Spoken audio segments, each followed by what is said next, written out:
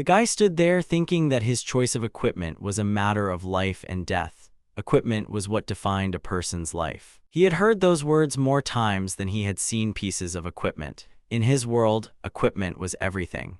In the city of Maharaja at the Adventurers Guild, someone unhappily questioned if he deserved a reward and kicked the guy in the face. The blonde guy and his friends, looming over the hero, told him they would let him carry more of their luggage as a reward, and that he should be grateful for it. The hero's name was Noroa Rita, a G-class adventurer. He accompanied the blonde guy's group as a porter.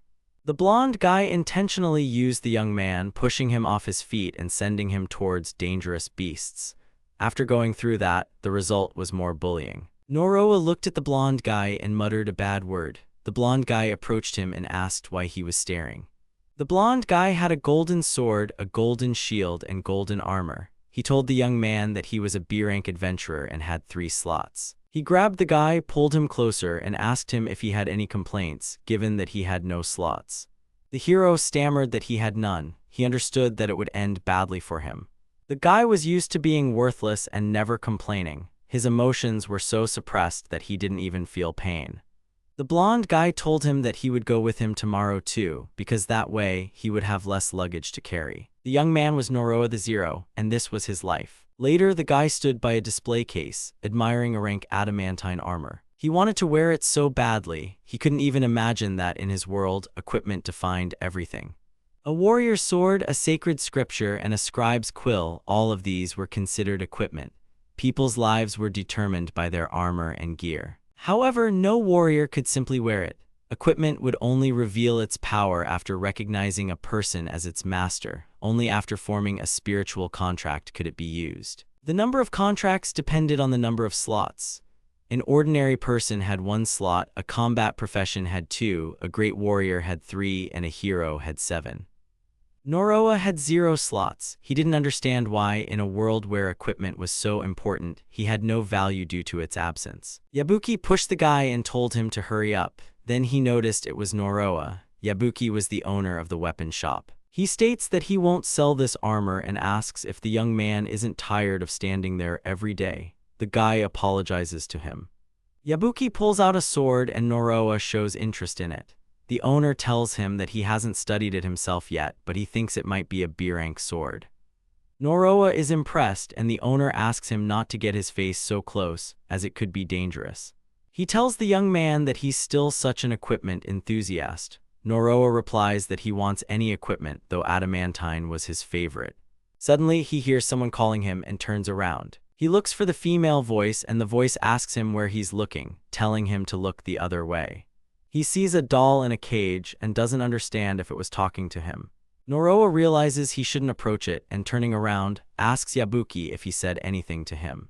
The doll says that everything was impossible for her until they were connected. The young man asks the owner if he had any cursed weapons. For adventurers, such equipment was an enemy. A mere touch was enough for it to completely exploit a person. Moreover, it couldn't be gotten rid of. Once worn, a person wouldn't be able to take it off. On top of that, they would have to pay a high price for it. Yabuki says that it wasn't something that could be easily obtained, and there were no longer any fools who would use them. After a moment of thought, the man tells him never to dare use cursed equipment. Noroa guesses it's because it was forbidden, but the man tells him that he was an adventurer and had seen many whose minds were destroyed. He says that those who lost their minds immediately were luckier than those who died after touching the equipment. He states he isn't trying to scare him. He says he wants to explain to him how terrible cursed equipment truly was. The young man says he understands him. He recalls examples of such equipment that had killed people. Everyone knew that cursed equipment was very dangerous. The man realizes he couldn't dissuade the young man and asks him if he had been to a place called the Tomb of No Return. Noroa remembered that the blonde often went there. Yabuki says he heard about a treasure within it and about cursed equipment inside that treasure. However, he hadn't heard of anyone managing to find it. He says that if he wants cursed equipment, he should go there, although the chance of getting it without proper gear was very low. Yabuki says he'll be glad to get rid of a bully like him. The young man bows in gratitude. He wanted to get his hands on cursed equipment, even though he knew it was dangerous. Since he didn't have any slots, he couldn't use the gear, but that wasn't entirely true. He actually had a secret. Just because he couldn't use the equipment didn't mean he didn't have any slots. The guy pulls up his stats. As it turned out, he had 9,999 equipment slots. He was nowhere near what normal adventurers had. The problem was that the young man could only use cursed equipment. He didn't even know where this item was or what it looked like. Due to a side effect, he couldn't use regular equipment. But he could use a very large number of cursed items. He remembers a girl telling him that he would one day become the strongest, even stronger than her. For Noroa, those words were a beacon of hope. She had asked him to collect all the cursed items. Then he was supposed to save her. He firmly resolves to obtain the equipment. He was ready to do anything, even if it cost him his life. Noroa, hiding, followed the blonde guy and arrived at the Tomb of No Return. It was foolish for him to go there since he couldn't defeat the monsters, so he decided to find another entrance. The young man decides to follow a strong group. The blonde guy and his team were among the strongest in the city. Yesterday they came for a check, and today they were there to conquer it. All he could do was secretly follow them and take all the cursed items. It was terrible, but he had no other choice. Suddenly, an E-rank skeleton grabs the young man, and he realizes he's fallen far behind the group. He felt pain from the skeleton's tight grip. The bronze sword he had was useless without a spiritual contract. However, the young man had trained for such situations. He starts to twist and turn, calculating that if he strikes, the skeleton will stop and he can escape. The guy strikes the skeleton, but it was all for nothing. The skeleton slowly looked at the guy and with a single blow, sent him flying against the wall. The guy, having hit hard, looks at his broken sword in surprise. The skeleton loomed over the guy and screamed. Noroa shot away from it like a bullet. Walking across the field, the guy wondered if the blonde and his team had managed to conquer the dungeon. He looked resentfully at the sword, which he had saved up for a very long time. It was even more frustrating that he couldn't even defeat such a weak monster. Every adventurer's dream was to become stronger and defeat enemies. He bitterly thinks that he will have to say goodbye to his dream. The hero believes he will forever remain a nobody. Suddenly, Yabuki's shop explodes. The guy coughs, stands up, and sees that his favorite armor was broken. He doesn't understand what's happening and suddenly sees a living Yabuki under the rubble. Noroa was glad that he was alive. They see before them the blonde who looked completely unlike himself. He had a forbidden item from the Tomb of No Return. Noroa recognizes the guy and, looking at the sword, realizes that this was the item. Yabuki asks the guy why he's daydreaming and tells him they need to run quickly. There was no safe place from the cursed item. Yabuki immediately forms a spiritual contract with a sword and shield and extends his hand to the guy, offering him to come along.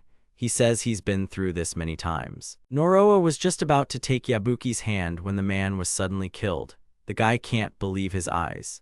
The blonde advanced on the guy, who couldn't even move from fear. Approaching the guy, the blonde froze, staring intently at him. The guy is surprised that he didn't attack him. He thinks about escaping, then realizes he doesn't need to. He realizes his life won't change, even after escaping, so he decides to die. He slowly closes his eyes and asks to be killed quickly. Suddenly, he hears someone curiously asking about the noise around them. The voice asked what had happened while she was asleep. She couldn't believe that the entire city had been destroyed while she slept. She asks the guy not to die, saying she'll be alone again if he does. Noroa realizes it's the doll from the cage. She asks him to wait a minute. The doll says he needs her. The guy asks her to repeat herself, and the doll tells him to use her quickly. She's surprised he doesn't know how to do it. She tells him all he needs to do is touch her and not to worry because she's a cursed item. She tells him to hurry up, and if he uses her now, she won't charge him.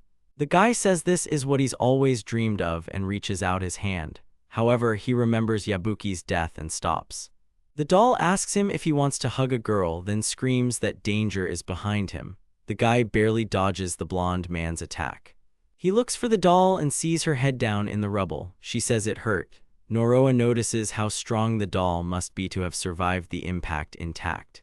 The blonde man gets ready to attack again, and the doll tells Noroa that since he dodged the blow, it means he wants to live. She tells him to use her if he wants to live. The guy doubted if he wanted to and what he would do next, even if he survived. He thinks that if he stays alive, he'll just have to live that worthless life again. He remembers the girl's words and decides to change everything. Noroa made up his mind and grabbed the doll. Suddenly his head started to ache. He was in immense pain and fell screaming. He slowly began to get up, barely breathing. All of the doll's previously unknown data appears before Noroa. The doll's name was Juju. The guy wonders if this was a cursed contract and if the doll is now his equipment. The doll joyfully jumps, happy that she can now move. The guy realizes this was his equipment and he can't get rid of her now. He calls her by name. The doll notices he called her by name and asks if he wants to be her boyfriend. Noroa tells her that's not what he meant. She asks why he called her that. Then she says that doesn't mean she can't be called that. The guy thinks about how troublesome she is, and the doll asks if he knows what she can do. The guy questioningly says her skill, predatory love, and the girl says she can break the rules and control the equipment ownership system. She explains that her power was to seize other people's equipment, including cursed items. The guy asks in surprise if that wasn't impossible. The doll says that if he intends to use cursed equipment, she will be much stronger than others. A needle appears in his hands. The blonde starts walking towards the guy, and Juju urges him to hurry. She tells him that if he wants to stay alive, he needs to plunge the needle into her heart. The guy squeezes his eyes shut. Then he tells her to do what she wants and plunges the needle into her heart. The doll flies up, smiles maliciously, and says she's been waiting for this for a very long time. She starts laughing maniacally. Everything blurs before the guy's eyes. After some time, the guy regains consciousness in a circle of broken earth. The doll asks if he's awake. Noroa sits up and asks her what happened. The doll points somewhere. The cursed sword appears in the guy's hands. All the sword's data and its description appear before him. It turns out its rank was SSS. The doll says that this sword is much stronger than others and will likely become even more powerful. She tells him that the sword is now his. Noroa is delighted with the sword, admiring its beauty, while the doll grumbles that he had a different reaction to her. Juju tells him she's happy for him and that he'll likely become the strongest of all now. Perhaps even the strongest in the entire world. The young man repeats her words and recalls what the girl from his memories said. Juju extends her hand to him, saying he can now be anyone he wants. From that moment on, the young man's journey to collect his cursed equipment began. Due to the rampage of the cursed weapon, Noroa's city was reduced to ruins.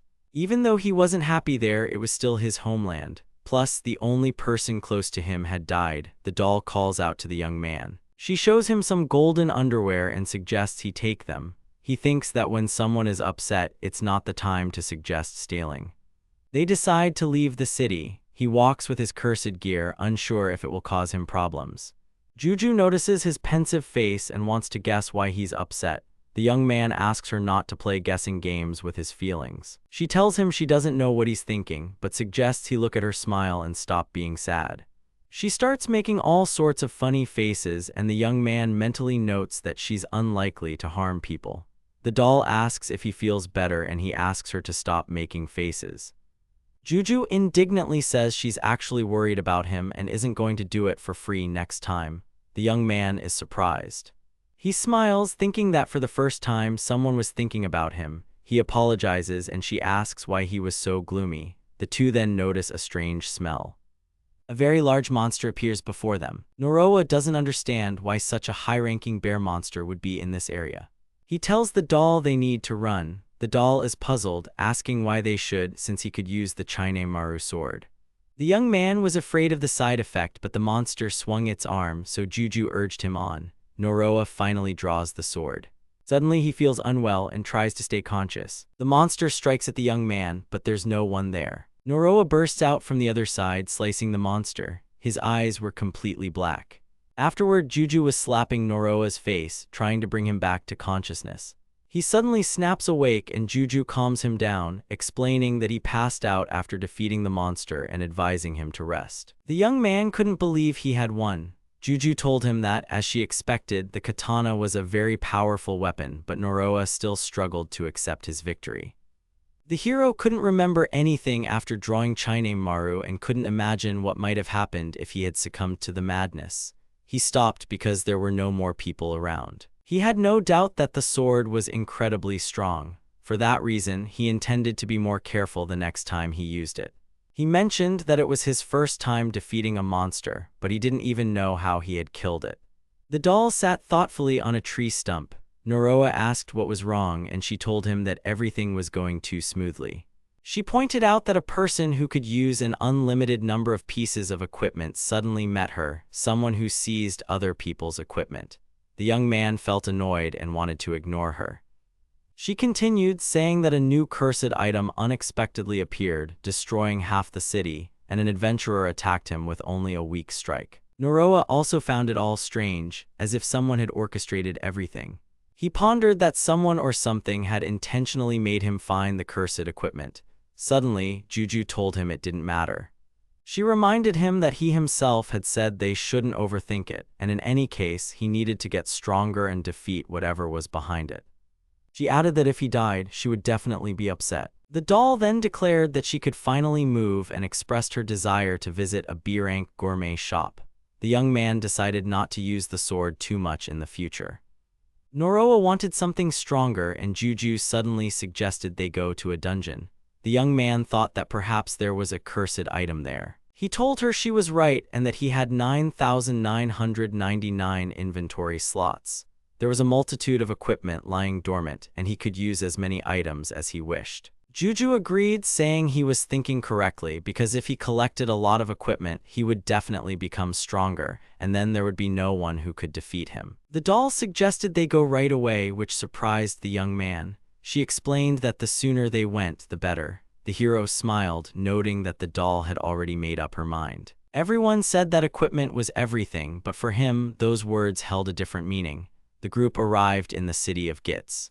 Noroa approaches the Adventurers Guild, and the doll grumpily asks why they're there. He explains to her that they needed a permit, otherwise they'd be poachers. The young man stood before the door, thinking about how much of a hassle this was. Plus, people might think he was strange for talking to a doll. He asks her to hide under his cloak.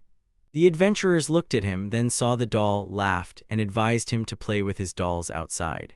The young man says he knew this would happen, and Juju was displeased. The hero decides to finish up at the guild quickly and head straight to the dungeon. He asks a girl if the S-rank dungeon was here, and she says it would be dangerous for him to go there with his current level. The young man assures her he's prepared everything and won't be going alone. The girl assumes he's a porter and is willing to give him permission only if he doesn't go alone. She says they don't pay for G-rank bodies. Noroa laughs and says he'll be careful. Suddenly, someone appears behind the young man. The man tells him that the dungeon isn't a game and it's dangerous there. Noroa replies, saying he's right. He needed to get out of there quickly before trouble started. He bowed to the man and apologized. The man asks why he's playing with dolls and reaches out his hand towards Juju. Juju slaps his hand away and tells him not to touch her with his dirty hands. The man is surprised. Noroa tells the doll that he asked her not to talk. The man says he found it amusing and liked it. The man tells the young man that since he's a porter, he invites him to join his party. He says he'll carry luggage and act as bait. He promises to make him work hard. Suddenly, the doll shouts "Juju, punch," and hits the man in the face with her fist. The man falls from the blow, and the doll sits back on the young man's shoulder, asking how he is. She says he told her to be quiet, but he didn't say she couldn't hit. The young man tells her she screamed while hitting him. Dissatisfied people gathered around the young man, and he began apologizing to them for the commotion. He thought about how they would now perceive him as strange and dangerous. The guys arrive at the spider cave, and Juju suggests conquering the dungeon quickly, as staying up late is bad for you. The young man says he hopes the dungeon won't be destroyed when using Chine Maru, but the doll explains to him why the cave won't be destroyed. However, the young man didn't understand why the dungeon was equated to equipment. Suddenly, he steps on a spider web. Suddenly, a massive swarm of spiders appeared before the young man. He immediately started running, and Juju confessed that she was terrified of spiders. The guy admitted he was scared of them too. She urged him to kill them all quickly, and he agreed, drawing his sword. He lost his mind once again and began slaughtering all the monsters. As expected, the dungeon contained high-ranking monsters that the young man wouldn't have been able to handle on his own. Thanks to the sword, he easily cleared the dungeon and reached the boss room. However, Juju told him that it wasn't just the sword, it was also because he was strong. She explained that he wielded the sword skillfully and was well aware of traps and monsters. His only real disadvantage was his lack of equipment. Juju mentioned that when high-ranking items were obtained, there was a clear difference in ability between someone who had trained and someone who hadn't. The doll asked the young man what was wrong, but he said everything was fine, feeling flustered by such direct praise. Noroa became curious if there really was cursed equipment in the boss room. Juju confirmed that high-ranking caves always contained cursed weapons. This was because cursed items were inherently high-ranking. She explained that cursed equipment was created with immense power and was typically used by slaves fighting on the front lines. She added that due to a side effect, they were much stronger, and if used correctly, the side effect could be avoided. The doll stated that she was the only one who could overcome cursed weapons. The young man wondered if a weapon as powerful as Chine Maru might appear someday. Hearing this, Juju asked him if he had heard something too. They opened the door and asked if anyone was there. The two first saw enormous spider limbs. Then the young man, horrified, exclaimed that he wanted to go home.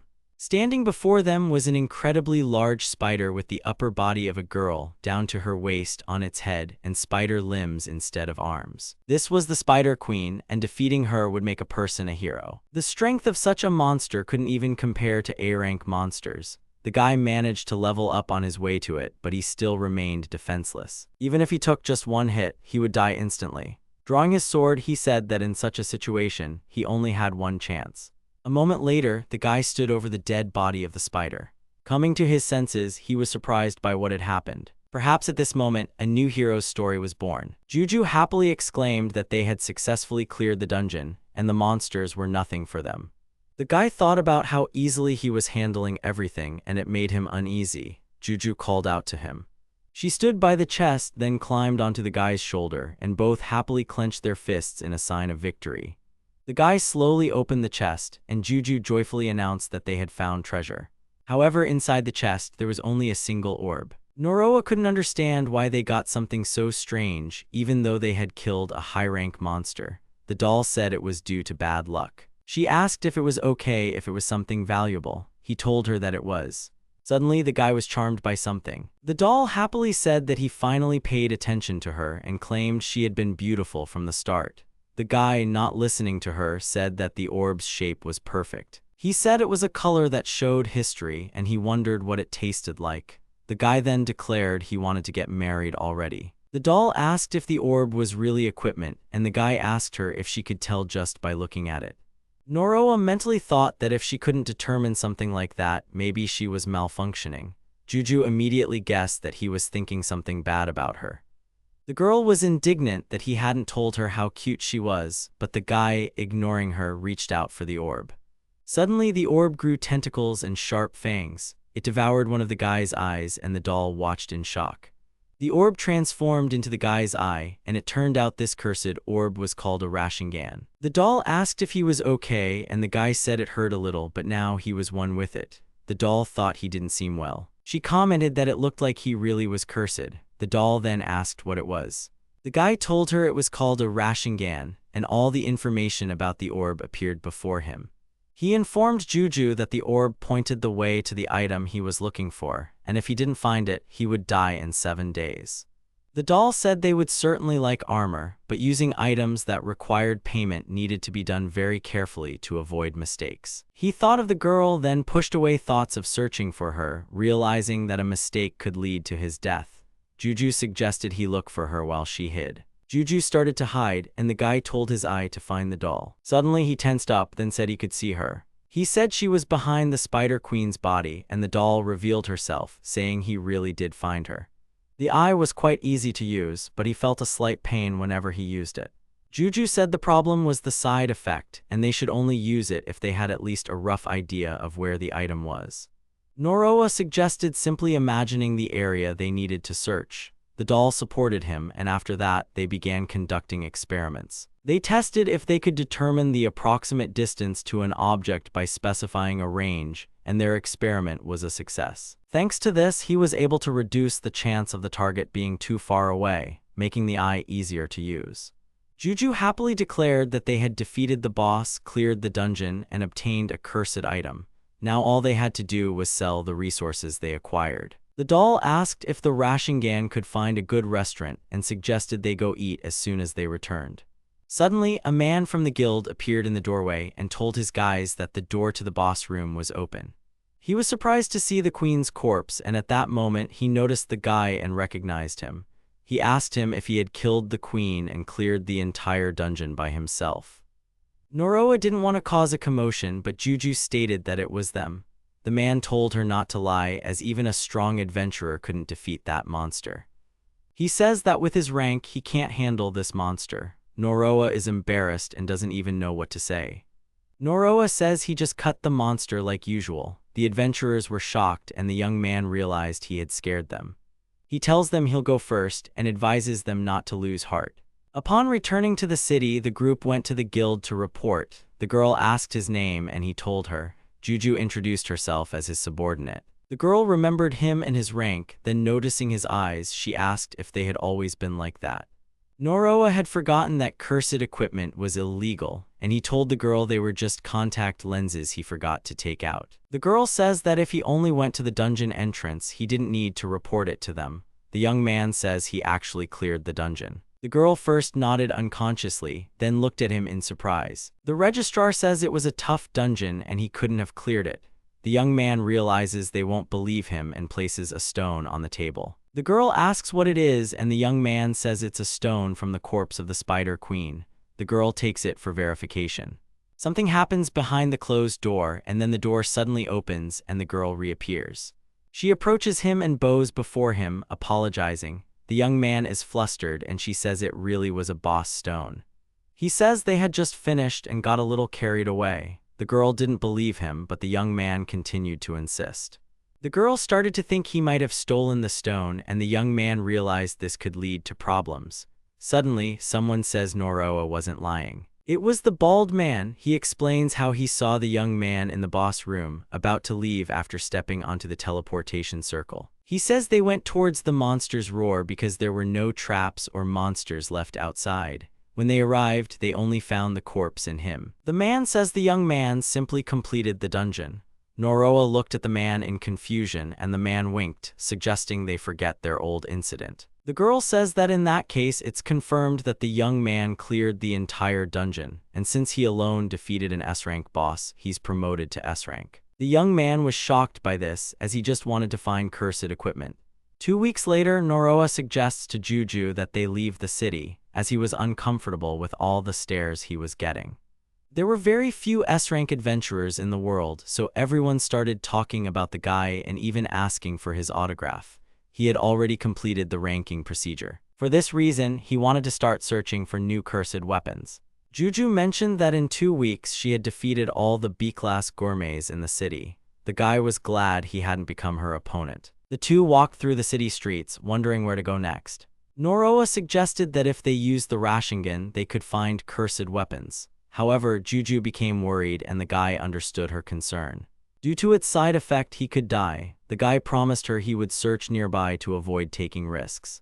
The guy told the Rasengan to find cursed equipment within a 100-meter radius. He got no reaction and decided to search within a 300, 500, 700, and finally a 1 km radius. Suddenly, the Rasengan reacted, and the guy excitedly told the doll about it.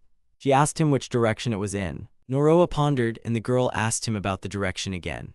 Suddenly, they both sharply looked up. A dragon flew over them. Noroa instructed the Rasengan to track the dragon. Most likely, the dragon had cursed equipment. Juju reminded the guy about its side effect.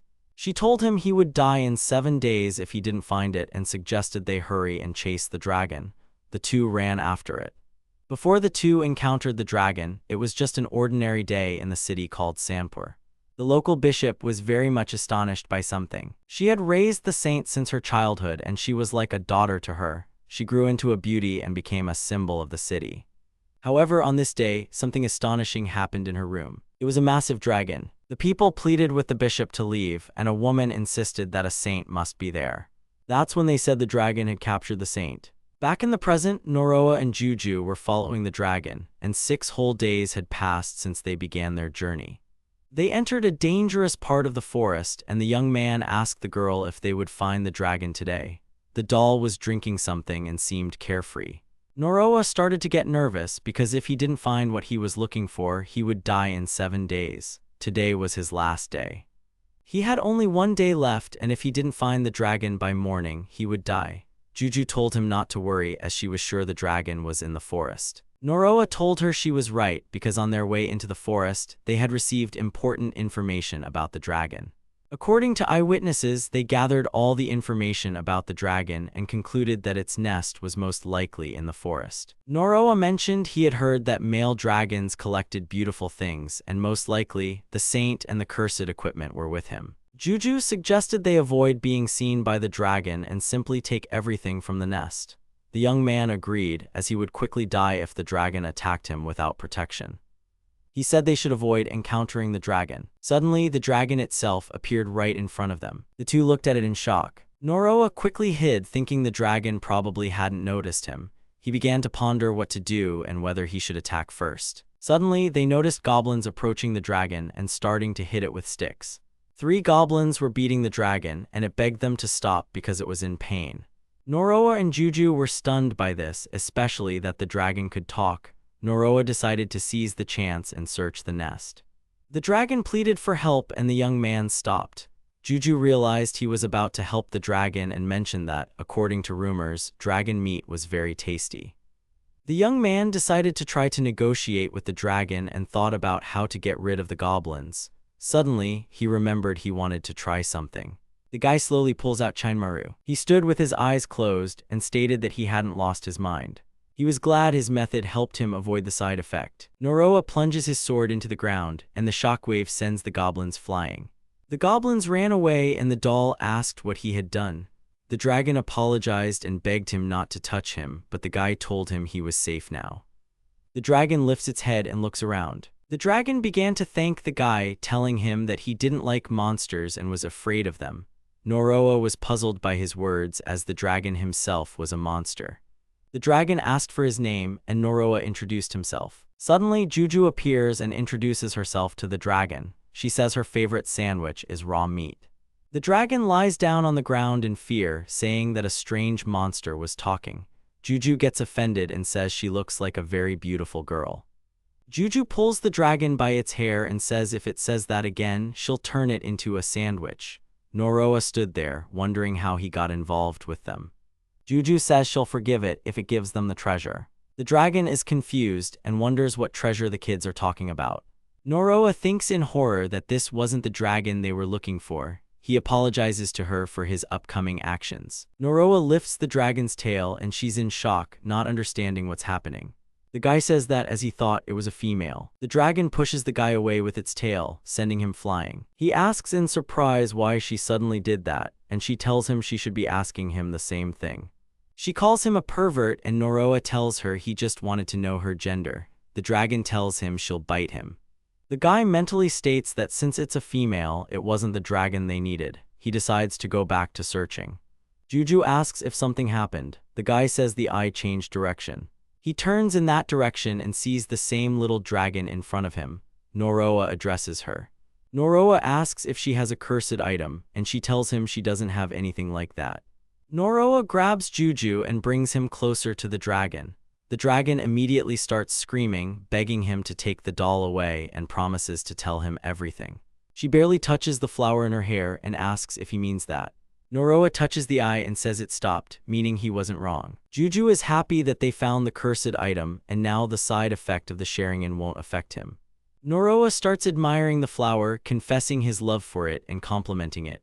Juju asks the dragon to ignore him and says this happens often. Juju says they've resolved the issue and now just need to come to an agreement with the dragon about the flower.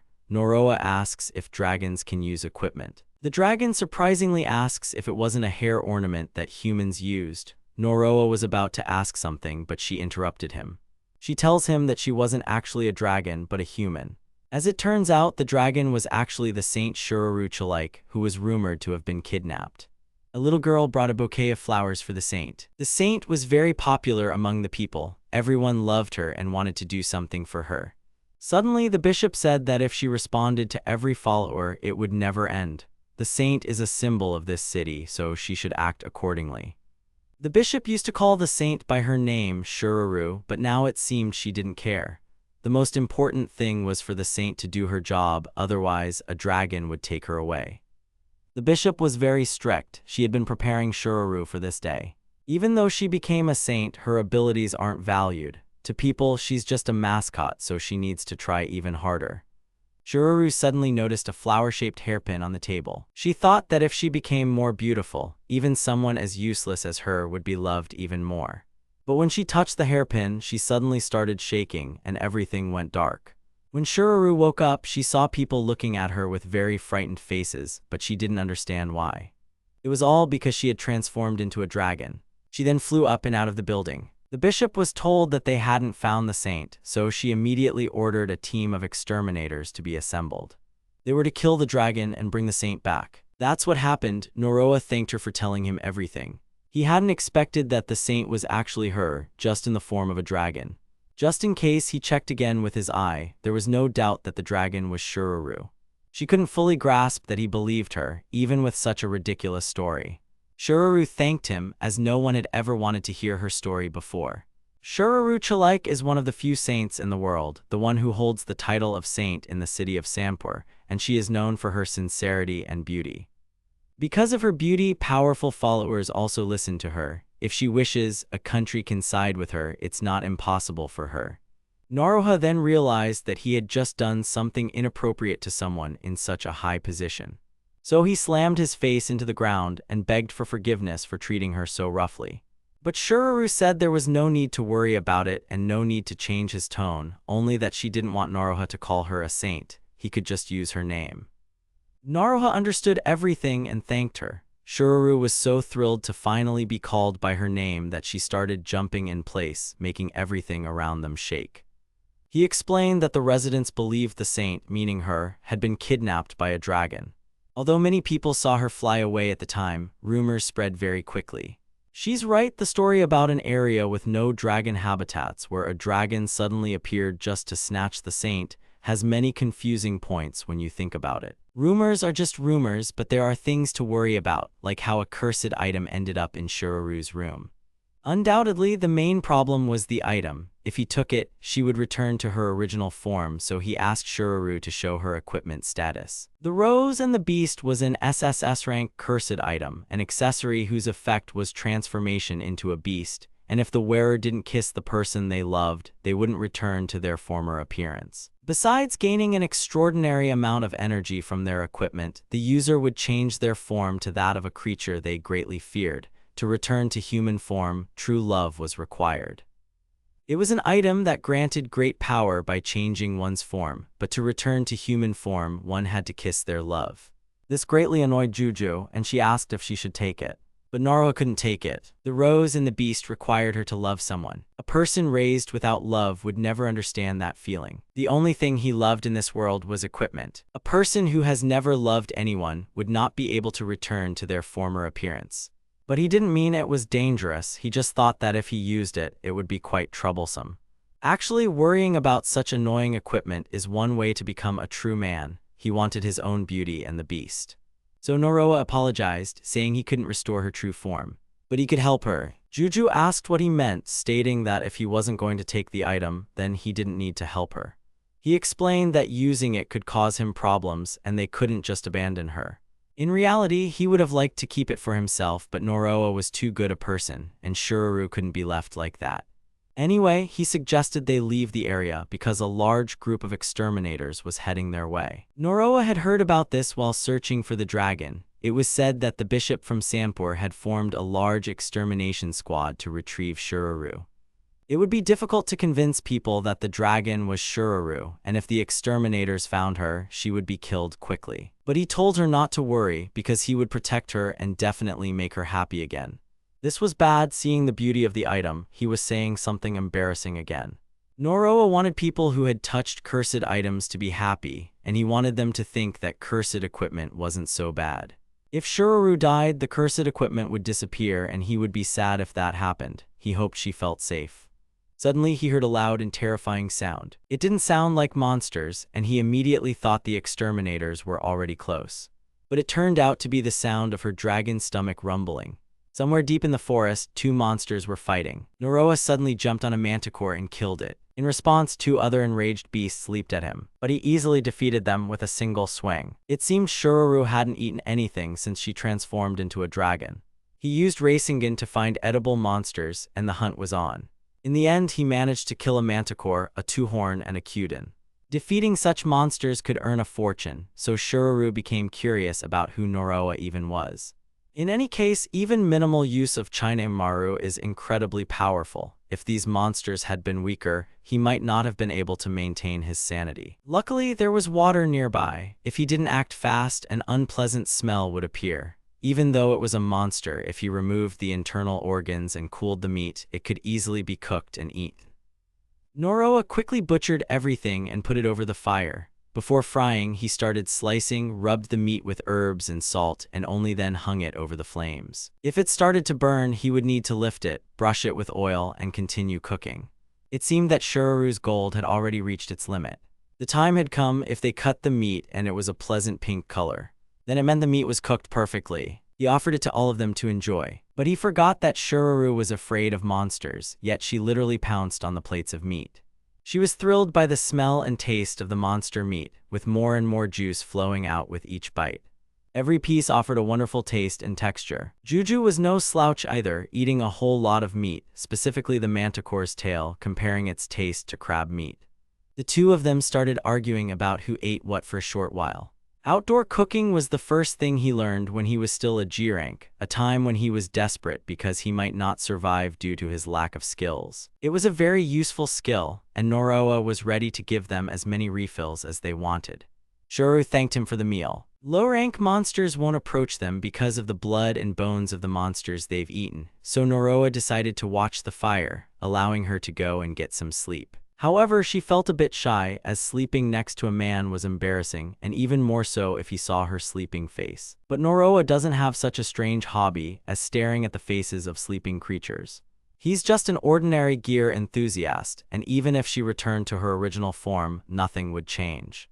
For Juju, though, idle chatter about love was more important, as that's exactly what you should do out in the open. She asked the dragon if she had a boyfriend. Shuraru replied that she had many, around 1 million in fact. And to be serious, maybe even more, but Noroa said that more than 1 million was definitely not necessary. She sounds like the most lustful monster, even though she pretends to be innocent and proper. So Shuraru has a boyfriend, Noroa concluded. He didn't mean that he liked Shuraru, he was talking about the side effect of the rose and the beast. Since she has so many boyfriends, she could surely return to her original form by kissing one of them.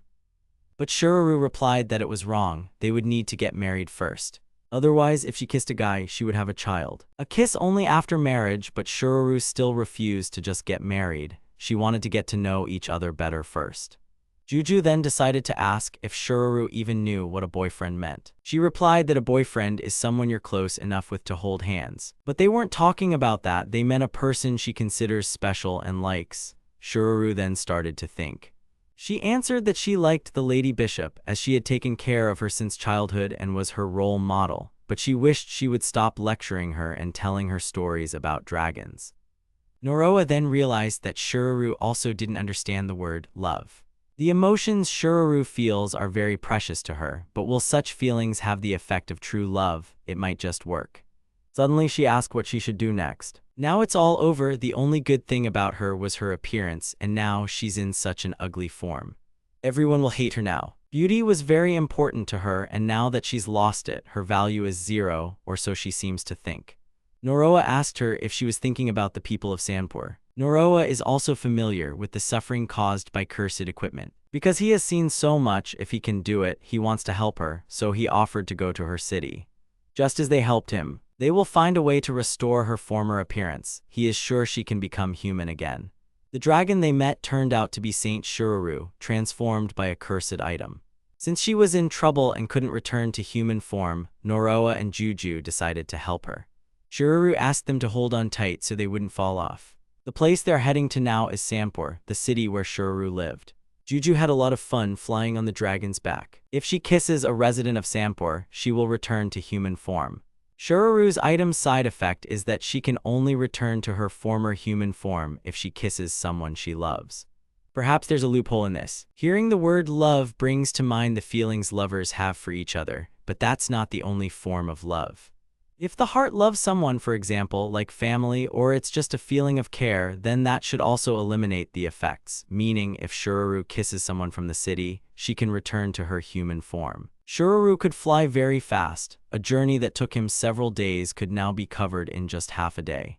At this pace, they would easily reach the city. Suddenly, Juju unexpectedly started feeling unwell. Even though she was the most excited, Shuraru told her not to throw up on her back. Seeing her condition worsen, Noroa suggested they take a break. Just then, something flew at them from a magic circle on the ground. Apparently, it was some kind of ice magic attack. The extermination squad had finally found Shuraru, but he told her not to worry, the distance was quite large and they wouldn't be able to reach them. If the squad was already here, it meant the city's defenses were weakened, so they needed to head to the city immediately. Suddenly, Juju finally threw up from all the abrupt movements. The peaceful sky journey had turned into a terrible scene. But there was something strange. They had a lot of equipment for using ice magic. Dragons are sensitive to ice because they have poor body temperature regulation. If their temperature drops, they won't be able to move. This isn't a bad tactic for hunting dragons. However, why was the extermination squad assembled in such a hurry, so well equipped to fight a dragon? Shuraru was very cold and scared. She wanted to return to her human form as soon as possible. He felt a strange sense of unease, but it was too late to retreat. So they should hurry to Sanpur. A short time later, they arrived at the City of the Sun, Sanpur. Problems were starting here. They had to be careful, otherwise they might be noticed. They would need to wait for sunset when there were fewer people on the streets. But suddenly, Shuraru flew straight down and shouted a message to the residents. This is really bad. Noroa understands that she wants to get her original form back. But to the townspeople, she looks like a dragon who kidnapped the saint. If such a dragon were to descend into the square, panic would be unavoidable, and that's exactly what happened. Shuraru was stunned when she saw that people were still scattering in fear from her. Noroa asked her to calm down and try to speak normally. Now all that's left is to hope the townspeople believe Shuraru's story. The dragon then calmly stated that she was Saint Shuraru Chalike. She looks this way because she touched a cursed item. But it's temporary. Once she kisses the person she loves, she can return to her human form. However, everyone looked at her with hatred and disgust. At that moment, the Lady Bishop arrived. Bishop Sampura was the one who replaced Shuraru's parents. She can definitely listen to Shuraru. Shuraru asked the bishop to kiss her because if she did, she would become human again. But suddenly, she bound the dragon with icy shackles. The bishop started yelling at the squad, asking what they were doing. She said that while she could hold it back, they needed to leave immediately and not listen to the evil dragon, as it seemed to have eaten the saint and stolen her voice. The bishop ordered them to prepare ice element weapons to attack the dragon. The bishop and all her people use high-level ice element weapons, which are a natural enemy for dragons. If this continues, a battle is inevitable. Noroa didn't understand where they got so much ice element equipment.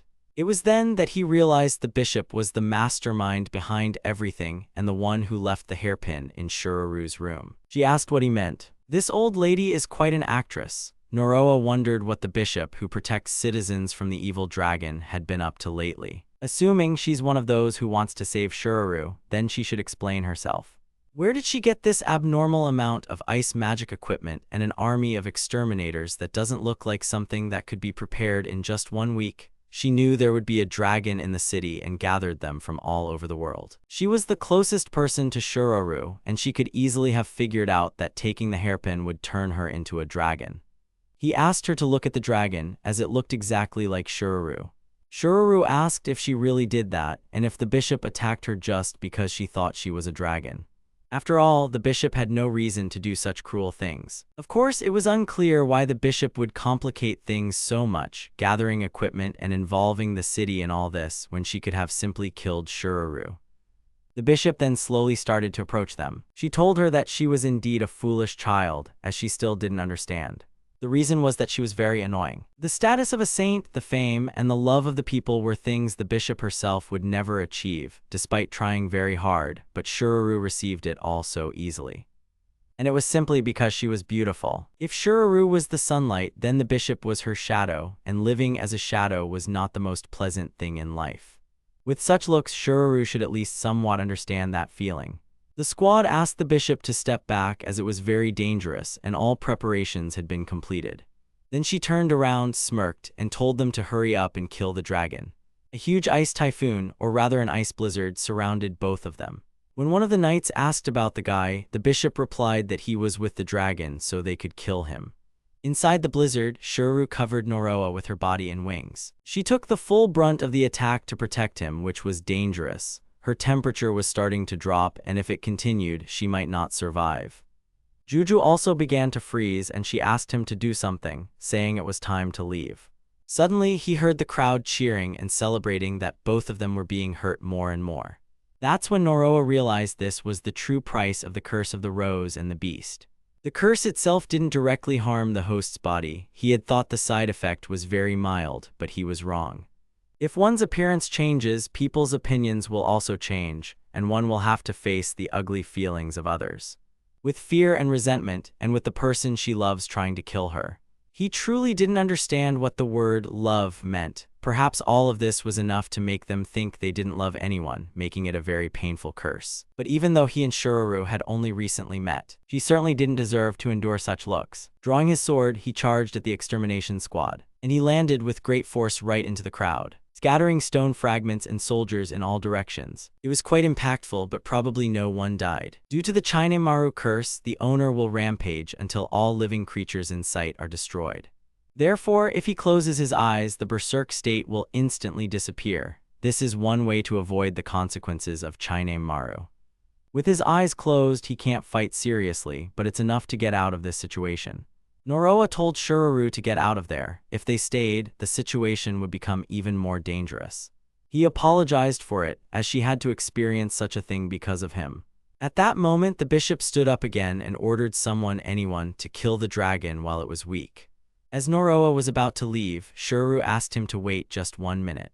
She approached the bishop very menacingly. The bishop confessed that she never wanted Shiruru to exist. But suddenly, the dragon hugged the bishop. Everyone was shocked by this. Shiruru was glad that she was able to learn her true feelings. She had hurt the bishop and deeply wounded her feelings. Everyone present sighed, shedding tears that didn't quite seem like a dragon's.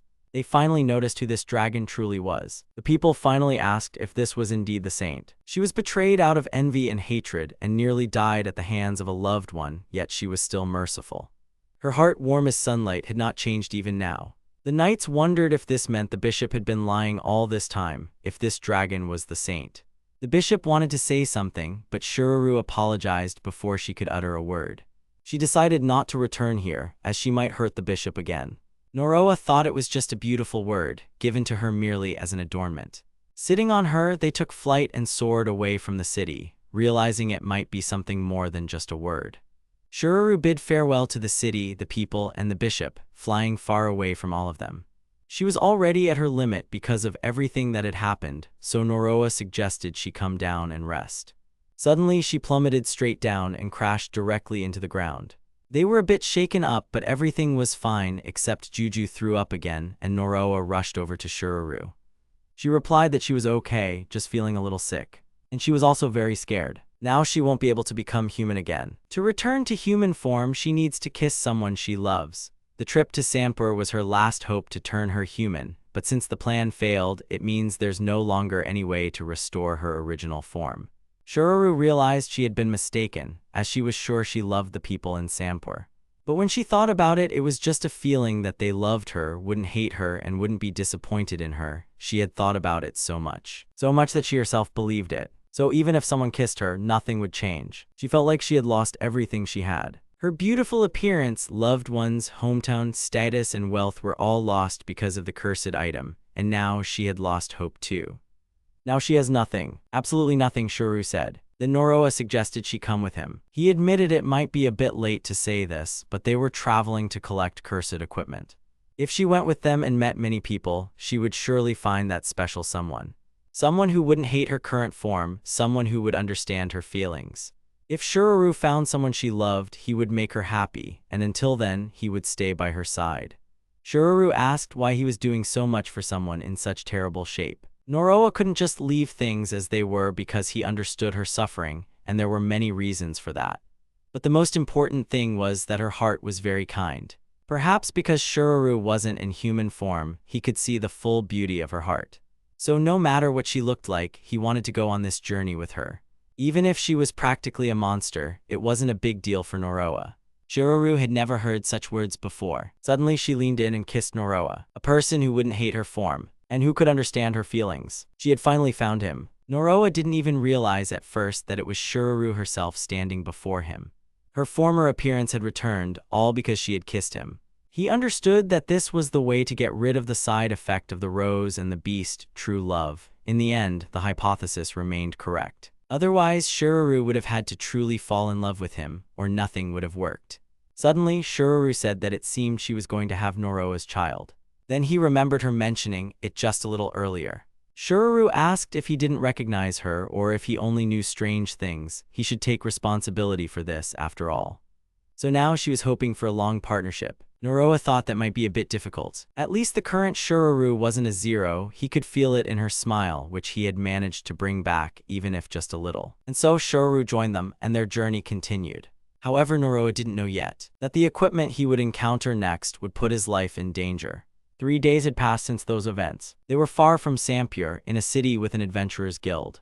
Shiruru came out and apologized for making him wait. Her registration was complete. With this, she would be able to help Noroa in some way. He had asked Shiruru to register as an adventurer, creating a fake ID to conceal her identity.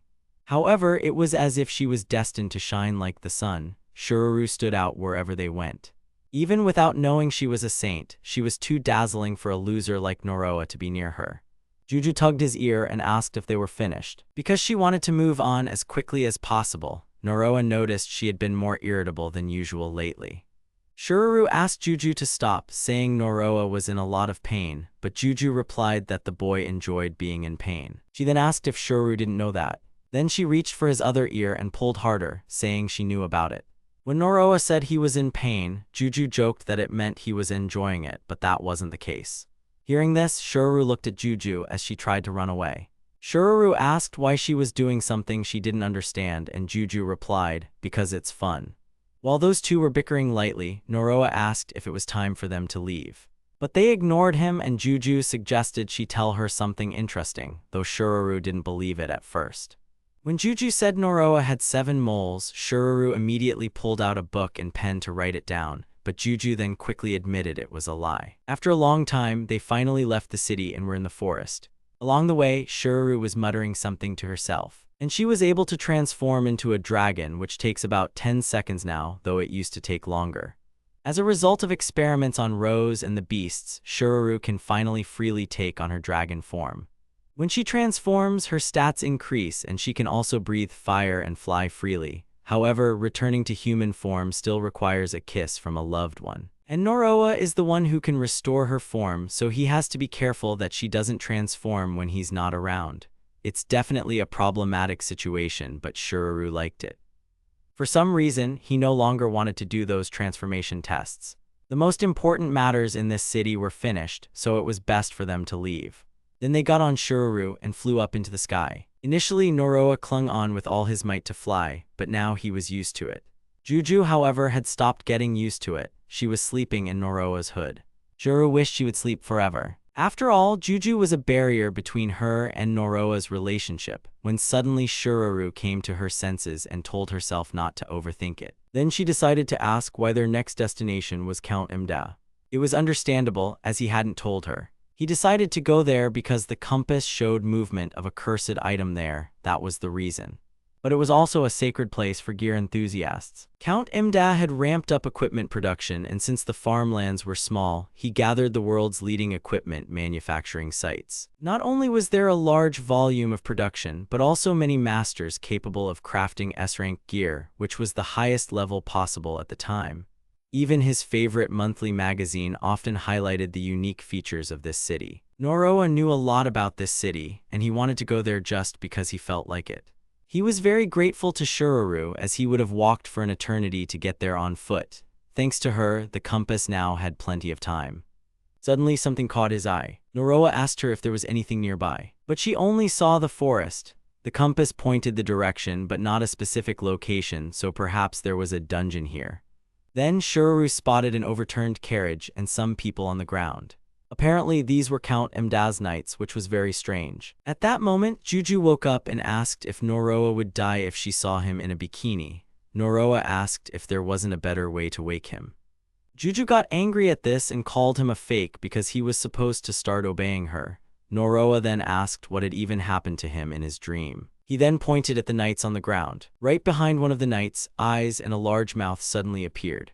They sharply and unexpectedly bit off an arm. It happened very quickly, but it was clear that it was a demon's attack. Perhaps it was a monster that could disappear. Specifically, it was an A-rank monster called a turtlian. With a shell and scales that become transparent through light magic, it sneaks up on its target and attacks. Only its unscaled eyes and mouth are visible, and only for a moment when it emerges from its shell to strike.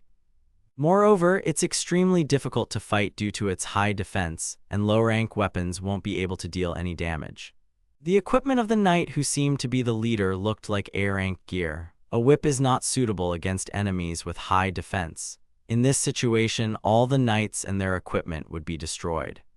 Noroa couldn't let that happen and decided to help them. The knight was breathing heavily and couldn't believe this was happening in such a place. Shuraru landed a bit sluggishly as she wasn't used to it. The knights already thought it was a new enemy, but Noroa stood up and said he would help them. He didn't have time to explain. With his defense, even one attack would be fatal. The knights weren't sure about the young man and said it was impossible since he couldn't even see this turtle. Then Noroa used his compass and ordered it to find Turtlian's position. After waiting a bit, Noroa looked at the two knights. Turtlian was right behind them. As soon as he found it, the monster was a goner. A normal attack wouldn't be able to penetrate its thick skin and deal damage. Turtlian opened its maw and tried to bite Noroa first, but it was no match for Chine Maru. And with a single swing, Noroa sliced through Turtlian's massive body. Once the shockwave passed, Noroa confirmed that it was dead. He decided to check Chine Maru's attack power, which had increased slightly. Then he asked if they were okay, and the leader replied that they were fine, as such wounds would heal immediately after a healing potion. However, some of the others were seriously injured, but at least no one died. The knight leader apologized and decided to introduce herself. Her name is Sira Ritsua, and she thanked him for his help. Sira is the leader of the Imda Knights. Noroa had heard that Count Imda's knights were the most elite and powerful group in the country. Suddenly, Juju popped out and announced that Noroa was an S-rank adventurer. Sira was surprised that the doll suddenly spoke. However, seeing the result of his powerful strike, she could tell he was an S-rank adventurer. She asked if Noroa was human. Juju tried to interject, but Noroa asked her not to and confirmed that he was indeed human. Sira admitted that she was simply very surprised by his strength. Moreover, she had never heard of anyone being able to use such a large dragon. Even the dragon corps in the imperial capital only had small flying dragons. Noroa had spoken with Shuraru during the dragon transformation experiment, and dragons couldn't speak human languages. Plus, he didn't want to stand out or be associated with the abduction of the saint, which is why he wanted Shuraru to act like a normal dragon. But he didn't think a normal dragon would stand upright like it was getting a medical checkup. Sira noted that this dragon was very quiet, mentioning she'd heard that training large specimens was currently impossible, even with A-rank training equipment. Noroa then tried to talk his way out of it, saying it was because he had trained her since she was an egg. Shuraru accidentally mumbled something under her breath, which Sira overheard. When she realized what she'd heard, she froze. Sira insisted that the dragon had spoken, and Noroa tried to help by adding that it was just her imagination. But Sira was certain that the dragon had just spoken, and it was hard to deny. So Noroa decided to change the subject. He asked how Count Imda's knights even ended up in this place, as it didn't look like they had defeated any monsters. Sira replied that it was completely unexpected and she hadn't thought there would be an A-rank monster in such a place. Then she pointed somewhere, saying that their original target was over there. Their base is up ahead. The direction was the same as the compass. This meant that the Black Equipment Guild, the merchants of cursed gear, were there, and Sira's squad's mission was to eliminate all of them. This is a criminal organization involved in the illegal trade of equipment. They buy and sell stolen and cursed equipment. The main base of the Black Equipment Guild was in this forest, which matched the direction indicated by the compass. This meant the cursed equipment he was looking for was with this guild. Conquering the Black Equipment Guild was the duty of Imda's knights. The knights were severely injured from the unexpected encounter with monsters. It was just bad luck.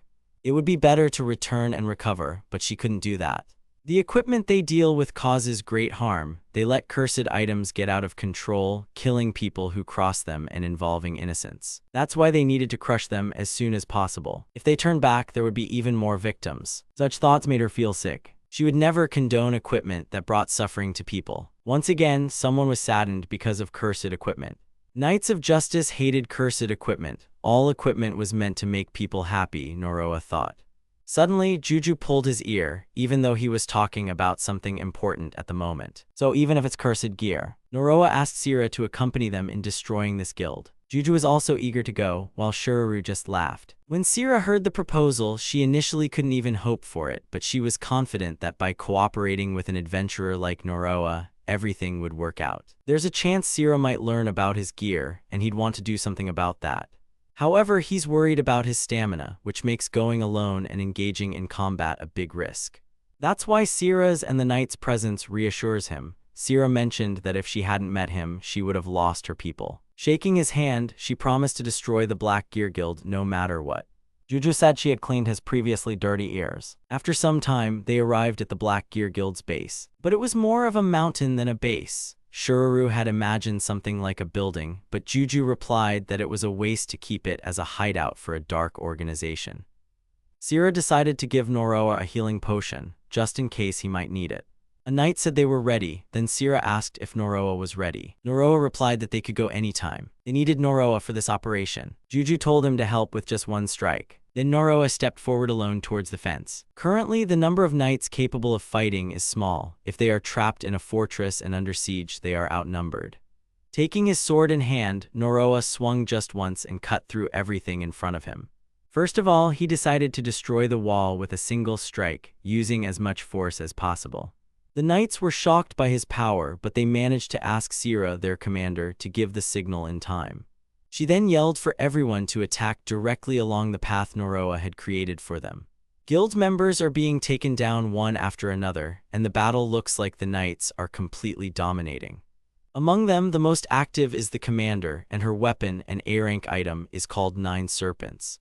With several attacks happening simultaneously, Noroa had never seen combat before, but it was amazing. She manipulated them as if they were living creatures. He even thought it was a bit too erotic, feeling his heart flutter.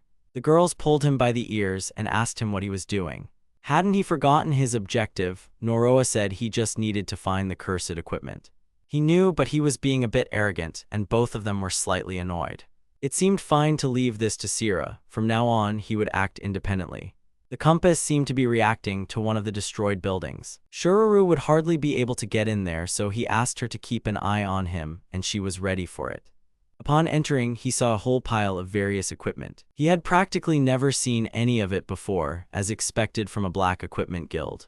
This was literally paradise for him. He picked up a strange item, and suddenly someone called him from behind. It was some guy who asked if Noroa was a knight, and Noroa replied that he wasn't obligated to answer him. The man asked how Noroa knew he was hiding there. He sounded like an important figure. Perhaps this man was the head of the Black Guild. The man asked if Noroa cared about the box he was holding, saying he had one question. He asked Noroa if he knew what was inside that box. When he correctly identified it as a cursed item, Juju was happy they won the quiz. His compass pointed directly at the box, and the man couldn't understand how Noroa knew there was a cursed item inside. The problem was that he couldn't see it until he opened the box and looked directly at the contents, so he was still out of luck.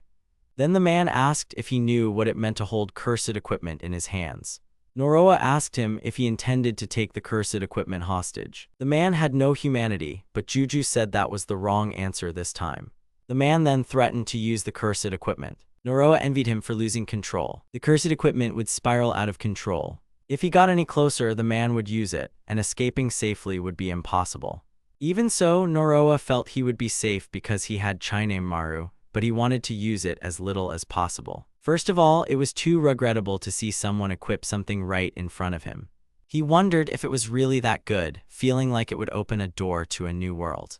If the man was caught, he would be executed, and if Noroa did anything strange, he would take him down with him, so he just needed to sit back and watch quietly. He would escape, sell the cursed equipment, and rebuild the guild, which would be a problem. Noroa couldn't let him escape, but he also wanted to avoid killing him. If that was the case, there was only one way. When he turned to Juju, she said she was quite hungry, but he meant to use the needle. With Juju's ability, the moment he put on the equipment, she would take it. The man asked why he was approaching, wondering if the kid wanted him to touch the cursed equipment. He kept threatening, but Noroa just waited for him to make his move. Then the man opened the box in front of him. Inside lay a sword and a shield. Noroa was mesmerized by them, but this wasn't the time for that. Just as the man attacked, Juju used a needle, and the box along with the equipment flew upwards. When these two items fell on him, Noroa suddenly felt something, and the man confessed that he never intended to pick them up himself. Regardless of who he was, using them would come at a cost. Noroa stood up and thanked him for this reward. Now he could become stronger. The man then yelled for him to experience the true horror of cursed equipment. Suddenly, two small girls appeared before Noroa and the man. The boss was shocked when he saw them, as he didn't understand what this meant. Apparently, Noroa had armed himself with a sword and shield in human form. One girl was named Ramu and the other Sway. Together they formed slime. "This is the true horror of cursed weapons," Noroa joked to the stunned boss. He started to think about what to do. The atmosphere was getting serious with Ramu and Sway, who together were slime, standing there. At that moment the man tried to escape, but Ramu offered Noroa her power and touched his hand. Beginning to transform, she took on her first form. The knowledge of how to use it literally pours into his mind. It's a weapon that can change shape at Noroa's will. He can only imagine not harming this place and not being able to kill. He then transformed the slime sword into its Harisen mode. The man was stuck in a hole, screaming at him not to come closer. But when Noroa swung the Harisen, a powerful shockwave erupted. This sent the guild master flying far back out of the building and right into the hands of the knights. It seemed like everything was finally over for them. If the guild master was caught, it would be the end of the guild, and the rest would be up to the knights. Noroa also got new equipment, so he thought this was the end of the story. Suddenly, blood started flowing from him, and he unexpectedly lost strength and collapsed to the floor. However, the old man hadn't touched him at all, so it was unclear what was happening. As it turned out, the side effects of the slime sword and slime shield were that he would take 0.5% damage from his maximum health per second, even when they weren't in use. Together, they drained 1% of his health per second, meaning he would die within 100 seconds just by equipping them. The health-draining side effect was no joke. Noroa tried to figure out how many seconds had passed and quickly recover, attempting to get a potion from Sira. But it was useless. He was rapidly losing consciousness. Thus he collapsed almost dead, unable to drink the potion. Noroa began to hear voices talking about equipment slots. This was an incredible son he had dreamed of since childhood. Someone was asking him to save her. It was someone's promise, but a moment later, he found himself outside under the rubble. Just a touch could kill him, such was the cursed gear. Its name sounded strange to the locals, and neither blacksmiths nor merchants could help him with it. He tried to recall the name and the person he had promised to help. Suddenly, she appeared like a ghost hovering over him, asking if he enjoyed playing. Someone was calling Noroa through his sleep. He suddenly woke up with a jolt when someone shouted his name. That's when he realized he was in a bed in some building. He didn't recognize the place, and someone was right next to him. It was Juju, trying to wake Noroa up with a ruler. But when Noroa called out to her, Juju saw that he had woken up. At that very moment, both Shururu and Juju pounced on him. They were incredibly happy that he had opened his eyes. He asked them to calm down, but they simply couldn't. When he asked how long he had been asleep, Shururu replied that it had been a whole day, and Juju even thought he was going to die. Noroa apologized for making them worry. Juju, as always, denied it, saying she hadn't worried about him at all. Noroa gradually began to remember how he had lost consciousness back at the guild. He had acquired 2 cursed items, whose combined damage was 1% of his max HP per second gear that could kill him in 100 seconds. Yet Noroa was still alive, and he wondered where the side effect had gone. Juju explained that after he collapsed, she barely managed to save him with a potion. Fortunately, the knights had plenty of them, and there was also someone among them with healing gear. This meant that the constant damage could be compensated for. So he was living on potions and magic, and with Shururu's speed, he was instantly transported to the city. And now, it seems he's extending his life with this healing potion. Upon arriving, Shururu secretly kissed him because she felt awkward in her dragon form. Then Noroa decided to ask where they even were. It was Count Imdaz's residence, but just the simple outbuildings. Sira said they could use it. It was a noble's mansion, so everything looked overly luxurious. Juju didn't even mind such a lavish mansion as her own property. Shururu then called Sway and Ramu. They were the equipment acquired from the guild, but he didn't think there was anything wrong with that. The two of them approached him and apologized. Noroa was concerned about the side effect these two had and tried to reach out. He told them they didn't need to apologize and patted their heads. Such a price wasn't what he expected. They couldn't control it, so they didn't need to feel responsible for it. The girls initially didn't believe he wasn't angry. Ramu didn't believe him because it was like a cliché. He'd say he wasn't angry first, then scold them, but Noroa truly wasn't mad. Then she asked Sui what they should do, and they decided to do that thing. Slowly, they started to climb into his bed and asked him not to move, as they had no choice but to do it. The two of them lay down in his bed. Noroa was happy but asked why sharing a bed meant apologizing. They said Juju had told them that if the master touched a lowly, it would double his energy. He gave Juju a pat on the head to make things fair. Still, if anyone saw this, they might get the wrong idea, so he suggested they get out of bed. At that moment, Sira walked into the room, having heard that he was awake. But she suddenly saw Noroa hovering over the two girls. She quickly shut the door and apologized for intruding. A little later, Noroa explained everything to her. Sira apologized for the misunderstanding. But Noroa was actually glad. If she knew he was just a gear enthusiast, the only thing he found cute was gear. Sira also brought healing potions as a token of gratitude. There were so many that Juju could have practically swum in them. Noroa thanked Sira for her help. She replied that they were just smugglers, and it was a small price to pay if it meant doing a favor for an S-rank adventurer. She also wanted to ask him something about the twins. Noroa had just cleared up the previous misunderstanding, and now he had to explain the children's presence. Sira fights cursed objects. He couldn't just tell her that cursed objects had turned into children. Sira had heard that Noroa protected the children but was poisoned. She was impressed by Noroa's virtuous spirit, possessing strength yet still saving the weak, a feat reminiscent of a hero of salvation. It seemed Juju had put in a good word for him, and Noroa thanked her mentally. Sira noted that even Count Imda was impressed, and she wanted him to serve the Count's family. Perhaps he was brought to the Count's residence with his services in mind, but he was still glad it saved him. Just then, one of the maids looking for Sira entered the room. She was told that Lady Raisa was calling for her. Sira then apologized, realizing she had to leave. She would have liked to stay longer, but it was no longer possible. They became curious about what had happened. Shiruru asked what he would do next, and Noroa also pondered this. They needed to get out of there as soon as possible. Although his life had been extended, the issue with the slime's side effect equipment remained unresolved, meaning he would have to drink recovery potions his entire life. The Count and Sira provide the potion, but it seems they expect a profit after the healing. If they find out the poison can't be cured, they'll abandon him. Additionally, he thought about Chinemaru's side effects. It has two side effects. The first is a berserk state when you draw it, and the other kills the owner if it doesn't regularly receive blood. The problem lies with the second one. It's a curse that needs to be dealt with. Noroa can cover it to some extent with his own blood, but he's not sure if that will satisfy it. Moreover, he can't live his life in a ward just to shed blood. He needs to hunt monsters, so he can't end his journey here. Shiruru pointed out that the problem was this IV drip. Juju asked why he couldn't travel with the IV drip, to which he replied that if he fell, it would all be over.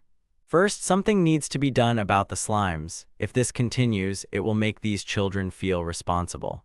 Juju wondered if there was another way besides controlling the poison, if the effect of the cursed equipment counteracted the side effect. Thinking about this, Noroa realized something. The effect of the acquired equipment compensates for the side effects. Apparently, that's how it was done in the past, by combining cursed equipment well. He said it was used on slaves, but the slime equipment probably wasn't like that. It doesn't go out of control like Chinemaru. Noroa feels it's designed so that the side effect can be overcome. If that's the case, then there's nothing strange about equipment that reduces the side effects of other gear. If it's true, they might find equipment to compensate for these children's side effects. The other problem is finding such an item. Juju suggested using a compass, while Shiruru offered to fly him, as that would allow him to go anywhere. But in his current state, he couldn't go far. The potion supply in the IV drip was literally his lifespan. If he didn't have it, he wouldn't be risking anything, so why not give it a try? It might be closer than Noroa thinks. So Noroa tried to find cursed equipment with a health recovery effect within a 100-meter radius of him. Perhaps it would be in Count Imda's mansion. Noroa didn't even know the scale of nobles. Juju was worried about what her mansion would be like. Noroa found nothing, so he decided to expand the range a bit. At that very moment, his compass clicked. Sira knocked on the door and entered the room. She came to Lady Raisa, who apologized for calling her so suddenly. Sira saw her reading a book. She asked if Raiza missed the outside world, and then Raiza closed the book. Raiza asked Sira to stop talking about it. Then they decided to begin. Noroa didn't understand what was happening. His compass was responding to the query. But the distance kept changing. He didn't know if it was lucky or not, but the fact that it was here wasn't good. And that's because it means one thing. There is cursed equipment in this mansion. Noroa, sitting in bed, tells the girls that there's a cursed weapon in the mansion. The girls are surprised and don't understand why the Count would need it. Noroa considers the possibility that it was for an assassination attempt or for the Count's personal use. He says that either way, taking it could lead to conflict. Noroa also mentions that Sira would become hostile towards them. 2 days later, the group decided to leave their room and investigate. Noroa climbed down from the window using a rope. Over those 2 days, the young man used a compass to pinpoint the exact location of the cursed equipment. He needed complete information about it. He decided to leave Shururu in the room because a maid was always stationed outside their door and their absence would be noticed. Shururu was lying in bed admiring Noroa's scent. Hearing this, the young man asks what those sounds were. After climbing down, he thanks Rama for the rope. At this moment, their target was the cursed equipment located in the main building. Noroa used the compass to avoid patrols. He was skilled at stealth, as he previously had no equipment and had to survive solely by hiding.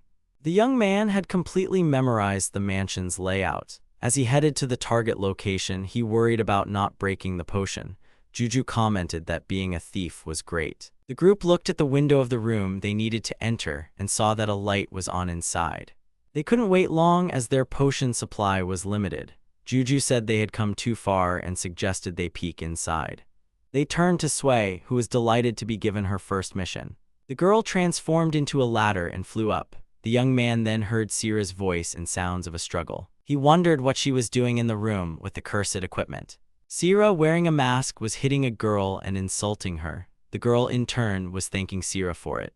Noroa was shocked by what was happening. Juju also didn't understand what was going on, and the girls begged to see what was in the room. However, Noroa told them it was not a sight for children. The young man realized this was an important secret that could tarnish the Count's image. He suggested they return. But Sira suddenly opened the window and asked who was there. Seeing the guys, she asks him how long he'd been standing there. The young man started to deny it and called the girl by name, but she told him she wasn't Sira. She said she was a beautiful warrior girl in a mask, a fairy of love, justice, and beatings. Suddenly, the girl Sira had been hitting appeared and asked what was going on. She saw the guys and Noroa, horrified, thought he was dead meat. But the girl, sweetly adjusting her hair, asked them to come up to her room. The guys entered the room and sat at a table, drinking tea with sweets. Noroa initially thought it was a trap, but they were very well received. The girl introduced herself as Raiza, the Count's daughter, and said that he was the first person to visit her besides Sira. The guys started to say their names one by one. Raiza said she had heard about the young man from Sira's stories and noted that he was a high-ranking adventurer, even though they were the same age. The young man mentally said that the cursed equipment must be somewhere in the room and began searching for it. His gaze stopped on Raiza's collar. He started complimenting the girl and moved closer to her. He said they were destined to be partners. Raiza blushed at his words. Noroa admired him more and more when suddenly Sira grabbed his hand and asked what he was doing. The young man came to his senses and apologized. He realized it was wrong to lose his composure in front of a noble. Noroa checked the collar with a compass and confirmed its cursed origin. Juju asked what he would do since the collar was already equipped, and the young man said he would like to have it. They watched the smiling Raiza and thought that she didn't seem to be suffering from the collar's side effect. Noroa said that perhaps she handled it well. Juju said he was the only exception who could wear a cursed weapon and not suffer. The doll said that the price for the collar was high and addressed Raiza in a particularly rude manner. Raiza immediately responded, and Juju told her that Noroa had a story for them. The young man didn't know what to say. He couldn't just tell her to give him the cursed equipment. His gaze fell on a book about a prince saving a princess. He told Raiza that he had come to save her. The girl looked at him questioningly. The young man mentally said that this was probably a bad idea. The girl asks if he wants to hit her, and the guy sharply replies that he doesn't. Juju asks him why he's refusing, since he definitely won't get a second chance, and Raiza chimes in, saying it would be an achievement for him. Ramu and Sui ask why the girl wanted to be hit, and she says she finds it fun when she gets hit. The girls immediately ask Noroa to hit them, and he, horrified, asks what they've been teaching the children. The guy realizes this isn't going to end and quite sharply tells them he wants to destroy the cursed equipment Raizha is wearing. He couldn't tell them he was going to take it. He tells them it was a collar on the girl, and Sira and Raizha were shocked because it was a secret. Sira explains that her mistress was equipped with cursed gear because she accidentally touched it as a child, even though it was actually meant for the Count. Noroa mentally states that perhaps the Count's enemies did this, targeting him. As it turned out, because of this curse, Raizha couldn't leave her room. She hadn't left her room for 10 years. The girl wasn't supposed to be seen in the cursed equipment, but that wasn't the only reason. The item's effect was recovery after taking damage, but the real issue was the side effect. The damage received would be 10 times greater. Minor injuries could become fatal, and for this reason, the Count forbade the girl from leaving her room. The guy said it was an unpleasant price to pay. Sira says that after she put on the collar, the girl changed a lot. She was very wise and intelligent. Sira describes the girl with insulting words, but the girl only thanks her and smiles at these words. Sira says that after recovery, the pain turned into pleasure, and that's why she had to hit Raizha. Sira was assigned to this position 10 years ago. Taking off her mask, she says she hit Raizha every day. Sira says that because of this, she can't be a knight. Noroa understood why she hated the cursed equipment. He asks if he can destroy it. Raizha asks if it's really possible. She says that for 10 years, every day, she tried to take it off, but nothing helped her. Juju says it was just equipment, and the guy realized she was suffering because she couldn't take it off. He was worried, but says aloud that everything will be fine. He reminds her that he told her he came to save her and promises to make her happy. Raizha let go of her head. The guy then asked everyone to close their eyes and not open them until he was finished. Noroa calls Juju, and she happily descends from his shoulder to his hand. The guy believed that all equipment existed to bring joy to people. He pulled out a needle. A minute later, he tells the girls to open their eyes, and Raizha, opening hers, feels that the collar is no longer on her. Sira exclaims. Raizha, with tears in her eyes, rushes into Sira's embrace. Juju says they succeeded, and the girl's story got a happy ending. The collar was now around the guy's neck, and all its information appeared before him. The guy says that the side effect was no longer a problem. His journey continued with a new weapon. When one story came to an end, another began. A few days later, something terrible was happening in Mda. Someone called for the commander, who ordered everyone to run without looking back, or they would be eaten. The worst natural disaster, devouring people, had begun. A dinner was organized to celebrate the recovery of the guy and Raizha. Juju says the celebration is about to begin. Noroa notices that the celebration was specifically organized in the courtyard for Raizha. Raizha was sitting on the guy's lap, and he mentally thought that he was uncomfortable. Raizha asks him to take the hot soup, and the guy thinks about her persecutions after the incident. She says she wants him to press the hot soup to her face with a cold gaze. The guy tells her that he couldn't do that because it would burn her. Raizha says she dreamed of it. The guy understood that even though the curse was gone, her condition would remain the same, and Sira had left to deal with the smuggling. Shororu looked at him displeased, and the guy noticed her bad mood. Adding to the awkwardness, the Count himself was seated at the table. He introduced himself to the young man with a very serious expression. Count Mdao was a prestigious nobleman. Even Noroa had heard of him. He thanked the young man for saving his daughter. He explained that without him, Raizha wouldn't have been able to leave the room, and he hadn't known what to do in that situation, which made him feel terrible. Noroa thought to himself that even an aristocrat could be a clumsy father. The Count urged him to enjoy the feast to the fullest, but everything felt suspiciously smooth to the young man. The Count reiterated that the young man was the one who saved Raizha, and for that, he wanted to reward him. All this time, Raizha kept interrupting her father and calling Noroa's name. She called him again, and at that moment, the Count, unable to bear it any longer, asked her not to interrupt him. The Count then told the young man to pay no attention to her and returned to discussing the reward. He said that if he needed anything, he should just ask him, and listed everything he could offer. At this point, the man offered the young man a position twice. Then, the man personally offered the young man a position. Noroa realized that the Count wanted to hire him into his service. However, the young man couldn't serve anyone due to his cursed equipment. Juju said she wanted a mansion, but the young man immediately refused her. Suddenly, Raiza offered herself as a reward, and the Count immediately shouted that she couldn't be a reward. The young man also emotionally stated that he hadn't asked for her. The young man asked for money as a reward, and the Count was surprised that he didn't choose a position. The Count said that in that case, he would prepare everything. The Count directly asked the young man why he wouldn't serve his family. Sira had spoken very highly of the young man to him, and he would be pleased if Noroa served him. Noroa refused, and the man said he wouldn't force him. He suggested they continue their meal.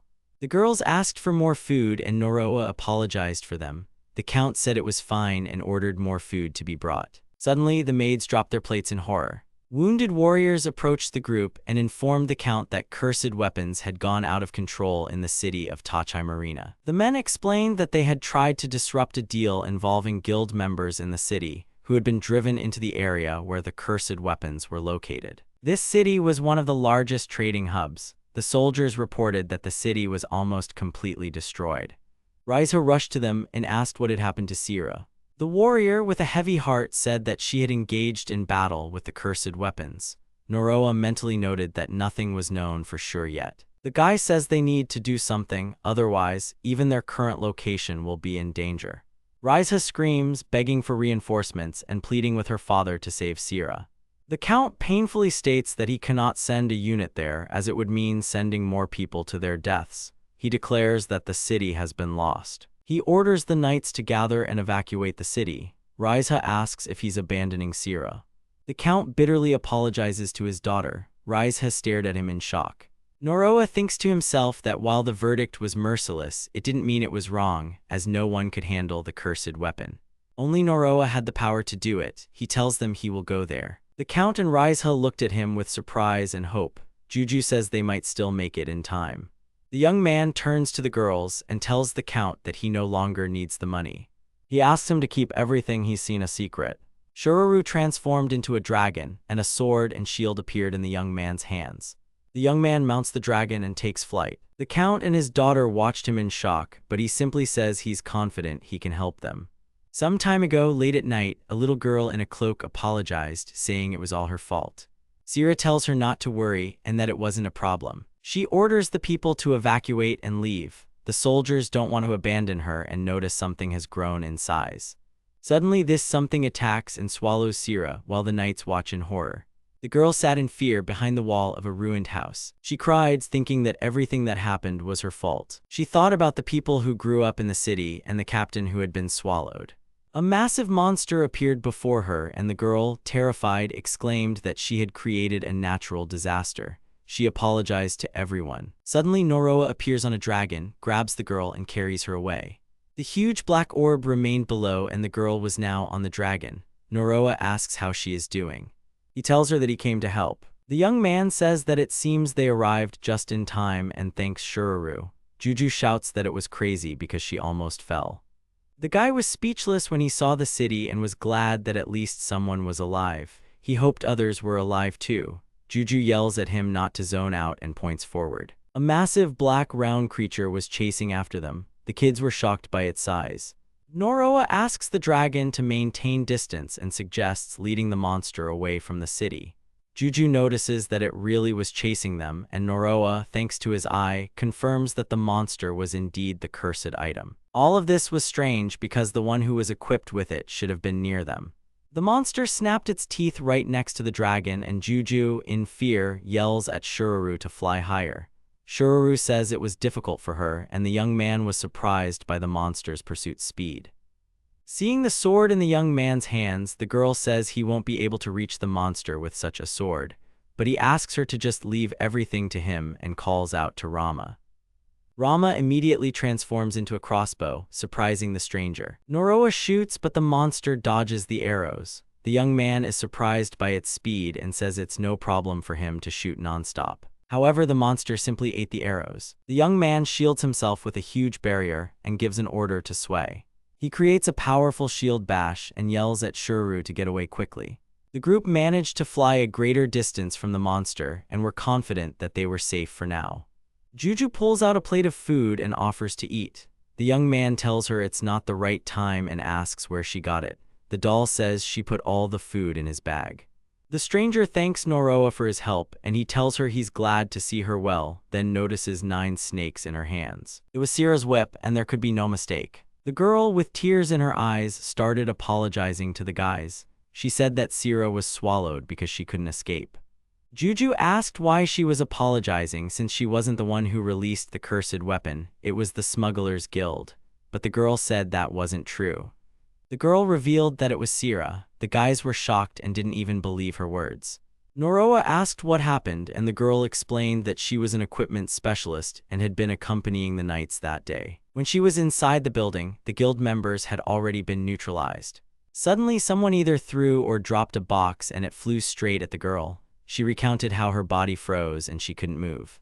Sierra saved the girl by shielding her. The box fell on Sierra instead of the girl. As it turned out, the thrown box contained a cursed item, which then went on a rampage. The girl said Sierra tried to fight it. She recalled Sierra being swallowed and said that's why she felt terrible. Noroa told her it wasn't her fault, but the girl asked him not to comfort her, saying it wouldn't have happened if she hadn't been there. Noroa insisted everything was fine. Noroa explained that Sierra wasn't dead. He told her that cursed equipment couldn't activate its power without its owner. He said that if the equipment wasn't equipped, it shouldn't have been moving.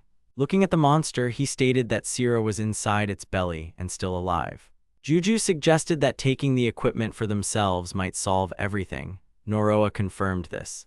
Noroa asked the doll if she could retrieve the equipment from that distance, but the doll said she couldn't, as her abilities only extended 18 meters. The guy thought to himself that it would be difficult to get close in that situation. He asked Shururu to take the girl to a safe place.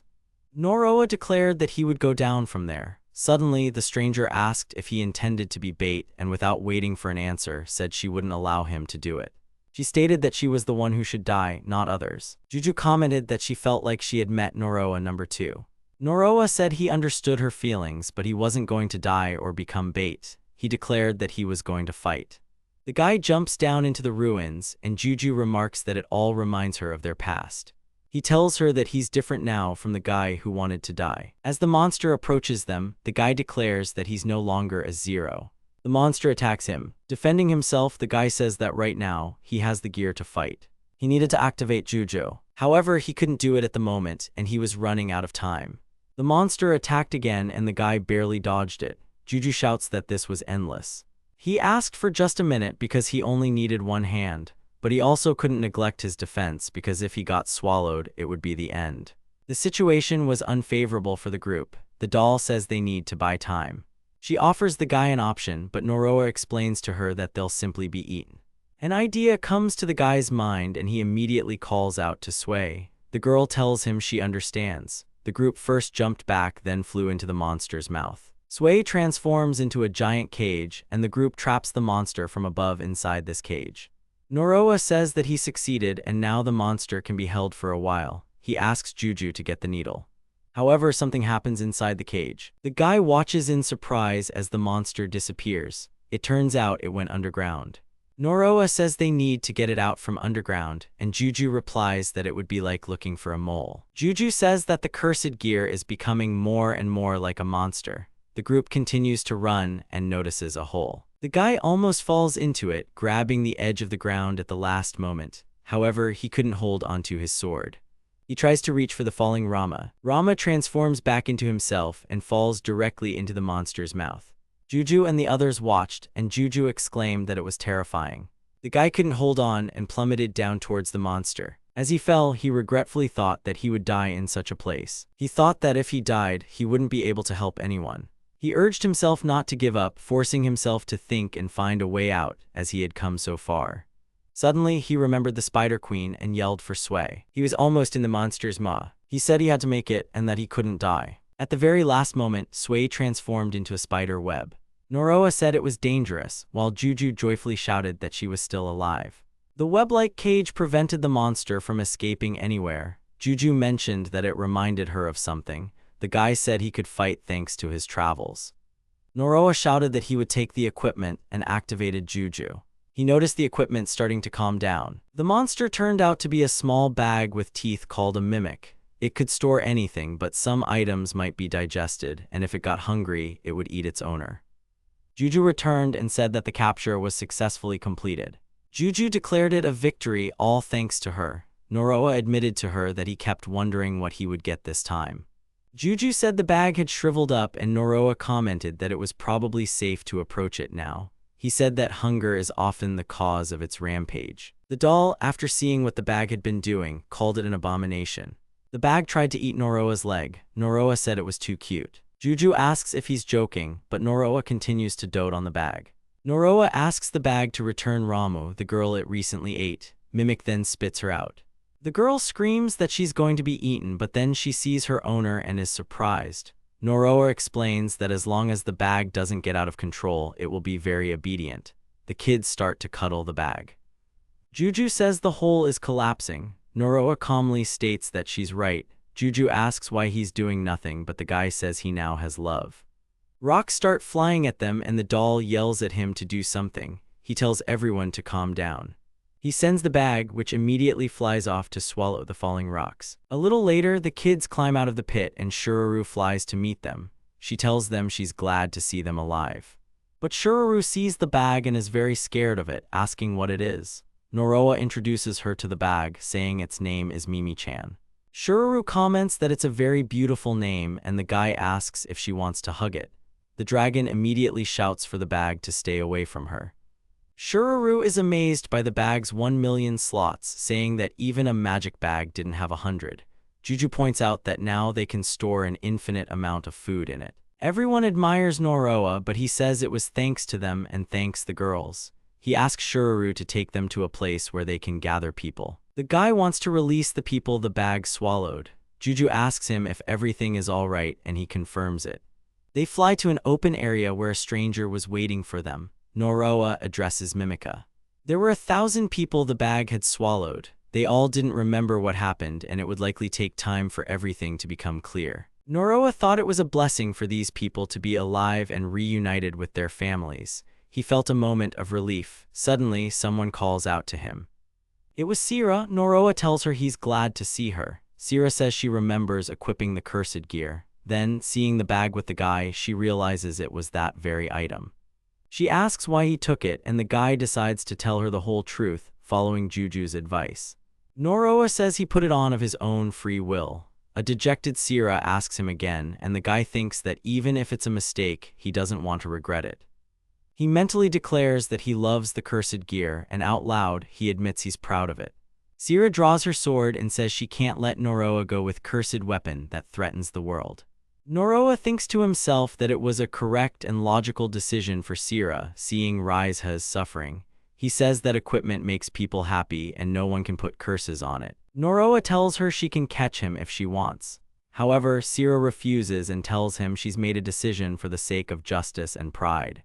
She says she's decided not to capture him. The guy asks what she means, and the girl says she wouldn't be able to defeat an S-rank adventurer anyway. She adds that he also saved her in Raizha. As she leaves, Sira says she can't acknowledge cursed equipment. Noroa calls out to her. Turning back, the girl says she'll probably write a report about Noroa's cursed equipment.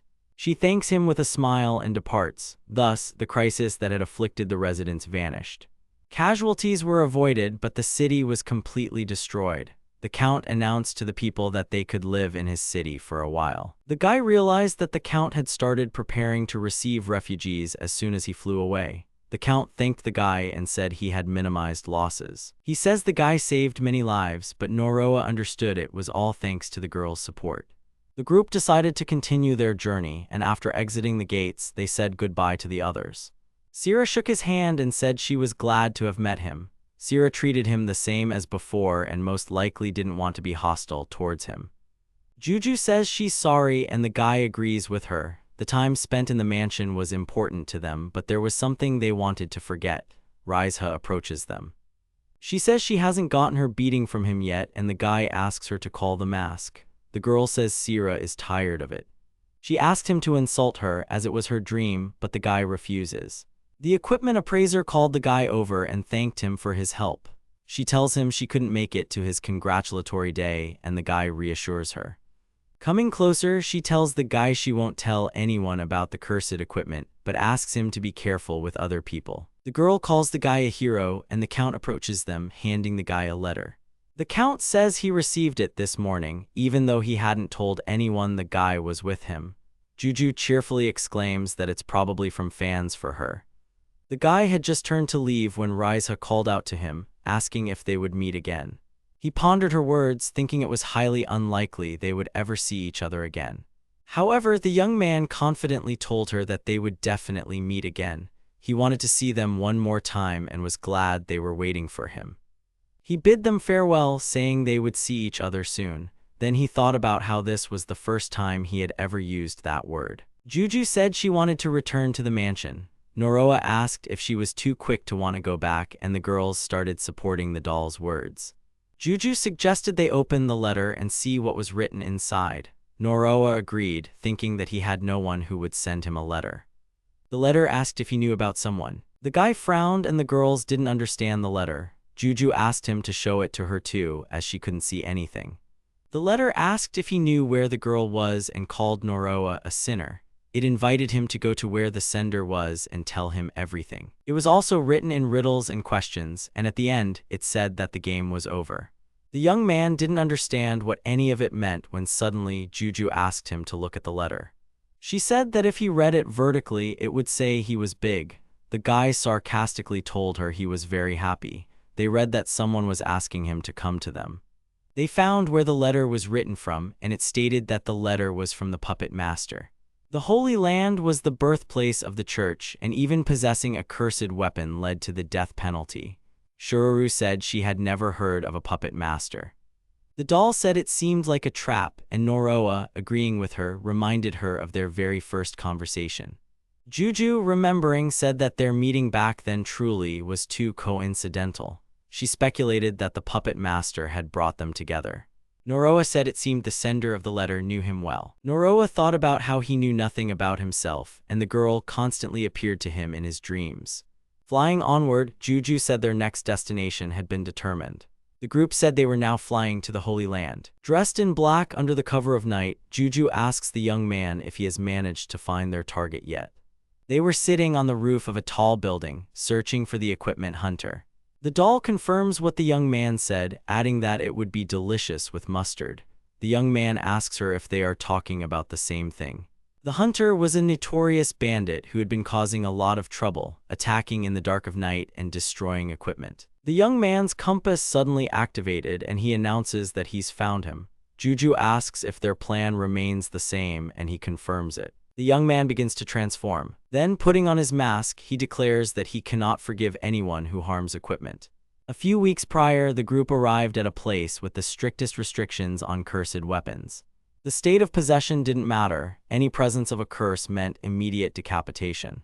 Being in the city with Noroa's equipment was dangerous. Juju tells the young man that her hair is very split. He suggests she hide in his hood, but she refuses.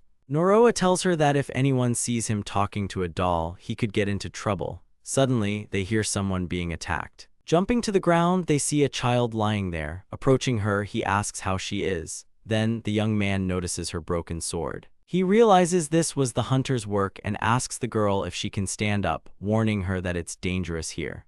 Suddenly, someone in a black cloak and armed appeared behind the young man. Noroa turns around and this figure strikes him. Noroa shields the girl with his body, then pushes off and leaps away from the hunter with her. The young man immediately takes a fighting stance, while the child looks at him in surprise. Noroa tells her to leave the hunter to him and run away quickly. The girl continued to stare at him in astonishment. He urges her to hurry and she immediately runs off. Noroa then says he wanted to ask something just in case. The young man asks if he is the equipment hunter. The hunter looks surprised and Juju, peeking out from the hood, waves at him and introduces herself. Noroa tells her not to do that. Noroa draws his sword and says that he was hunting the guy anyway. The hunter smirks and says that Noroa can't hunt him. He explains that he destroys everyone who tries to kill him and no one can defeat him because he is the chosen one. He then says he wants to tell Noroa about his scythe. Licking his scythe, he boasts that it's an S-rank weapon. He then claims this means he's the strongest in the world. The hunter attacks, surprised that he couldn't cut through Noroa's sword. Noroa calmly acknowledges that the hunter's weapon is indeed high grade. He then tells the hunter that his own weapon is of a much higher class. Noroa and the girls mock the hunter. The guy stands over the defeated hunter, remarking that he also fought quite a bit. Thanks to his gear, his strength was beyond common sense, so he tried to hold back. He thanks the girls and declares the mission complete. He mentions that Sway was also helpful and Ramu supports him. Juju then calls Noroa indecently, which annoys him. She suggests taking the scythe while the guy admires its design. He then stabs Juju's heart with a needle. After acquiring the scythe, he receives all its information, learning that it's designed to destroy equipment. Noroa says he doesn't want to destroy equipment, and Juju calls the scythe useless. The guy decides to put the scythe in his bag. Noroa hopes that if Mimika swallows the scythe, time will stop for her, and she won't destroy equipment. The guy is happy that everything worked out and suggests they go home and eat. He pets one of the girls, and the other indignantly asks him to pet her too. Suddenly, the guy finds himself surrounded. He's surprised and looks closely at the uniforms of the guys who have encircled him. It's the Inquisition, made up of law enforcers called hounds. They punish anyone who possesses cursed equipment. The guy wonders if they overheard him talking to Juju. The girls try their best to hide. One of the hounds turns to the commander and says that the guy doesn't look like a hunter. A guy in a distinctive uniform steps out from the crowd and says they've caught something much more interesting than a hunter. He reveals that it was the wanted Phantom. Noroa doesn't understand and asks what he's talking about. As it turns out, the Phantom was another criminal who stole weapons and was known as the worst wielder of cursed weapons. Ultimately, Noroa was this Phantom. Juju says he's famous now, and maybe it's thanks to the clothes she made for him. Noroa just says he was collecting gear. The commander states that there's nothing good about cursed weapons except death, and that's why he, Chesterwell, is going to kill him. The commander strikes, but the young man manages to dodge it. The Inquisition immediately grabs their rifles and prepares to attack. They fire, but their shots hit a shield. The hounds are surprised by the magic shield, but Sway says it's not magic. Noroa then calls out to Rama. Using Rama, the young man appears on the roof of a tall building, and the blonde man angrily shouts at him, accusing him of trying to escape. Juju is surprised that the guy didn't fight, but he tells her that catching lawbreakers was their job. The young man tells the doll that he was afraid he wouldn't be able to hold back if there were so many of them. Juju remarks that having too much power can also be a problem. Noroa says it's time for them to go back because they were expected. The group is greeted by a joyful Shururu who takes the young man's bag. They had stopped at an inn on the outskirts of town. The girls say they're hungry, and Shururu tells them she's cooked for the first time, as Noroa usually did the cooking. The girls are delighted, and Shururu asks them to wash their hands before sitting down at the table. She tells the young man that she felt like they were newlyweds. Juju couldn't open the bag and get out. The doll gets angry, and the young man asks Mimiko to hand him Juju. After getting out of the bag, Juju grabs Shururu and angrily asks what she's doing and why she didn't let her out of the bag. Shururu replies that Juju is constantly getting in her way. Shururu then asks the young man how his day went. Noroa tells her he got new gear, but the doll says its rank was low. He tells her that she just had too high of a rank.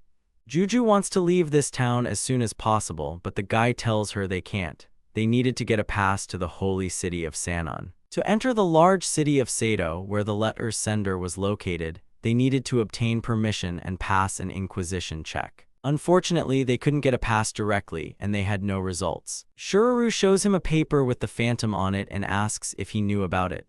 Juju asks him if he hadn't told her, and he says he wanted to but felt awkward. The saint excitedly addresses the young man, calling the Phantom a hero of justice protecting the city. She describes him in detail, and the guy doesn't understand what's happening. He tells her that the Phantom was someone very close to her. Shururu suggests it was the butcher, Aunt Hannah, but the guy doesn't even know who that is. She talks about rumors she heard about her. Noroa says he was the Phantom. The girl exclaims in surprise that she knew about him taking cursed weapons but didn't know he was saving people too. The guy says he does it for himself, and Juju tells him that as his manager, she's proud of him and his popularity. Suddenly, the doll suggests selling Noroa's autographs at a high price, and Shururu also proposes selling the guy's handshakes. Noroa notices that the girls were actually good friends. He says it's time for him to move on to the plan for getting the pass, and the girls ask if he has a plan. Noroa says he's thinking about becoming an inquisitor. At the Inquisition headquarters, the blonde man slams his fist on the table in anger because the Phantom managed to escape. The guys notice their commander's bad mood and tell each other that the Phantom shouldn't be using his cursed weapon.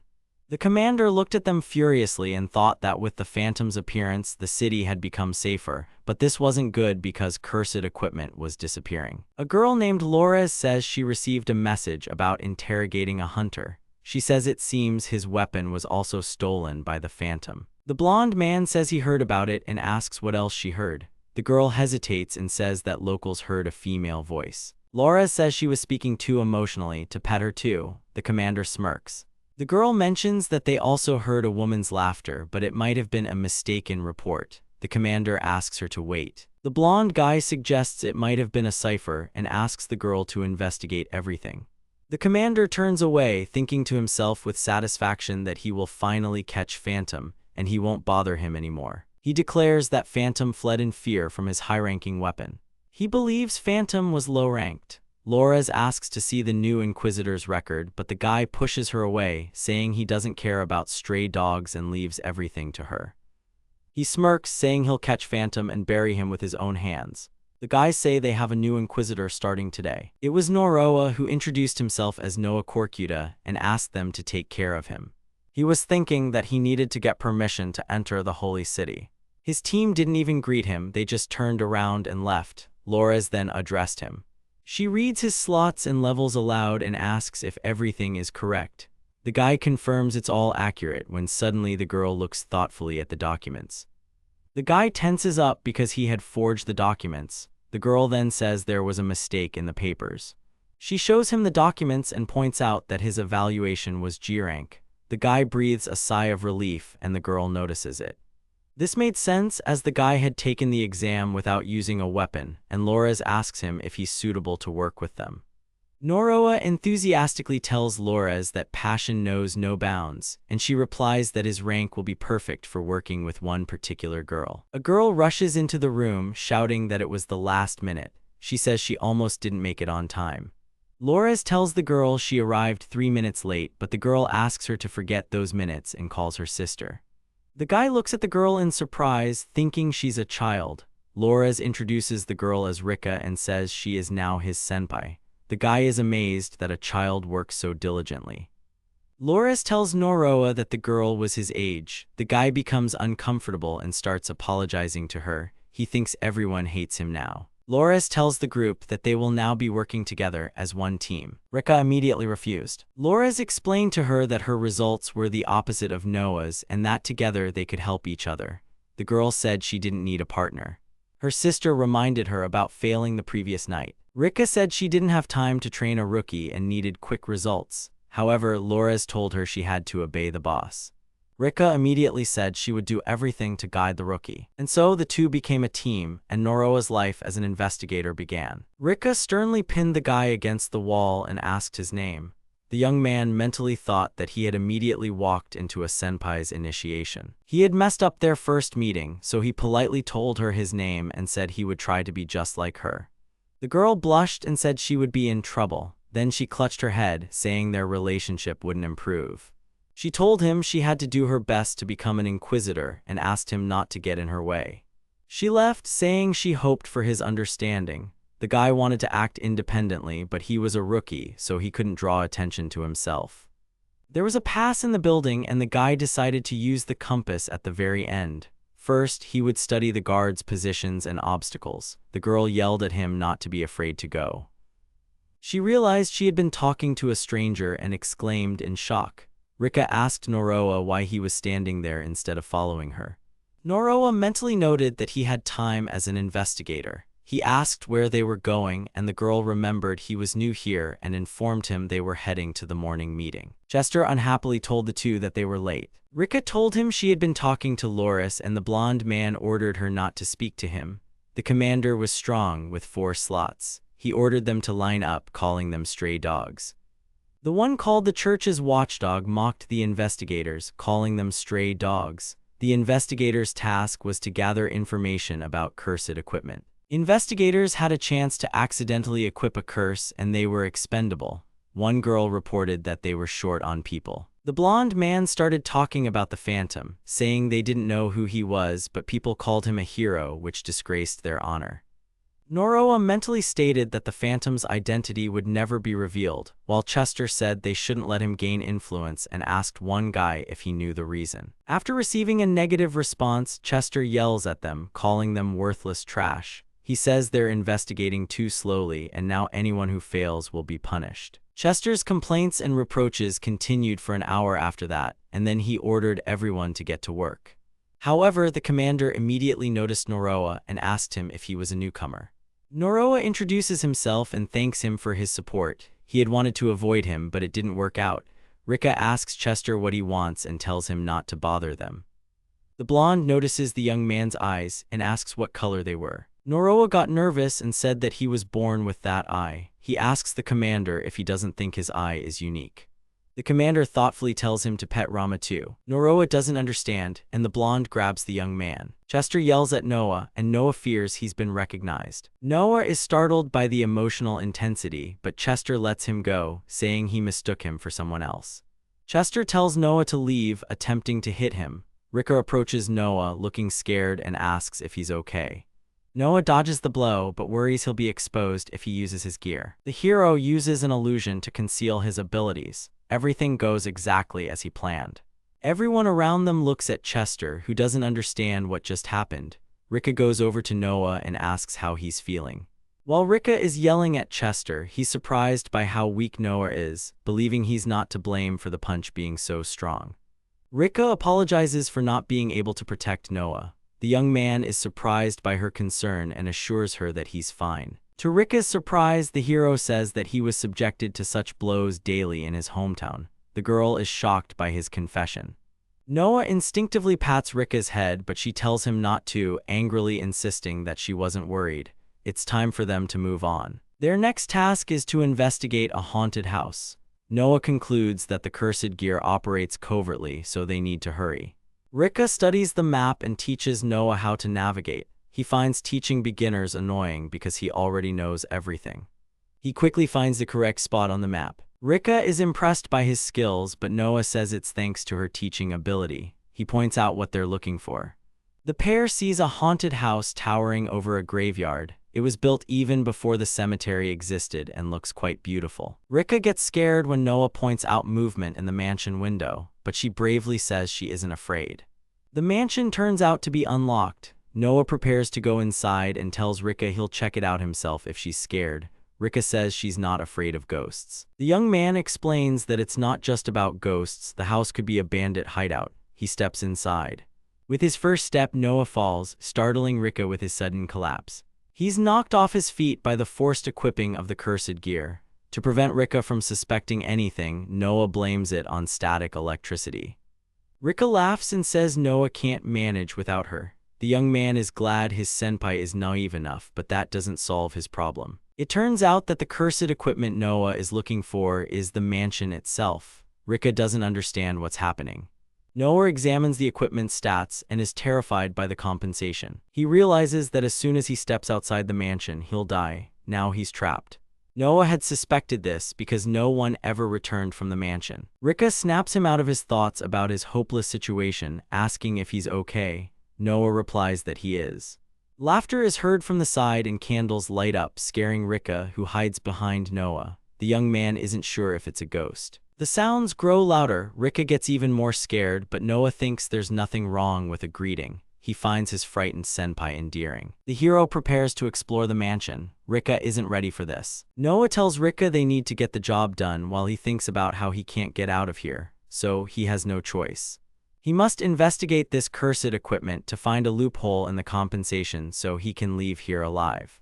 Noah asks Rika to wait for him outside, but as his senpai, she can't abandon him. The girl bravely says she isn't afraid of ghosts. Rika allows Noah to hold her hand so they don't get lost. An ominous voice sounds again from the side and the girl gets scared. She pretends everything is fine, and she and Noah begin exploring the mansion. Suddenly, Rika gets scared again. Noah doesn't understand what's wrong.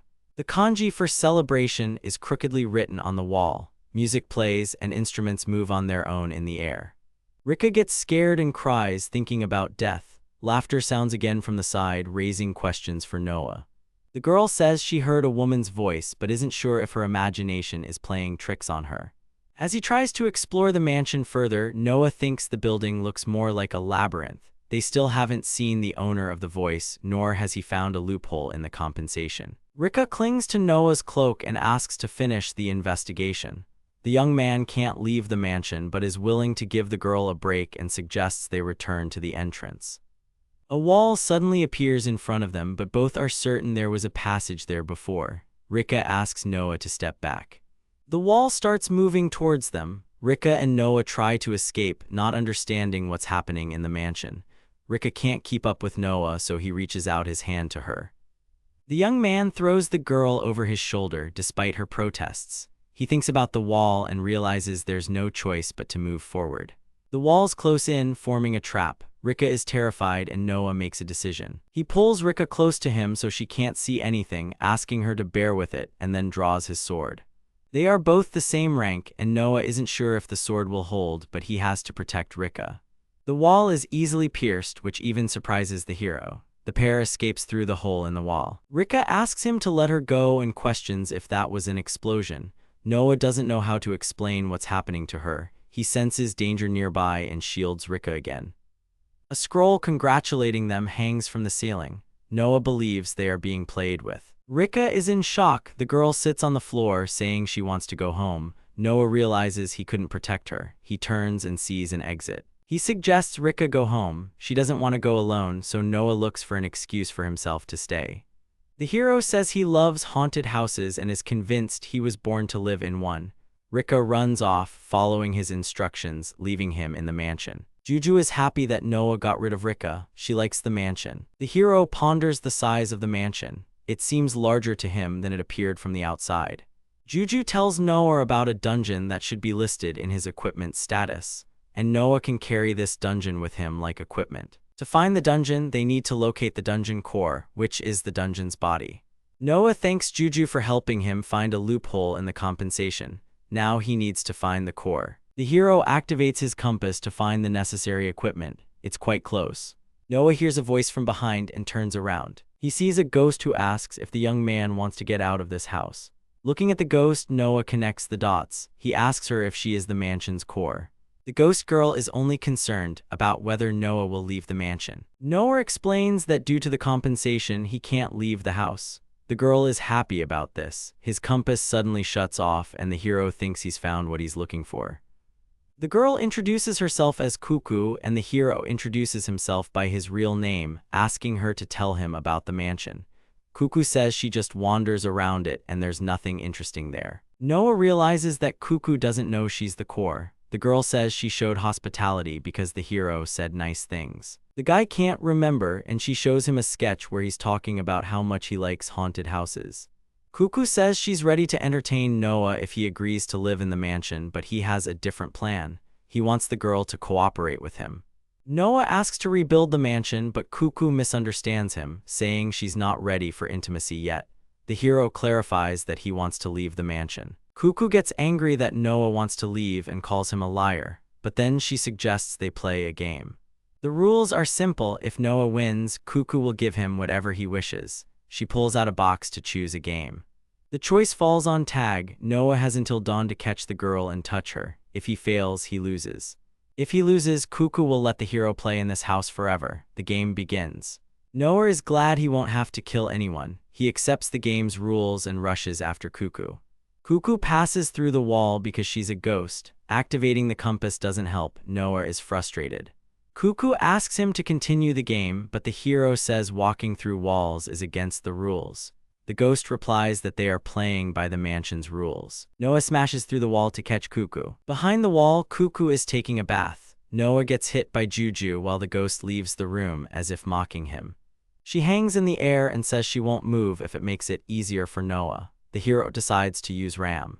He jumps onto the chandelier and swings on it. Cuckoo is sure he won't be able to reach her, but Noah isn't that simple. He uses Sway and catches Cuckoo, but the ghost uses her skills again to prevent Noah from winning. She flips the mansion upside down, causing the hero to lose his balance and his chance to win. The ghost disappears. Juju is upset, but Noah reassures her that they still have time before dawn. The game continues.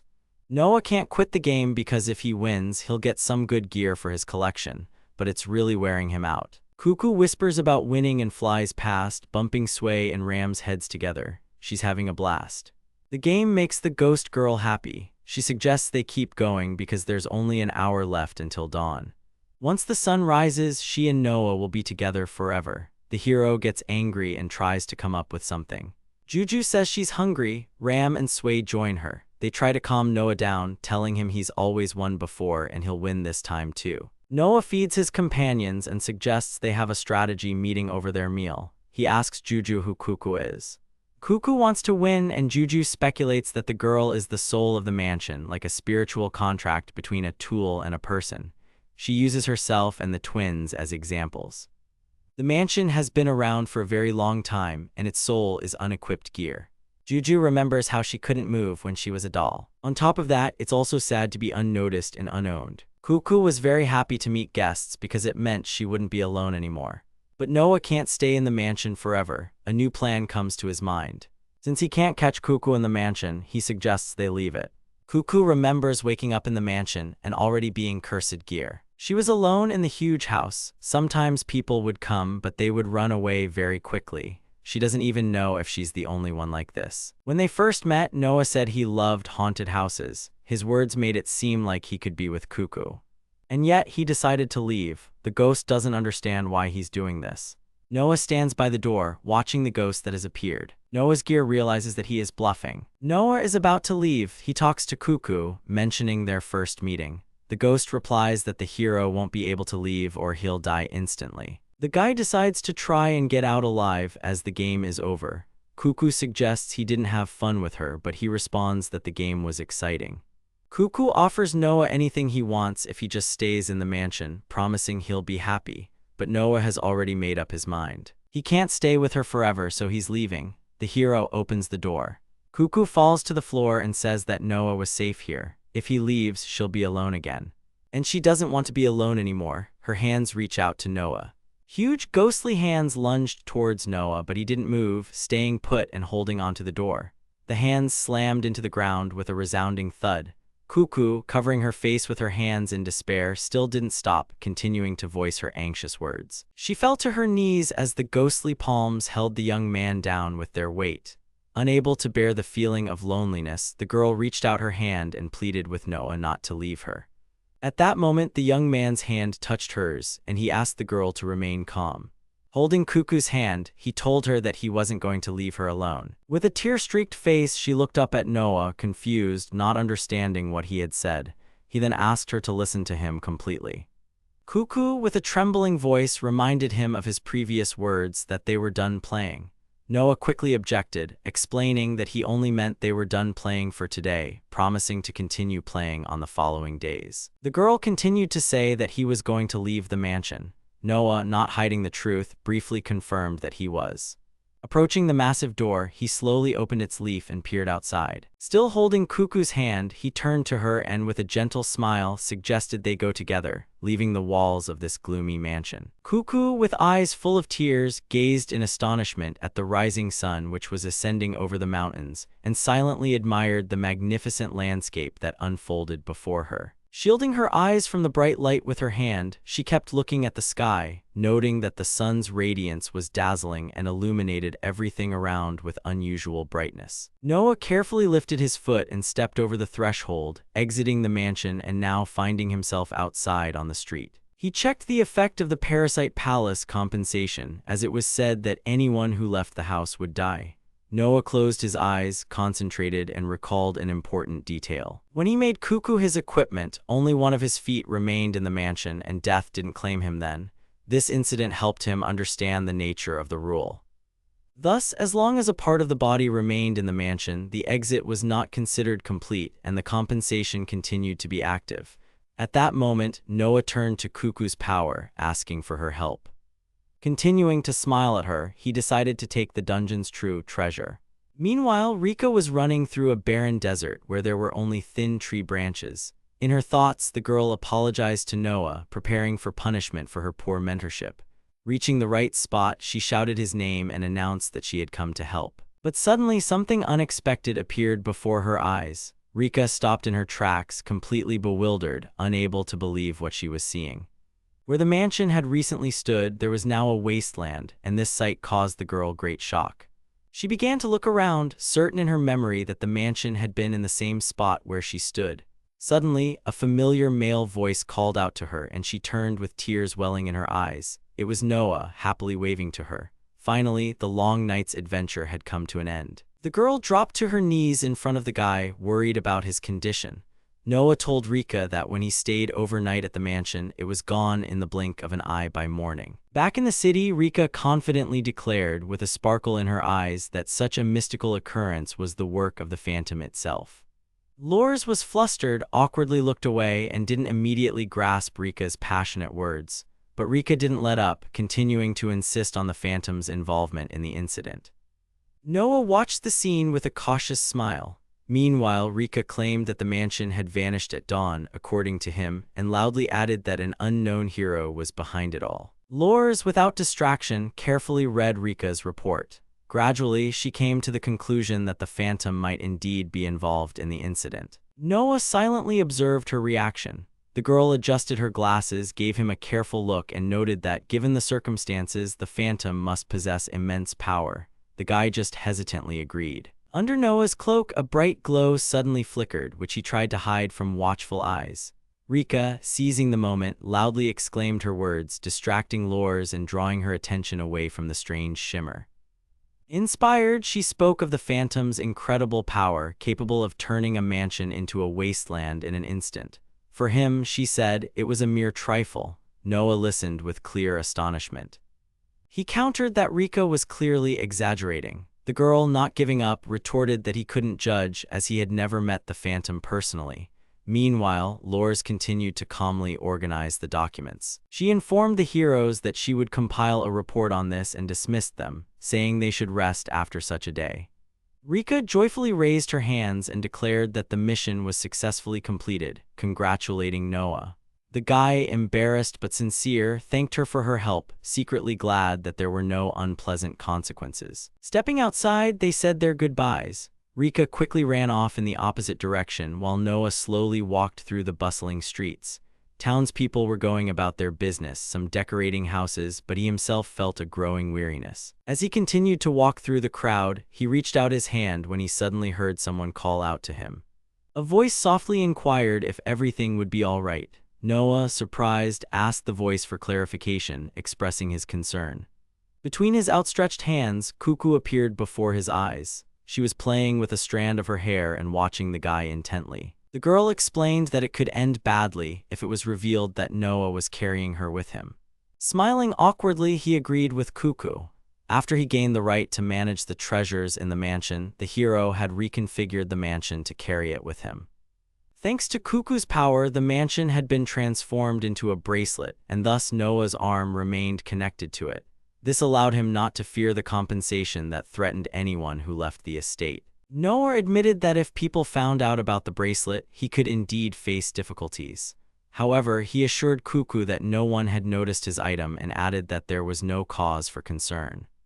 His face grew more serious, and he confidently asked the equipment not to regret its decisions. Cuckoo agreed, and they continued on their way together. Her ghostly form walked beside him, and she asked what they would play next. Noah looked at her with a warm smile while the townspeople remained busy with their affairs. His thoughts were interrupted by the awakened voices of his other gear. One of them, overhearing the conversation, expressed a desire to join the game. Following this, Ram and Sway also agreed. The girl from the gear warned Noah that she wouldn't forgive him if he refused. Cuckoo chuckled, and the young man asked everyone to be quieter so as not to attract unnecessary attention. He reminded his companions that since he hadn't yet received his license, he couldn't stand out among the townspeople or leave the area. Cuckoo asked what he meant, and Noah tried to find the right words to explain. Meanwhile, Lors meticulously checked Rika's report, astonished that Phantom had been capable of stealing an entire mansion. She marveled at the power of this mystical being and picked up another document, reading its lines carefully.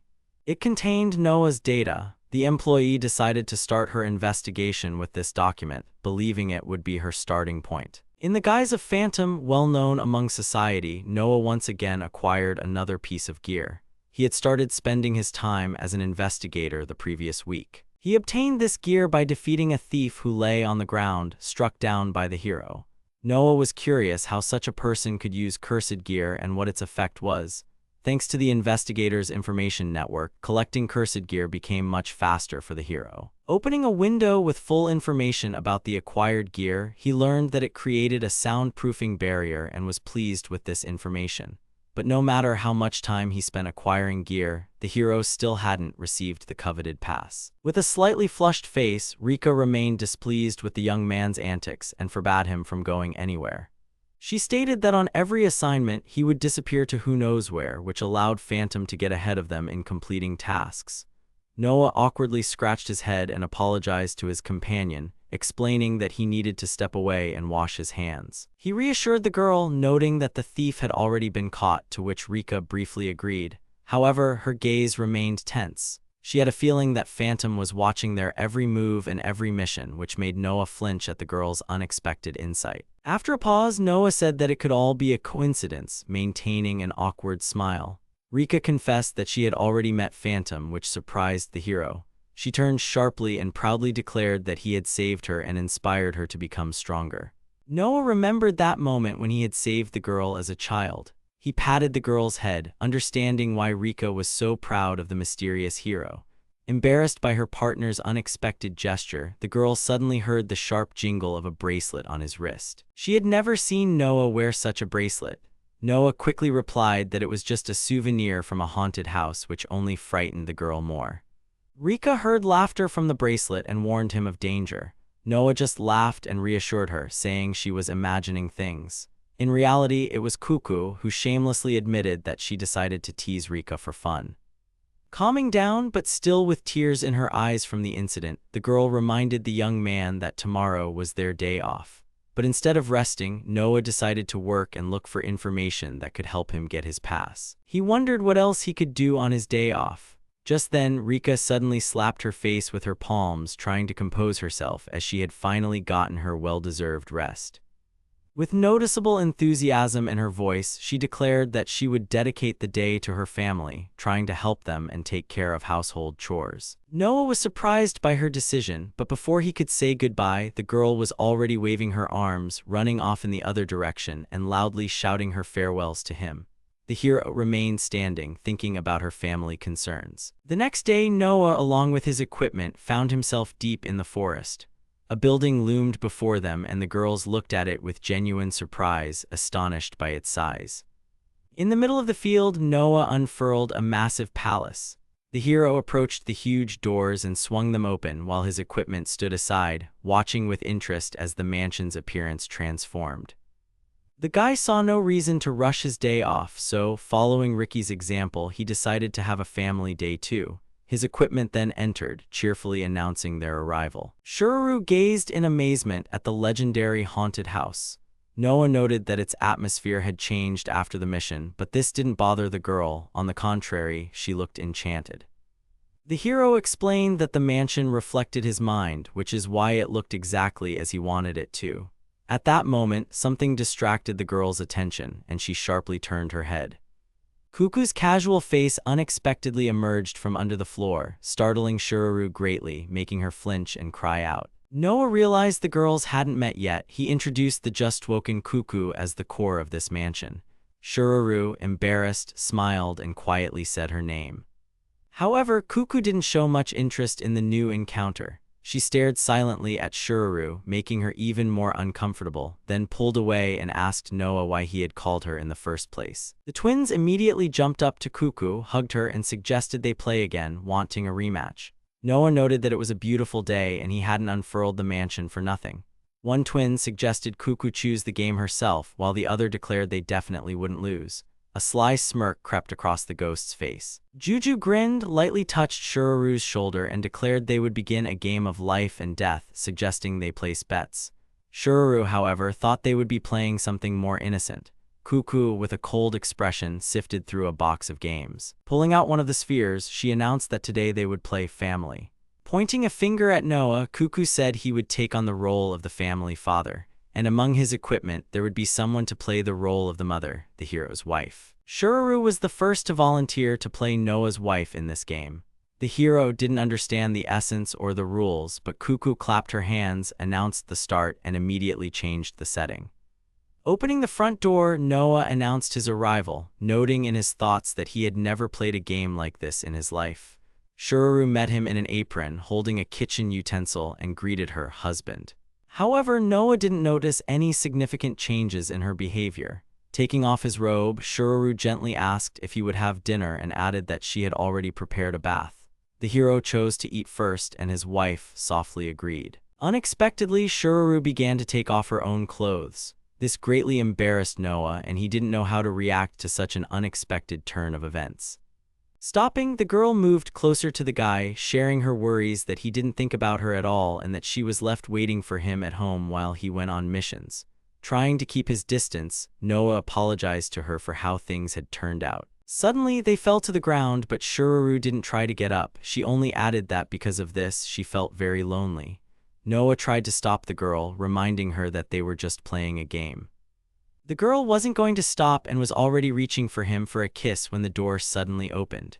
Cuckoo appeared in the doorway and, seeing them, coldly asked what Noah was doing with another girl in her house. Cuckoo's knife glinted in her hand. She doubted his earlier declarations of love, her words laced with suspicion and resentment. Moving closer, Cuckoo pressed the knife blade against Noah's chin. She warned him that she wasn't afraid to kill either him or herself.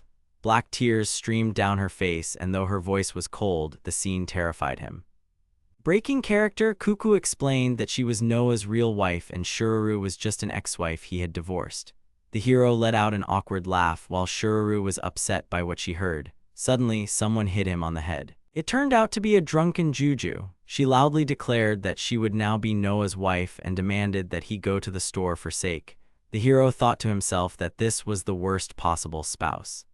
Noah found himself surrounded by girls, each wanting to be his wife. They demanded his final decision, but the young man's head was spinning, putting him in an extremely awkward and difficult position. Everyone watched his choice intently, but he himself didn't know what to do. Suddenly, someone called out from behind him and asked him to turn around to see what they had specially prepared for him. Standing before him were twins in wedding dresses, holding bouquets. In their hands, they held a bag with fangs and an open maw. Without hesitation, Noah decided that they would be his wives and was pleased with his choice. That's how they spent their day off. Shururu, taken aback by the unexpected outcome, sadly moved away from the others while the remaining girls happily surrounded Noah, laughing and hugging him, enjoying their time together. As night fell, Noah sighed with a smile, watching his sleeping equipment. Since arriving in the city, they had lived in constant tension, and the hero was glad they could truly rest today. The next day, the heroes walked through rocky wastelands. Rika, tired and trudging heavily, sighed as she told Noah about her day off. The girl was pulling a heavy cart behind her and said she had spent the whole day playing with the younger ones. Noah also shared that he had to spend his day doing the same with his family. Thus, they returned to their duties, barely having finished their rest. Pulling the cart, Rika noted that Noah had also spent the day with his family, then confessed that she couldn't bear such a heavy load anymore. The hero noticed her condition, asked how she was feeling, and became curious about the contents of the cargo. Their carts contained cursed equipment. Instead of details, Rika explained that they had to deliver all these abandoned items to a special place which they would soon show Noah, and added that they shouldn't talk on the way. The girl in glasses stopped at the edge of a cliff. Rika breathed a sigh of relief, and Noah was surprised by the view before him. She looked down and announced that they had arrived at the cursed grave. It was a desolate, rocky place littered with abandoned cursed equipment. That's why it earned the grim name Cursed Graveyard. Noah was astonished by what he saw and realized that this graveyard served as the final resting place for dangerous items that had lost their owners. Descending, they walked among the scattered cursed items. Noah looked around and had no doubt that the place resembled a dump, but the menacing atmosphere itself frightened him. The sight of broken and grim equipment filled the hero with dread. He understood that any mistake could cost his companions their lives, and this realization only heightened the tension. According to the documents, Lors told the heroes to move all the cargo to a specific location and added that disposing of the cursed equipment would be Noah and Rika's job. Stopping, Rika sighed and agreed to the terms, calling the young man to work. Noah, standing next to the girl, awkwardly obeyed her. In his thoughts, the young man was still pondering the tragic fate of the destroyed equipment and knew he couldn't save them.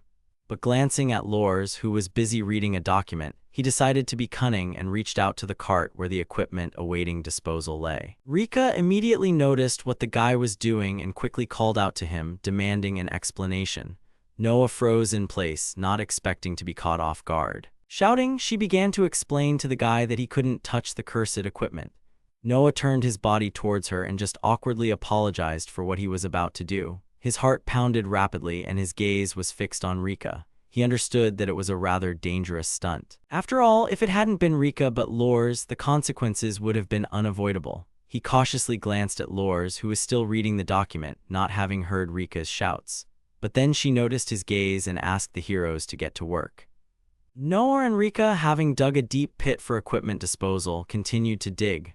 The guy kept telling himself that it was his duty to do such work. Together with Rika, they threw a pile of destroyed equipment into the pit. But such work turned out to be emotionally difficult for the hero, and he only looked at the mountain of equipment with a dejected expression. Finally finished with the work, Rika stretched and decided to head home. While walking, something caught Noah's attention. In the middle of the desert stood a huge wooden cross, sealed underground. Noah stopped to examine the unusual object more closely. He assumed that this cross was also cursed equipment and continued to stare at it. Lors noticed the guy's interest in the object and called out to him. Tearing his gaze away from the cross, he awkwardly scratched his head and smiled at the girl, saying that he was struck by the beauty of this cross. Lors showed interest in the guy's thoughts about the mysterious phantom. Her face remained calm, but her expression held confidence. The guy was flustered by such a question and didn't answer immediately, looking at her with bewilderment. He asked again about the phantom, to which Lors replied that it was a common topic and no deep reasoning was required. Rika joined the growing discussion, sharing her sympathy for the mysterious hero, but Lors did not comment on the girl's opinion and waited for Noah's answer. The dark-haired man assumed that Lors had asked this question specifically to test his reaction. Choosing his words carefully, he replied that he had no opinion, but noted that the phantom's actions, particularly stealing equipment from thieves, showed his desire to help the guild. Looking away, Noah added that he wasn't sure if the mysterious hero was acting correctly. Lors immediately replied that she considered his actions to be right. Noah was surprised by her confidence and looked at the girl. She explained that even if the phantom had other motives, she was grateful to him for his help with the cursed equipment. According to her, even if the phantom doesn't cooperate with the organization, society should still recognize him as a hero of justice. Having said this, Lors calmly continued on her way. Noah didn't fully understand the meaning of her words, but he noticed the main thing: the girl really liked the phantom. The guy still doubted that Lors brought this up purely out of personal interest. Rika was surprised that she suddenly opened such an unusual topic. Stopping, Lors asked if they were free in the evening. The heroes replied that they were. Adjusting her glasses and looking back at them, she announced an emergency mission. Tonight they are to catch the phantom himself. Inside the cathedral, workers were already gathered, preparing for the capture. Among them, a tall blonde man stood out in front, grinning predatorily in anticipation of the encounter. Returning to the city, the heroes pushed through a crowd of investigators. According to Lors, a notification sent by Phantom arrived at the Inquisition headquarters that morning. In the letter, he announced his intention to steal a stone that was significant to him. Guards were already stationed in the cathedral, armed and ready to meet the stranger. Meanwhile, Noah, hidden on the cathedral roof in his phantom guise, calmly awaited the moment to infiltrate, smirking at the upcoming task. Standing on the roof, the young man admitted to himself that he had never written a letter to headquarters with such a plan. He couldn't recall ever sending such a message, whether for fun or as someone else's deception. Cautiously peeking out, he assessed the situation. He noticed one thing: thanks to all the commotion, most of the guards and investigators were already mobilized to catch Phantom. This left the Inquisition headquarters itself undefended, opening a clear path for Noah. He glanced back at his impending target. Crouching for a jump, he launched himself from the roof towards the headquarters, determined not to miss such a golden opportunity. After all, that's where his chance to steal the long-awaited pass to the holy city awaited him. The commander shouted, ordering the guards not to waste a second and to catch Phantom. At that moment, on the observation deck of the Inquisition headquarters, one of the sentries enviously watched the commotion at the cathedral, wishing he could be in the thick of the action. His comrade told him to stop complaining and obey orders, but a sudden sound interrupted their conversation. Looking around, one of them was surprised as the bell rang earlier than expected, as if foretelling trouble. From above, a bag with an open maw and sharp fangs fell upon the watchman, completely engulfing the guard. At that very moment, Noah emerged from the shadows, beginning to execute his plan. Juju sarcastically remarked that the headquarters security was too weak and wondered how many like them had managed to get inside. 2 communication sentries were already unconscious, pressed back to back. Noah agreed and noted that thanks to the sound devourer the girl was holding, they wouldn't make a single sound due to the soundproof barrier. A compass appeared before one of his eyes, which would help the hero find the right place. The activated compass glowed with a soft light and pointed the exact direction, the location where the pass Noah needed was stored. The pass was on the top floor of the central tower. Noah's gaze fixed on the tower, examining it carefully. He was very close to his goal. He didn't doubt the accuracy of his compass, as he had memorized the headquarters structure during his time as an investigator. Before him stood a massive door, framed by majestic statues of the commander with mocking grins. This was his office. Noah merely cast a cold glance at the marble faces and focused on his objective. Juju immediately grimaced and sarcastically remarked that the decor was in terrible taste. Noah checked the door and realized the lock was simple. It needed a key but could be picked. This gave him a slight boost of confidence. Without hesitation, Sway melted into a puddle of slime and seeped through the cracks into the office to unlock the door from the inside. Returning to her normal form, she reported that no one was inside. Noah told her to deal with the door. He entered cautiously, his gaze sweeping over every corner. Juju couldn't resist criticizing the tasteless interior again, which was adorned with the commander's personal portraits. Noah agreed, but reminded her they were there for a purpose and time was running out. The compass was already pointing to the desk. The pass was in one of the commander's desk drawers, but this too was locked and required a key. Sway came to the rescue with her ability, forming a slimy mask over her face and extending her fingers into key-like shapes, ready to turn any lock. The slimy keys clicked and the drawer opened.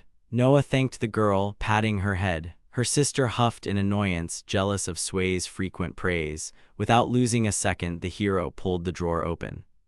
Among the documents and books lay the coveted pass that Noah had desired all this time. He picked it up and examined it, unable to contain his happiness. He had achieved his goal and completed a long mission. The equipment was already preparing to leave, calling the city gloomy, but Noah stopped. Flipping the pass over, he saw a line designated for the Inquisitor's signature. The hero immediately understood what this meant. Without the Inquisitor's signature, the pass couldn't be considered an official document, which disappointed them. Noah couldn't sign it himself, and there was no point in stealing a signature. Dropping his hands, he was upset by this outcome, as he had been working towards this for quite a while. But suddenly, a pained voice echoed from the hall, immediately catching the hero's attention. The door was abruptly pushed open, and Noah managed to react. At that moment, the office door burst open with a kick. The commander, cursing at Phantom under his breath, stormed inside. His steps were heavy, angry, and every thud of his heels echoed through the walls. He kicked the desk with all his might, unleashing a torrent of curses. The commander was seething with anger, complaining that Phantom hadn't shown up at the promised time, and he took out his fury over the failed plan on the furniture. Hot steam escaped his mouth. Meanwhile, Noah was hanging from the ceiling directly above Chester. His equipment held him, transforming into elastic slime so the guy could hide in time and avoid being caught. The commander, however, was losing his temper even more, veins on his forehead bulging with rage. Juju noted the equipment's agility. Noah thanked his assistant in response, and she quietly snickered. He was surprised that the commander had returned to the office so quickly. The guy wondered if Phantom's letter was just a prank, but there was no time to dwell on it. He would deal with the past later. Holding the slimy rope, Noah carefully lowered himself to avoid attracting Chester's attention. Suddenly, the slime loudly detached from the ceiling and slapped against the guy's shoulder with a click. Noah yelped, but the soundproofing barrier still held. Already outside the door, he noticed a dark figure in a long robe ahead. He couldn't see the face. The stranger stood with their back to him, a hood concealing their features. Noah heard a sound that escaped the barrier. At that moment, Chester sharply turned his head, looking back warily. The commander immediately noticed the figure and exclaimed furiously. He was astonished why the mysterious phantom dared to appear right in the headquarters. The stranger, with a mask on their face, held a bag full of stolen items, clearly in no hurry to disappear. While Chester's attention was fixed on the figure, Noah managed to hide behind its back. He was no less surprised by the appearance of a second phantom. The commander, meanwhile, had already drawn his sword and rushed towards the door, his heavy footsteps thudding loudly. But as soon as he stepped out, his own statues came crashing down right on top of him. The commander desperately tried to hold them up with his hands to keep them from breaking. The stranger turned to Noah and calmly told him they now had enough time. A mole under his lip flashed from beneath the hood. The stranger extended a hand to Noah, offering to leave together. Without waiting, they vanished, and Chester returned to his search, pacing through the empty corridors, his fists clenched in anger. 2 guards saw the commander and fearfully stepped aside, not daring to speak. Chester, however, strode with fury, stomping loudly on the floor, demanding that the phantom show himself face to face immediately. Throwing open the door, he shouted the enemy's name, ready to see him, but it wasn't the phantom behind the door. Chester froze in surprise, his eyes widening unexpectedly.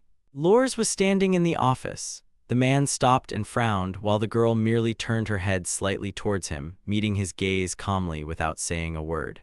Turning fully, Lors stood by a table with a map of the cathedral. She calmly explained that she was in command of the building's security, but Chester was displeased and told her to join the search as the phantom had already appeared there. Lors replied that she couldn't leave because the person who was supposed to take command was at the scene of the incident. This put her in a difficult position. Chester angrily closed his eyes and cursed softly. He slammed his palm on the table and irritably asked if the phantom had appeared in this office. His gaze was heavy, demanding, and he clearly expected a direct answer from the girl. Maintaining her composure, Lors frowned and said she would have reported his appearance immediately, as the phantom was a common enemy. Chester visibly softened slightly, but then unexpectedly grabbed her by the collar. Their faces were almost touching. The man coldly warned her not to do anything foolish. The girl remained unfazed, her stern gaze betraying neither fear nor agitation. It was important for Chester to know that Lors wasn't playing a double game. He demanded confirmation of her loyalty. She briefly replied that she remained on their side and was carrying out her assignments. He barked, ordering her to hurry with the search, and slammed the door loudly as he left. In the corridor, his subordinates rushed to him with a report of failure. The enraged commander told them to search better and not let the enemy escape. When his footsteps faded, Lors let out a sigh of relief and locked the door. She quietly remarked that her guest must have gotten a good look at the commander in a bad mood. The stranger asked if she had done the right thing. Noah, standing behind the curtains and hidden by his mask, admitted that she had managed to get out of it, but the situation had been dangerous. Lors then lifted the phantom's mask and calmly said that the real phantom already knew she was the second phantom. The guy silently looked at her costume, his mind buzzing with thoughts. It was a shock to him that Lors was the fake phantom. He had many questions. Why did she take such a risk? Why did she pretend? What was she hiding from Chester? Lors, meanwhile, calmly poured tea and offered Noah a drink with her. She added that besides tea, there was also tomato juice. Dropping a couple of sugar cubes into his cup, the girl handed him the drink. Noah thanked her and took a sip, mentally worrying that his identity might be revealed. Taking her own mug, Lors confessed that she had wanted to talk to him personally for a long time. She said she had a proposition, immediately piquing Noah's curiosity. Without delay, she directly asked if he wanted to become her ally, her accomplice. Noah was taken aback by her words, not immediately grasping their meaning. He was inwardly stunned by her directness. Lors then explained that the city was flooded with cursed equipment, and Phantom surely already knew about it. The young man listened in silence, unable to believe her. She continued, saying that the mass appearance of abandoned items was orchestrated by the guards themselves, who distributed them among the residents. Noah was struck by her honesty. Lors adjusted her glasses and clarified that the true source of the trouble was Commander Chester himself, who was giving the orders. The guy was shocked. Meanwhile, Lors revealed a stolen bag full of cursed items, from knives to scissors. She explained that all of it was meant to end up on the city streets. Now Noah understood her plan. By playing the role of Phantom, he would take all the blame. Lors nodded and confirmed this, adding that she was the one who forged that letter. The young man asked why Chester was involved in such a scheme, to which Lors simply replied that it was all for a promotion. She explained that the commander would catch criminals after supplying cursed equipment to the city's dark guild under the guise of disposal. Lors called the local inquisition a meritocracy, adding that rewards such as a high position would be based on results. Noah gave an awkward smile, asking how he managed to keep all of this a secret. The girl explained that the commander, being charming and cunning, generously rewarded the loyal, while condemning the disobedient to cursed equipment and silence. The young man was surprised by the commander's actions. Lors, walking over to the window, continued that with such tactics, he had managed to rise to a leadership position and control the city, adding that no one would be able to stand against him. Noah gasped in horror after hearing this and wondered how the commander could afford to treat equipment this way. The girl clenched her fist, noting that the guards were mired in corruption. She bitterly closed her eyes, admitting that the entire government was steeped in bribery and Chester himself was the instigator. Lors sighed in displeasure, then openly stated that she wanted to stop this injustice and asked Phantom for help. Turning to the young man, she informed him that they would have to collect all the cursed equipment in the city and stand against Chester, forcing his resignation, and for that, they needed Phantom's power.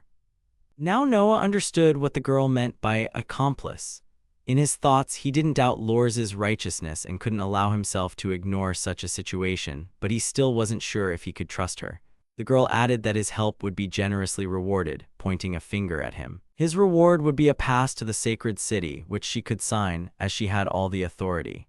Lors approached the young man, adding that he would also benefit from this task and was interested in his answer regarding this deal. A week passed. In Ravnyard, right in the Dark Guild's hideout, a powerful explosion rocked the area and voices announced an intruder's invasion. Noah, in his phantom guise, infiltrated the guild, observing his surroundings. Equipment for assassinations, torture, and even the creation of forbidden substances, as if the kidnappers had gathered all sorts of gear from around the world.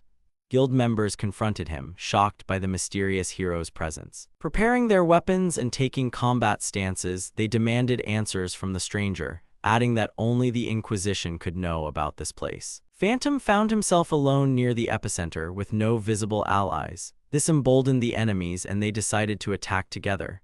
Noah simply exhaled calmly and told Sway to engage, entrusting her with deflecting the initial attacks. The girl deployed a slimy defense, instantly throwing opponents aside. Then he extended his hand and ordered Rem to go on the offensive. The twin transformed into a slimy gauntlet, ready to strike. Rem enthusiastically decided to show off her training, where she had been perfecting a new technique called slime tails, based on the movements of Sira's 9 snakes. 5 flexible whips attacked the enemies, scattering them in all directions. The fight didn't last long. One by one, the opponents fell and soon all of them were defeated. They lay on the ground, unconscious. The Dark Guild was destroyed and the cursed equipment collected. Noah stood amidst the ruins and bodies, feeling satisfied. He praised his allies for their demonstrated strength and proudly acknowledged their success. After collecting the trophies, he returned to the city, walking through the dark alleys. All that remained was to compile a report. Lors was already waiting for him in one of the secluded spots. With an awkward sigh, they struck their combat poses, showing their determination to complete this mission and expose all of Chester's crimes. After standing in that pose in an awkward silence, Lors looked at the guy and thanked him for his help, noting that he had successfully destroyed the hideout. Noah, however, was embarrassed that they would have to strike such poses every time after completing a mission. But the girl didn't understand his indignation, saying that she liked it. Noah suggested an alternative but received no response. The girl, looking at the list of secret hideouts, said that their destruction was only a matter of time. That very night, he accepted Lors's offer to stop the destruction of the cursed equipment. Phantom's reward was to be the long-awaited pass to the sacred city.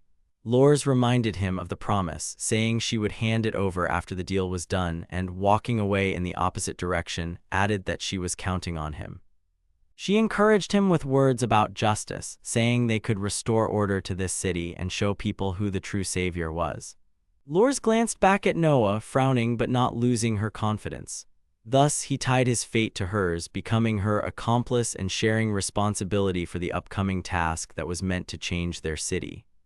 A few weeks after starting his collaboration with Lori's, thanks to her information and Phantom's power, most of the Dark Guild's hideouts in the city were completely destroyed. Lori's noted that this was exactly what she expected from Phantom, as the work was almost finished, with only the final touches remaining to be done that night. She expressed confidence that if they continued at the same pace, the entire operation would be concluded without a trace by the end of the night. Phantom calmly acknowledged that this was good, but also pointed out that one serious problem still remained. This problem, as Lori's explained, turned out to be the king of the undead, about whom grim rumors circulated in the city. Lori's continued, saying that it was about the king of the graveyard, who supposedly followed the dead and lured lost people into the depths of the underworld. Phantom repeated her words and noted that the king of the undead indeed followed the dead, as if confirming what he had heard. Lori's clarified that such stories were just rumors, but frequent disappearances of people at the graveyard were indeed happening. Phantom suggested that a criminal might be behind this, abusing cursed equipment for their dark deeds. Lori's agreed with this idea and added that if it really turned out to be equipment, she wanted Phantom to retrieve and neutralize it. She explained that they had too little information, so she planned to send a new investigator on the assignment tomorrow. Phantom said he understood her instructions and was ready for the case. Lori's emphasized that they had very little time left, and she wanted to conclude the investigation before the memorial service began in 2 days. Phantom noted in his thoughts that he had indeed observed serious preparations in the city for the festival associated with this event. Phantom asked Lori's aloud if something important was supposed to happen at the memorial service. Lori's confirmed, saying that they would actually learn much more very soon.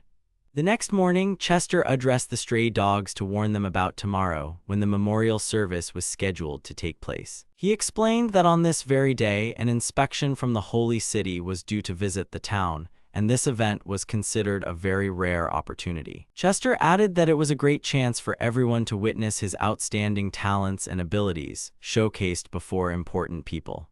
He warned everyone not to disgrace themselves or fall flat on their faces, and to behave more cautiously than usual. Noroa, in his thoughts, was surprised to hear the word inspection and pondered its meaning. He recalled Lori's words from yesterday when she explained to him that it was an annual event specifically timed with the memorial service. Lori's had previously explained to him that it was the perfect time to uncover the crimes of the person hiding in the shadows. She asked Noroa not to worry, promised to give him everything he needed when the time came to condemn Chester, and expressed her trust in him. Noroa thought to himself that Loris believed he would achieve his goal tomorrow. Until then, he had to live a normal life and avoid raising unnecessary suspicions. Chester finished his speech and told everyone to get to work quickly, without wasting time. Rika sighed heavily in relief and said that it was finally over.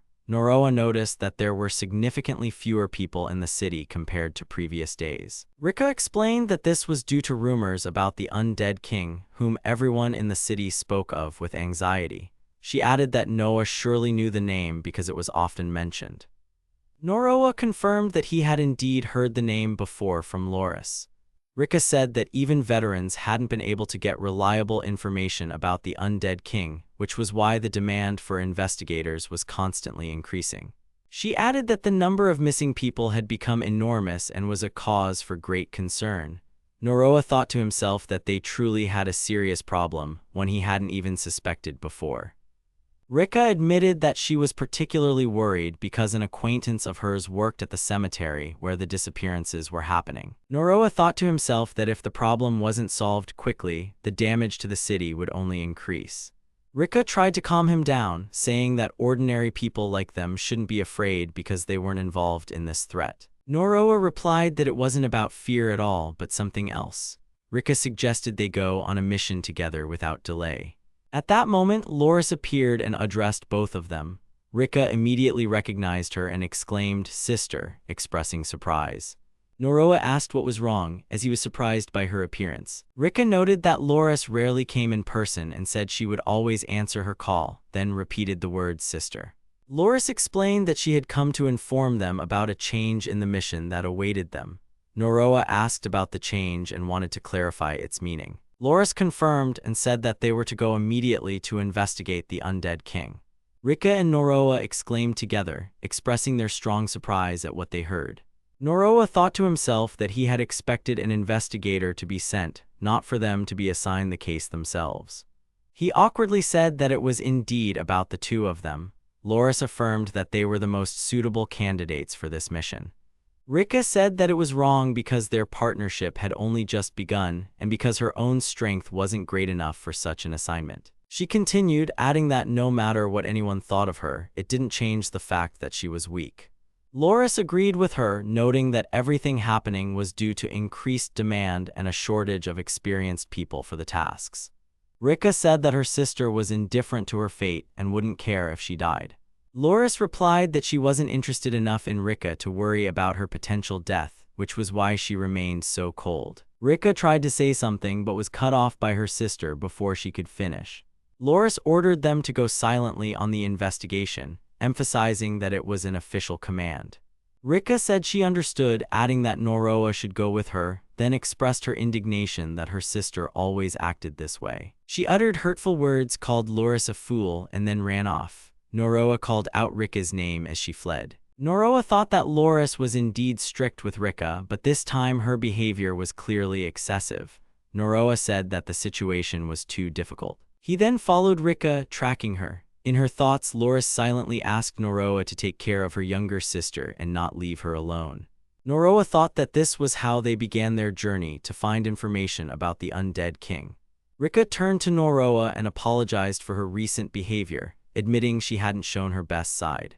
Noroa responded calmly, telling his senpai not to worry about it. Rika thanked him, adding that they needed to stay attentive and extremely vigilant, as a great responsibility now rested on her.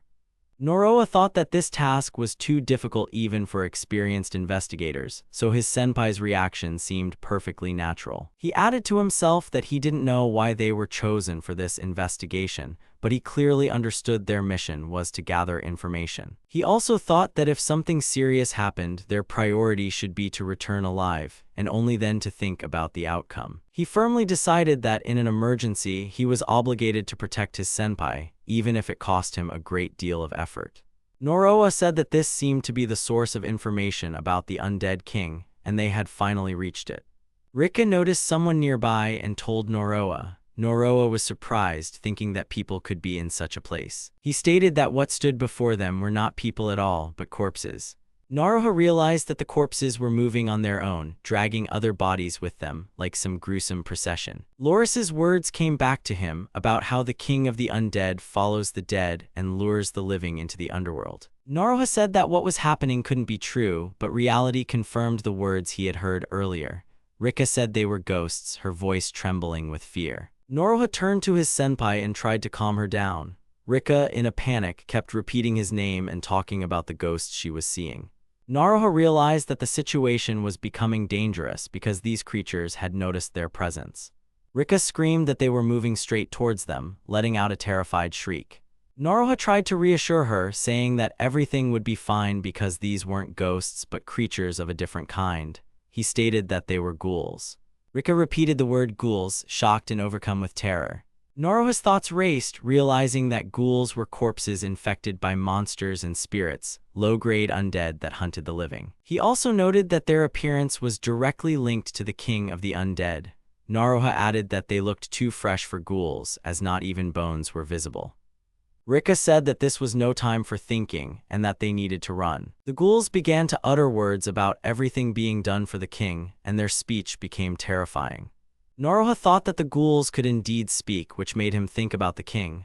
Rika uttered Noah's name, expressing her fear. Noroa said that these creatures had surrounded them from all sides. Rika expressed her shock and horror at what she was seeing. Noroha noted that what was happening seemed strange, as ghouls by nature shouldn't possess any intelligence, let alone display rational actions. He admitted to himself that the situation had become extremely difficult, as it was impossible to break through the encirclement, and everything was going very badly. Rika said that it was all her fault because she was the first one to notice the creatures. Noroha said that the blame didn't lie with Rika, because the situation didn't depend solely on her actions.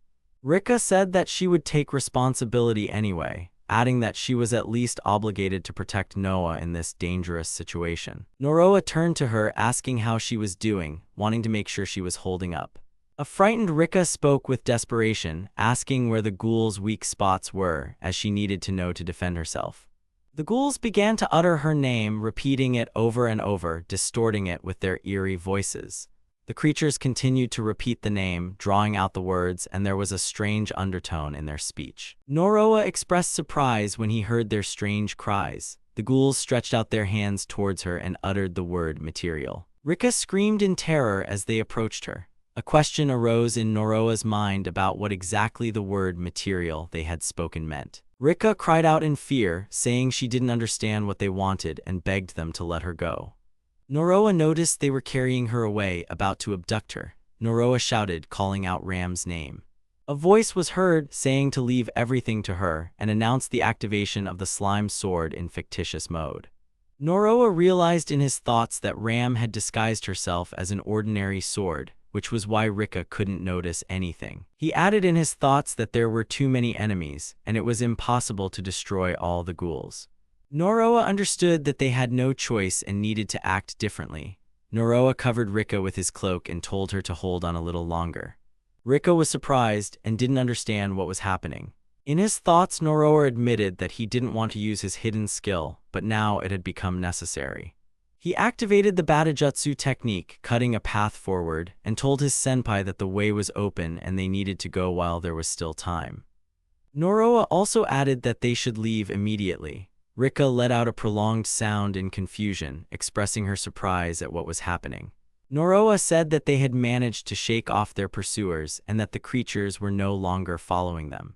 Rika sighed heavily and said she couldn't believe what was happening. She said she didn't understand how it happened and added that Noroha had managed to take down all those ghouls. Noroha hesitated and said only a few words, clearly hiding the truth.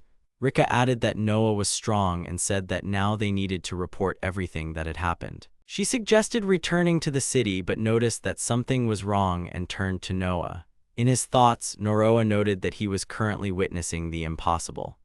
He saw that within this horde of ghouls there was one shadow observing them. This figure was clearly different from the ordinary ghouls. He thought to himself that there was a human figure hiding among the monsters. Noroha noted that after returning to the city, they immediately reported everything that happened during their encounter with the ghouls and the strange shadow. Loris listened to their story, said she understood the situation, and praised them for their work.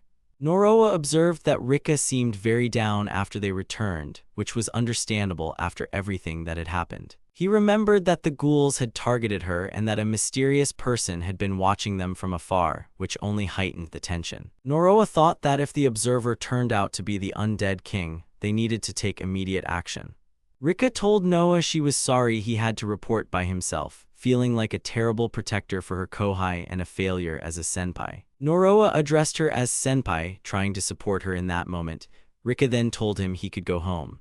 Noroha grabbed Rika's hand and said he would leave too, but he would definitely walk her home today. Rika replied that he shouldn't worry about her so much because it was unnecessary. Noroha said that too many things had happened today. He noted to himself that while ghouls were unlikely to appear in the city, he was still worried about leaving Rika alone. Noroha remarked that the streets were especially lively today. Rika replied that it was because it was the eve of the festival. A group of men were talking among themselves, saying that tomorrow would be a memorial service and that the festival was meant to appease the dead, and they found this celebration strange. Rika said that this festival was considered the biggest in the city, and that tomorrow the atmosphere would become even more cheerful and noisy. Juju suggested they visit all the night stalls and check out their goods.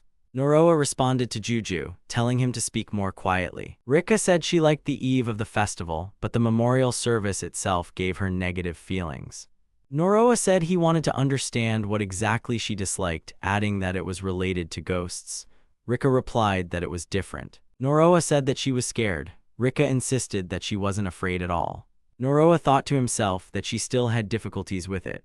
Noroa said everything was fine, adding that ghosts were just a myth and the ghouls they encountered earlier were simply monsters. He explained that when people die, it's truly the end, which is why real ghosts don't exist. Rika replied that she understood and that if someone dies, it really is over. Noroa thought to himself that he hadn't expected such a reaction. His words were meant to be encouraging, but he must have said the wrong thing. He then addressed her by her title, Senpai. At that moment, Rika was looking at a ring. Noroa noticed this and pointed out that it was a ring. Noroa mused that the accessory shop didn't offer the highest quality items, but they still looked pretty and fit the festival's atmosphere well. Noroa asked her if she liked the ornament. Rika responded no, adding that she wasn't suited to wear such things and said he shouldn't waste his money. Noroa apologized and said he would buy the ring. Rika commented that he just went and bought it without much thought, adding that he was braver than he looked, even though it was a women's ring. Noroa asked Senpai to extend her hand, and observed that the ring began to glow as he put it on. Rika exclaimed that it was for her, and wondered why he did it. Noroa said he owed her. Noroa felt it was hard to see her so down, and he thought that if she returned to her usual self, it would be a small price to pay. Rika said she understood and asked if the ring suited her. Later, Rika announced that they had arrived. She said it was her house. The children joyfully shouted that their big sister was back and welcomed her home. Noroa was surprised and visibly flustered when he saw the children in front of him. They retorted that they weren't just children and asked their sister who the young man next to her was. Rika apologized for the noise and explained that these children were her siblings. Noroa was stunned by this revelation and had not expected it at all. He recalled Rika once mentioning a large family, but now he saw there were truly too many. He asked if all these children belonged to her family. Rika replied that of course not all of them were blood relatives, explaining that this house was an orphanage and she took care of each one. The children told their sister they were hungry and asked if there was any food. Noroa was surprised and wondered if there was no food in the house at all. Rika looked embarrassed and answered hesitantly. Other children chimed in, asking the rest not to bother their sister and to be patient a little longer. Rika told the children to wait, promising that she would advance further one day, and then they would have plenty of delicious food. Noroa remembered her words and realized in his thoughts the true reason behind her efforts. He announced that he was hungry too, and suggested they all eat together. Noroa told them to eat while the food was still hot. The children excitedly said the food was delicious, especially the meat, and were surprised that this guy turned out to be such a good person. They happily said they wanted to see the festival. Noroa told them not to rush, as there was enough food for everyone. He noted in his mind that his mimic bag contained a large supply of provisions, and he thought it wouldn't hurt to share them. He admitted to himself that he hadn't initially wanted to meddle in other people's affairs, but seeing the children's joy, he realized he had done the right thing as they looked very content. He also noted that Rika was happy, which held special significance. Juju asked where his share of the food was. Noroa calmly replied that there wasn't any for him, adding that he could eat at home. The children started making noise, asking everyone to eat carefully. They raved about the taste and then suggested playing together after dinner. Suddenly, voices echoed in Noroa's head, as if someone from the past was speaking to him. These voices suggested playing together, demanded their equipment back, and asked him to stop the bullying. A reaction stirred in Noroa's mind. He thought the situation felt surprisingly familiar and strangely nostalgic. Rika noticed his thoughtfulness and asked what was wrong. Noroa gently patted her head and said nothing special had happened. Rika blushed and told him to stop touching her. The children noticed the scene and started laughing, claiming that the guy was their sister's older brother and boyfriend, which made her face turn red. Rika told the children that Noroa wasn't her boyfriend, but merely her kohai. The children responded by saying that he was the very guy their sister always talked about. Rika quickly objected, saying she hadn't said anything of the sort. The children then noticed a ring on her hand and asked where she got it from. Rika became flustered and said it was related to Noah. The children joyfully shouted that their sister was getting married and said they needed to celebrate. They added that they wanted a little brother, asked about the wedding day and if she had already taken her vows. Rika blushed and said that it was absolutely not like that. The children saw her reaction and yelled that their sister was angry. Noroa thought to himself that even though they hadn't cleared up the misunderstanding, they still managed to have a fun time together. He noted that Rika-senpai was back to her usual self. Noroa mentioned that the children were tired and had fallen asleep after a busy day. He thought to himself that it was already late and it was time for his meeting with Loris. Noroa told his senpai that he had to leave, but then suddenly noticed she wasn't there. He saw a man and asked if he was her guest. Rika said his name, and at that moment, Noroa saw that she was holding a baby. Rika said she thought Noroa had stayed with the children. The man said he would take the baby. Rika said it was something left by the child's parents and asked him to escort it along with that item. Noroa realized that she was talking about a final escort and understood that the child had already passed away. The man noticed Noroa and said it was the first time he had seen his face. He introduced himself as an undertaker and added that he was a priest. Rika explained that the man arranged funerals for poor people. The man said it was like charity, as the church paid no attention to such people. He added that people not baptized in the church were, according to God's teachings, supposed to go to hell. However, he noted that he found this sad and therefore handled the funerals himself. The undertaker said he did it together with his beloved, Eliza. Noroa repeated beloved in surprise. The undertaker said he would be getting married soon. He confessed that his beloved was a very kind woman and added that he wasn't worthy of her, but she continued to help him anyway. Eliza was still waving in greeting at that moment. A thought flashed through Noroa's mind that this man seemed strange. He considered that things might not be so simple, but decided there were more important matters at hand. Noroa asked Rika about her condition and wanted to make sure she was okay. Rika said she was managing and that due to the baby's fragility, she was already used to such goodbyes. She added that she was fine. Noroa placed a hand on her head, trying to comfort her. Rika was flustered and told him he didn't need to console her. She cried and said that if she had been stronger, this child might not have died.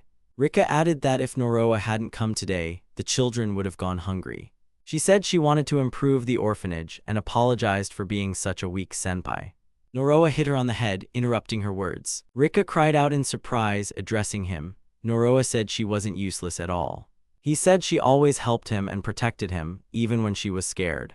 Noroa added that the children were able to smile precisely because of her efforts. He asked her to stop shouldering everything by herself. Noroa promised that if she had problems, he would definitely help her.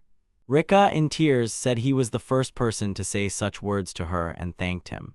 Laura said that Phantom was late. Phantom apologized and said he was delayed on the way because he had stopped somewhere.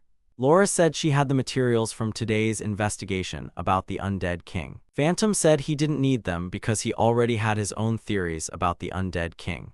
He said that the festival was scheduled for tomorrow and that if everything went according to plan, Chester would be condemned. Phantom noted that the threat of cursed gear would vanish from the city. He mentioned that he had to retrieve the last of the cursed items scattered throughout the area. He added that these items were what cast a shadow over people's lives. Phantom stated that the undead king could not be ignored. He then declared that it was Phantom's time and moved on. The Undertaker said he still couldn't get used to this heavy, grim work that drained his strength. Eliza replied that there was nothing to be done about it and that it had to be accepted as inevitable. The Undertaker turned to Eliza and asked if she remembered the words she had spoken before. Her words echoed in his memory. If she died, he was to forget about her. The Undertaker responded that it was something impossible to forget, even if he wanted to. He also recalled the voices of people who once said they couldn't bury the unbaptized. They spoke of a woman's corpse, claiming they had thrown it out with the trash. They added that there was nothing to be done and that this was what God wanted. These people also told him that his beloved had gone to hell. Eliza, addressing him, asked him to try a little harder. The Undertaker sighed and said that everything was almost ready. He added that he would see her again soon, so he asked not to be disturbed. The Undertaker addressed Phantom directly by name. Juju remarked that Phantom had already become famous, saying it aloud. Phantom replied that he wasn't happy about this fame at all. He stated that he had come there with the intention of stealing the Undertaker's gear. Phantom added that perhaps he should call this man the Undead King. The Undertaker said that Phantom was real, just like the rumors, and asked him to stop looking so menacing. He said that Eliza was scared. The Phantom replied that if they were talking about that person, all he saw was a corpse.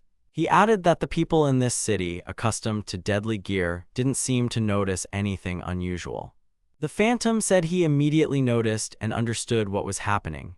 He stated that the Undertaker must have an item that allowed him to control corpses. The Undertaker admitted that the Phantom had figured it out and said that Eliza's beauty was recreated by gathering many different materials. He explained that it was a work that brought her appearance as close as possible to how she looked when she was alive. The Undertaker added that he had run into some trouble because the amount of skin obtained from the child today was too small. However, he said that now he had a chance to complete what he had started. In his thoughts, the Phantom noticed a pendant that held special significance. The Phantom thought about his senpai Rika's feelings. The Undertaker said he was talking about Rika and that she had eyes that would be perfect for Eliza. He declared that if he could get those eyes, Eliza would finally be complete. The Phantom said he wouldn't allow that to happen. He added that he would have to stop the Undertaker. The Undertaker replied that in that case, there was nothing that could be done. He said that with the crown of death, he commanded the dead to rise. In his thoughts, the Phantom realized that the corpses began to move, obeying the Undertaker's command. The Undertaker said that he was the king whom all the dead obeyed. He declared that the sinner who stood in the way of him and his beloved Eliza must die. Numerous corpses began to attack the Phantom, trying to tear him apart. The Phantom said that this man was not a king. He added that no matter what the Undertaker did, his beloved would never return to life. The Undertaker sharply told him to shut up. The Phantom said that what stood before him was not a woman, but only a corpse made up of many pieces. The Undertaker furiously screamed, demanding that the Phantom close his mouth. He repeated the words over and over, demanding silence. The Undertaker insisted that Eliza would definitely come back to life. He assured himself that he could do it, relying on his own strength. The Phantom noted that the number of corpses was too great. He realized that despite their individual weakness, dealing with such a massive horde of enemies was incredibly tough. Phantom understood that as long as the Undertaker was giving orders to the dead, getting close to him was impossible. He thought that if things continued this way, he would have to use Chine Maru's power. However, a new idea sparked in his mind. Phantom mentally reached out to his ally Cuckoo and asked her for help. Cuckoo responded, saying she would take care of everything. She unleashed her ability, creating a technique called Parasite Palace, activating its full deployment. The Undertaker exclaimed in surprise, noticing what was happening. Phantom realized mentally that the palace had begun to manifest around him, completely transforming the battlefield. He understood that everything was now in his favor. Cuckoo asked Phantom if this suited him. Phantom thanked his ally, expressing deep gratitude. Juju commented that it looked like blatant cheating. Cuckoo admitted she felt embarrassed when praised. Phantom addressed Cuckoo again. Cuckoo replied affirmatively and was ready to proceed. Together, they launched an assault against the enemy. Phantom declared that the end was near for the King of the Undead. The Undertaker desperately tried to stop him. Phantom coldly stated that the puppet games were over. The Undertaker screamed desperately, begging him to stop. Phantom delivered a decisive blow, slicing through Eliza's body and destroying it. The Undertaker cried out her name, unable to believe what had happened. He screamed, asking why it was done, and pleaded with Eliza to get up. The Undertaker begged her not to abandon him again and continued to call her name. Phantom told him that the Undertaker's ambitions had come to an end. The Undertaker told Phantom that he should kill him because after everything that had happened, he had no reason left to live. Phantom replied that he wasn't going to kill him and demanded that the Undertaker live and pay for his own sins. The Undertaker called this cruelty and said that now he would have to pay before a world that considered his beloved Eliza trash. He declared that he would show Phantom how pathetic someone who loves humans truly is and that his own end would be proof of it. Phantom tried to understand in his thoughts what exactly this man was planning to do. The Undertaker began to talk about who gave him the cursed equipment.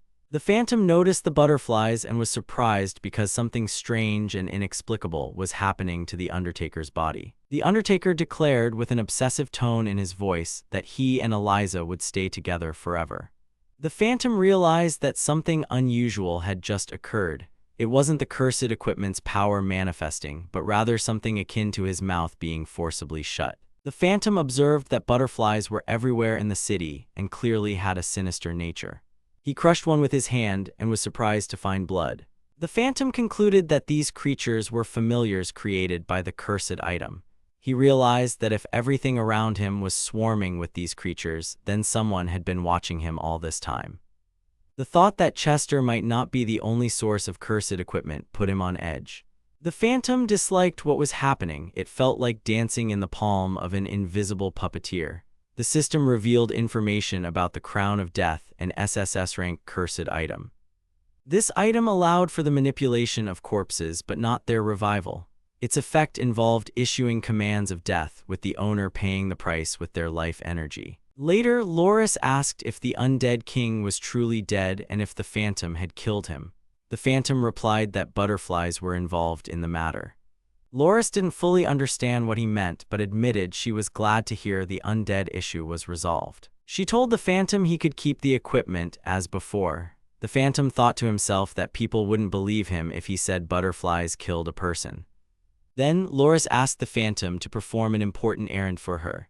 She said that a memorial service would be held tomorrow and suggested arranging a duel with Chester right on the festival stage. The phantom was surprised by the mention of a duel, but Loris explained that Chester himself wanted to fight him. She added that the festival stage would attract a crowd, making it the perfect place to reveal the truth and condemn the man. The phantom agreed that in such a case, the matter wouldn't be hushed up and everything would come to light. Loris confessed that her desire was to cleanse the city of the cursed, and for that, the phantom had to strip Chester of his power no matter what. She stated that only the phantom was capable of stopping this man. The phantom replied that he understood her request and agreed to the duel.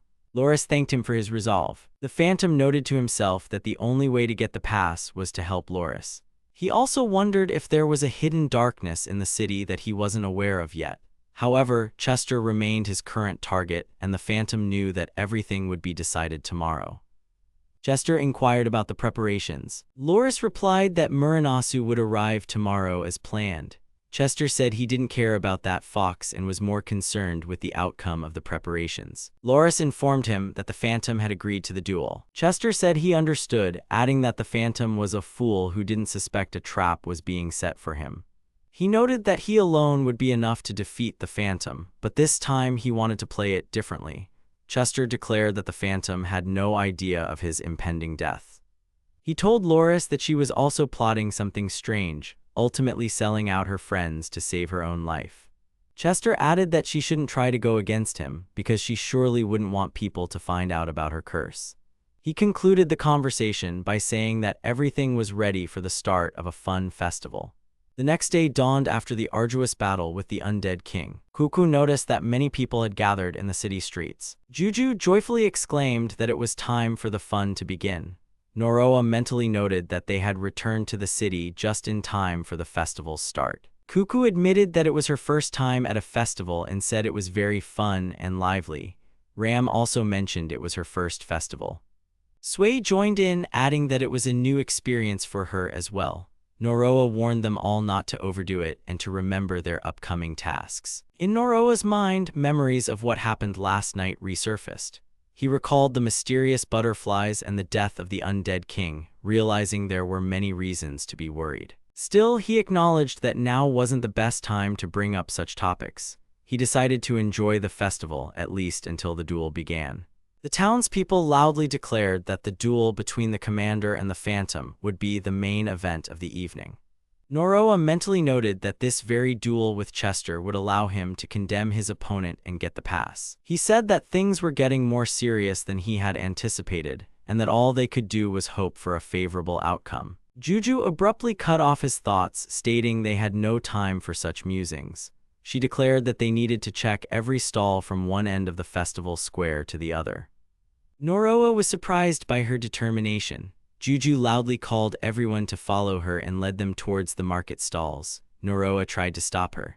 He agreed that Juju was right and admitted his worries were unnecessary. He suggested the others go as well. Cuckoo happily agreed.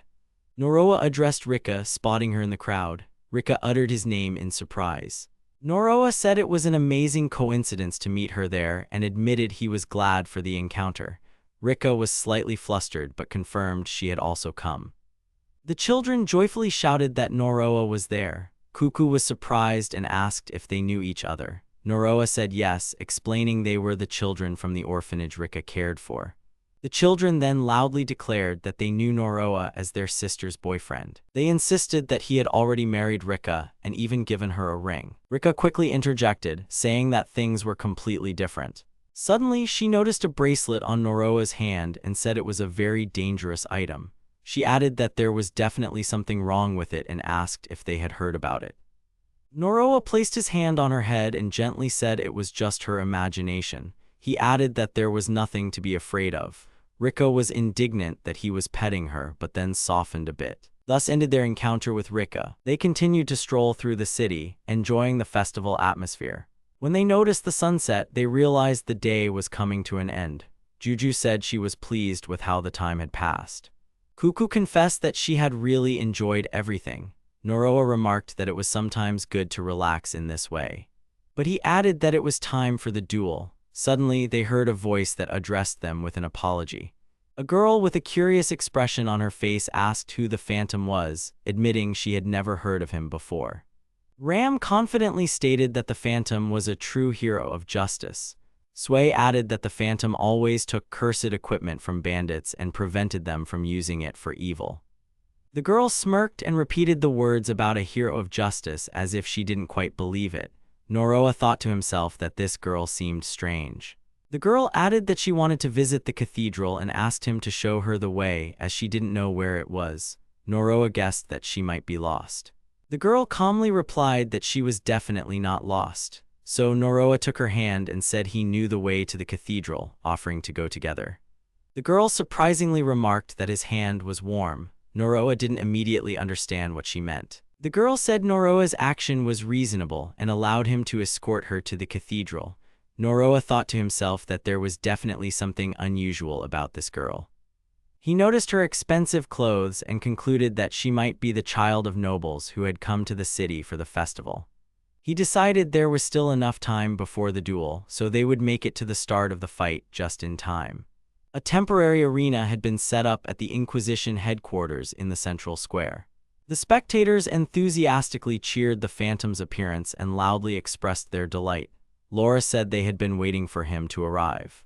Chester loudly laughed and declared he was glad to see the Phantom, who had come here unaware of the trap and made a fool of himself. The Phantom said he had expected a regular duel. Chester explained that it wasn't just a duel, but also a trial where the Phantom would be punished for threatening the city with his cursed equipment. The Phantom declared that Chester was the one who should be judged. Chester retorted, saying the Phantom had only believed Loris's fantasies. The Phantom was shocked, as Loris had previously claimed that Chester was the one spreading the cursed items. Chester said he had indeed used every possible means to achieve his goals, but he had never dirtied his own hands. He grabbed Loris by the hair and said it was amusing to see a woman who became an inquisitor, but was actually spreading the cursed items herself. The Phantom realized the true state of affairs. Juju furiously remarked that Chester was a real scoundrel. The Phantom thought to himself that even while committing evil, Loris couldn't go against Chester, and so she made a deal with him, the Phantom, even though he was considered her enemy. He understood that she believed she could atone for her actions in this way. Chester declared it was time to start the duel and said that this time the Phantom had no escape. He announced that the time for a public execution had come. The archers raised their bows and drew their strings. Rika anxiously noted to herself that she was late because she had been seeing the children off, so she missed the start of the fight. The spectators began to grumble and discuss what was happening. They said it looked less like a duel and more like an unfair slaughter, where the Phantom had no chance against so many opponents. Rika realized with horror that the Phantom was indeed losing. Chester, with a cold smirk, declared that it was over too quickly and turned to Loris, asking for her opinion on the situation, confidently calling it the end. At that moment, the archers unexpectedly took a powerful hit that broke their formation. Chester frowned, surprised by what had happened. The Phantom activated new abilities, using the shield in sphere mode and the sword in tentacle mode, creating an unusual and terrifying spectacle. The crowd of spectators screamed in shock that the Phantom was alive, trying to understand what exactly they were seeing. At this point, Sway admitted she imagined a caramel apple. Ram said she thought of yakisoba. The Phantom thanked them for their support. Chester, showing no embarrassment, ordered his warriors to attack the phantom a second time and bring him its head. The phantom struck with astonishing precision, not killing the soldiers but only incapacitating them. Chester furiously called them useless bastards, surprised that the phantom remained completely unharmed after all that. He admitted that the situation had become impressive and irritating at the same time, so he declared that he would now deal with the opponent himself. The phantom calmly asked a direct question about what equipment meant to Chester. Chester irritably asked why the phantom was stalling, explaining that equipment had always been just a tool for him on his path to a career. He added that even cursed, dirty items from all over the world could be used effectively, and cynically asked how the phantom liked that answer. The phantom coolly said he understood and suggested they continue the fight. Chester arrogantly declared that the end had come and shouted that the phantom would die. The phantom delivered the decisive blow. The spectators were shocked, murmuring among themselves that Chester had been defeated with a single blow and that the phantom had achieved an absolute victory. The crowd thanked him for freeing the people from the Inquisition and its cruel leader. Rika exclaimed in admiration that the phantom was amazing. She promised herself in her thoughts that one day she would become just like him, a true hero of justice. Then her gaze fell on the phantom's hand and she noticed a bracelet, after which a realization flashed in her heart: it might be Noah. The spectators shouted loudly and discussed what was happening, asserting that the phantom had defeated the commander and was the victor of this duel. Juju said it took him too long and asked if he did it for his fans. The phantom replied no, admitting that it actually wasn't easy, because if he were seriously attacked, even his costume might not hold up. Juju agreed, noting that there was truth to that. Loris approached and thanked the phantom for his work, then asked if Chester was truly dead. The phantom replied that he wasn't, as he had been too lenient with him. Loris briefly said she understood. In his thoughts, the phantom noted that his role had come to an end, and now the rest would be on Loris's shoulders. He said aloud that she seemed to have suffered a lot because of the cursed equipment. Loris explained that she had an unpleasant history. For the past 5 years she had to endure, because even if she tried to resist, her equipment couldn't harm Chester.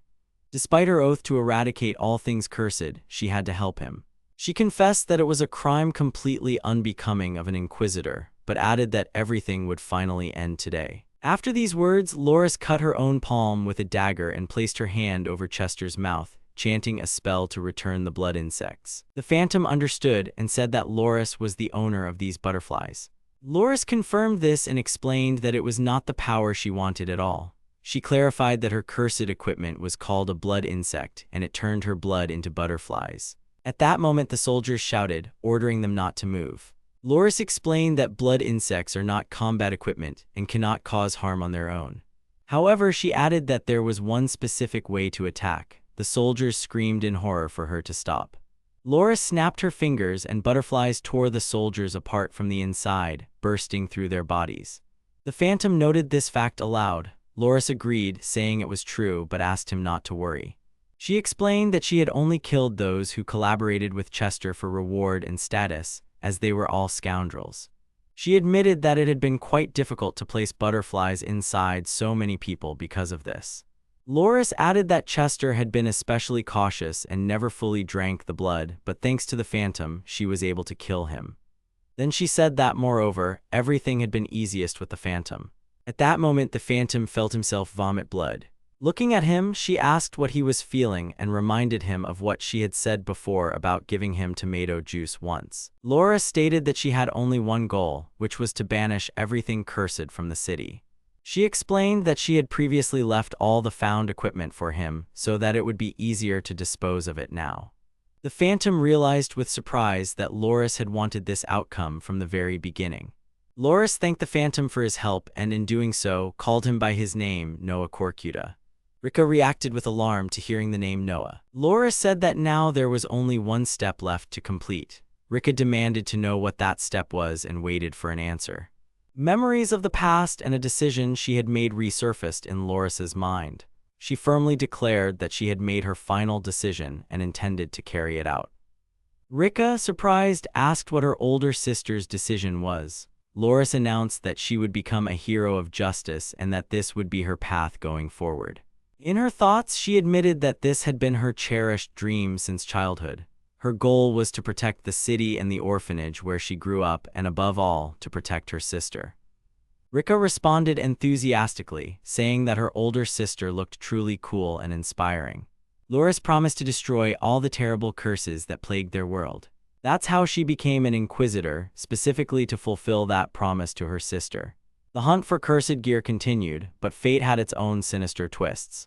Chester's appearance changed all her plans and led to tragic consequences. Chester disdainfully remarked that Loris was now cursed and that from this day forward she would be his obedient dog. A voice in the crowd reported that the cursed gear was free once again and that a child was still inside it. Loris had seen countless people die because of the cursed gear she had once planted for her own goals. A feeling of guilt arose in her mind, and she realized she had to put an end to her past. She thought about the SSS rank item with the blazing quest effect, capable of destroying the surrounding area upon activation. In her imagination, Loris could already see a scene of total incineration all around, a consequence of activating this cursed item. She swore to keep her promise and destroy all terrible curses, no matter how dreadful they were. Rika tried to stop her older sister, insisting that she shouldn't act this way and that such actions should be avoided. Loris, calling out Rika's name, remained unyielding in her intention to see things through. She spoke with shock, not understanding why her younger sister was here at such a dangerous moment. Rika confessed that she had seen everything happening in the arena herself and had witnessed her older sister kill Noah with her own eyes. Loris coldly replied that any owner of cursed gear receives only one sentence: death, for such is the strict and relentless law. She added that if that was all Rika wanted to know, she should immediately return to the city and leave her alone.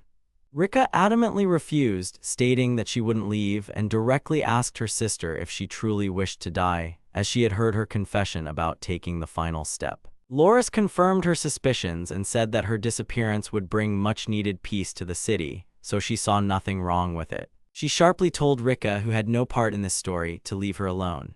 Rika, looking at her with tears, realized that her older sister had been fighting alone all these years, pretending to be cold so as not to put her in danger. She stated directly that Loris had always tried to keep her distance only to prevent her younger sister from getting caught up in deadly events. Loris, flustered, tried to push her away with words, saying she had always hated her younger sister.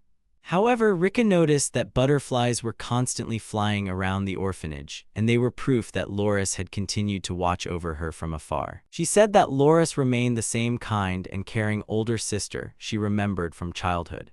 Rika rushed to her and hugged her, whispering that they could go home and try to start over, as everyone at the orphanage was waiting for them. Loris, in pain, ordered her butterflies to get rid of her younger sister. Rika cried out to her, but the butterflies lunged in her direction. In Loris's mind, an admission echoed that she forgave Rika, but she herself could no longer return, as this was her path of atonement. Rika screamed in despair and tried to reach her sister, saying she didn't want to lose her. Loris activated the power of the blazing cross and declared that the owner's reckoning was death. She said she was ready to sacrifice her life to destroy all the cursed things in the city in return.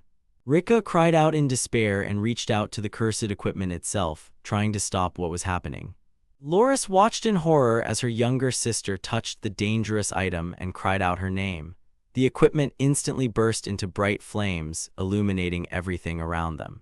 Loris's mind raced with confusion about how this was possible and why her younger sister, instead of her, had bound herself to the cursed fire. Around Rika, the flames grew stronger, and her silhouette became engulfed in flashes of fire. Loris screamed her sister's name with pain, despair, and fear, realizing she was losing her right before her eyes. Voices called out to Noroa, urging him to wake up, begging him not to die and to keep holding on.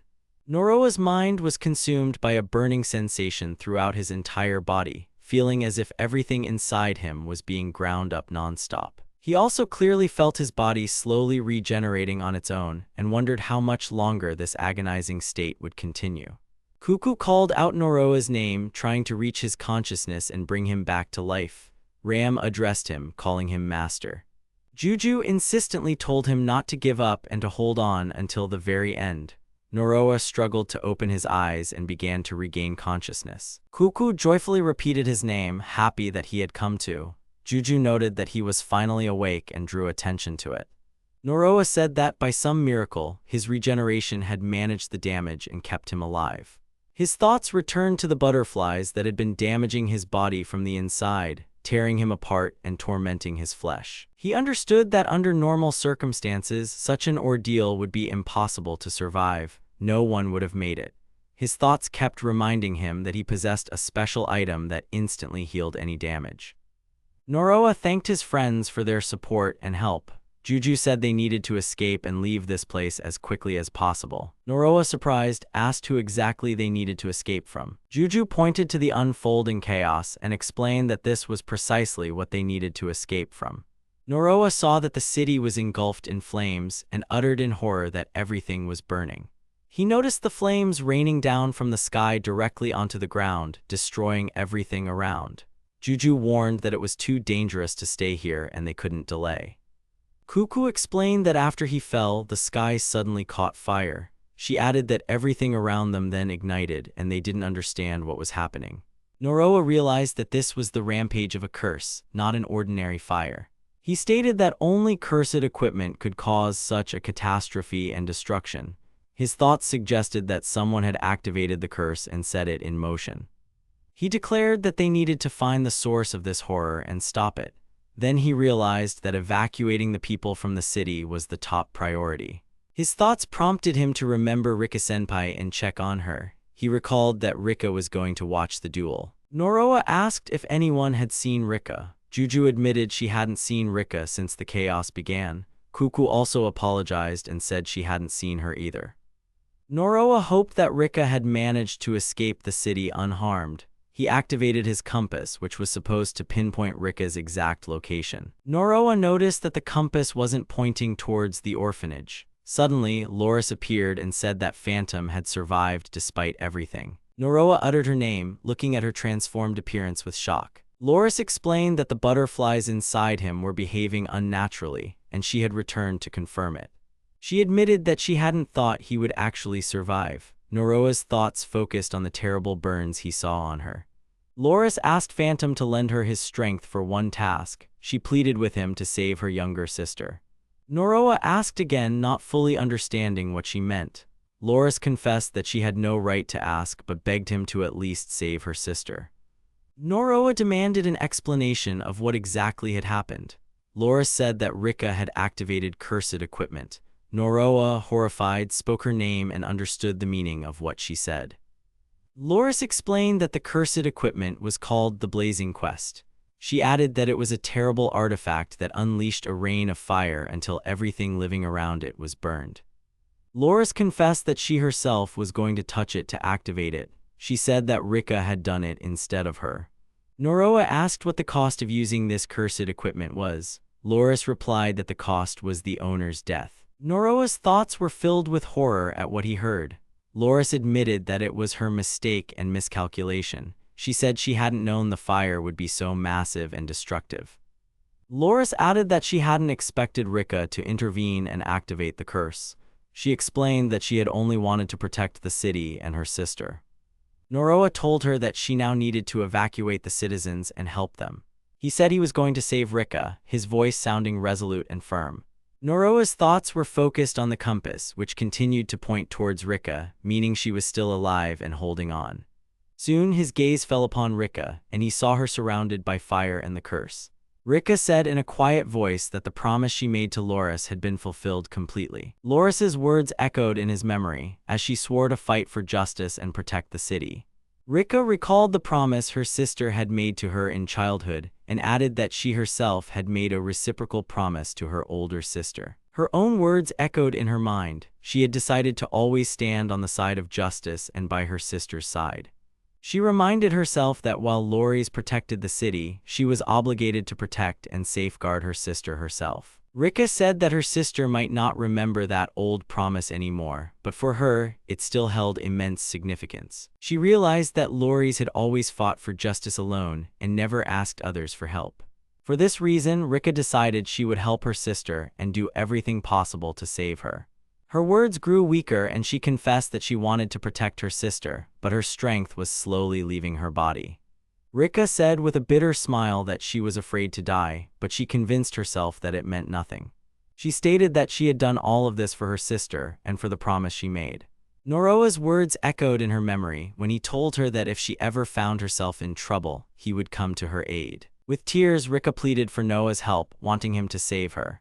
The ring on her hand began to glow, emitting a bright light and reacting to her feelings. Tears streamed down her face and she began to cry, experiencing both fear and hope simultaneously. As Rika's eyes fluttered open through her tears, she saw Noah in front of her and uttered his name, trying to reach out to him. Juju said they had barely made it, her voice filled with relief. Noroa replied that they had indeed arrived just in time, as it was very difficult to find Rika in the fire-engulfed cemetery, even with a compass. He added that the ring had helped him do it, and only thanks to it was he able to be there. Juju declared that it was time to put an end to this horror, her words sounding resolute. Noroa agreed, emphasizing that now that events had gone so far, they had only one option left. Noroa's thoughts were focused on the need to destroy the fire quest to stop the flames engulfing the city and protect his loved one. Noroa gathered all his strength, cut down the quest, and thereby managed to save Rika from the curse. He said that the fire was starting to subside, but he apologized as he felt his strength was running out and he was at his limit. Immediately after those words, he lost consciousness. His body simply couldn't take it anymore. Juju looked at him and told him he had done a good job. The system described an item called the Blazing Cross, an SSS-rank cursed weapon. The item's effect was a great conflagration, causing a rain of fire to fall from the sky within a 4.5-kilometer radius. The drawback was that after the effect ended, the owner's health would drop completely to zero, resulting in death. Thus, the curse that had afflicted Ravnyard was destroyed and the horror finally ceased. According to the accounts, they lay unconscious in the cemetery, and it was Loris and her comrades who rescued them. The city was severely damaged, but thanks to Loris's swift actions, not a single person died. Several days had passed since then, and life was gradually beginning to return to normal. Juju noted that it had all been terrifying, but added that Noroa seemed to have fully recovered. Sway expressed her joy that he was back to normal. Ram also said she was very happy for her master and that his recovery brought relief to everyone. Noroa admitted that he had made everyone worry about him greatly again. Juju asked what he planned to do next, now that his strength had returned. Noroa replied that he needed to deal with important matters first, but his words were interrupted by a knock at the door. Cuckoo was surprised and asked who had come at that moment. It turned out to be Loris at the door, who immediately spoke Noroa's name and apologized for interrupting his rest. Noroa noticed Rika was with her and asked if they were both okay. Loris confirmed they were fine and thanked him for his concern. Noroa asked if something had happened as he sensed tension in her voice. Loris explained that they had wanted to visit him right after the incident, but there had been too much work and too many things to do in the city. Noroa replied that it was nothing serious, and he understood completely. Loris bowed and thanked him, saying she owed him for saving her sister. Noroa countered that no thanks were needed as they were sisters, and added that it seemed they had reconciled. Noroa's thoughts were focused on the two important things he still needed to complete. He turned to Juju, who immediately responded that she was ready to listen. Noroa informed her that the blood insect had been successfully captured and no longer posed a threat. Loris reacted with surprise to his words, not immediately believing what he said. Noroa said that it was the last cursed item in the city, and now it was destroyed. Loris admitted that Phantom was indeed capable of taking others' equipment and doing things others couldn't. Noroa added that there was something else they needed to discuss. Noroa said that Chester's murder and the curse's rampage needed to be attributed to Phantom to avoid Loris being declared guilty. Loris replied that she couldn't do that, as everything that happened was her sin, and that's why she didn't want to hide the truth. Noroa noted that if she took all the blame herself, nothing would change, and it wouldn't help the city at all. Loris reminded him that she had tried to kill him, and asked why he continued to help her anyway. Noroa said he was helping so that no one else would suffer from cursed equipment in this city, and that Rika also needed her. Loris accepted his words and said that if Lord Noroa said so, she would do her best to restore the city. Noroa was surprised by her addressing him as Lord. Loris added that she was giving her heart to Noroa-sama for the rest of her life and would fulfill all his wishes. Ram exclaimed in surprise, not expecting such a declaration. Sway suggested that Loris would then become their kohai. Noroa was indignant and asked them to stop, adding that they were getting carried away, and then turned to Rika, who had been unexpectedly quiet. Rika hesitated and couldn't answer immediately. Noroa placed a hand on her head and asked if she was hungry or wanted anything. Rika shook her head negatively and said that she had heard from her sister about his imminent departure from the city. Noroa confirmed that he was indeed going to leave the city. Rika confessed that she didn't know what to say when she found out he was Phantom, but she decided to say some important words before he left. She recalled the night she first met Phantom and how he saved her, and then came to her aid again and again, always staying by her side. Tears welled up in Rika's eyes, and she thanked him for helping her so many times. Noroa noted that it wasn't like her, as they were friends, and tried to comfort her. He gave a thumbs-up gesture, and Rika did the same in return. The next day, they said their goodbyes and left the Raven Yard Cemetery City. Ram mentioned it was a little sad to leave this place. Sway expressed hope that they would return here again someday. Juju said that while the city was gloomy, the festival brought good memories, and most importantly, they got permission to enter the holy city. She added that now they could finally head to the next stop on their journey. Noroa confirmed her words, saying he could now meet the puppet master.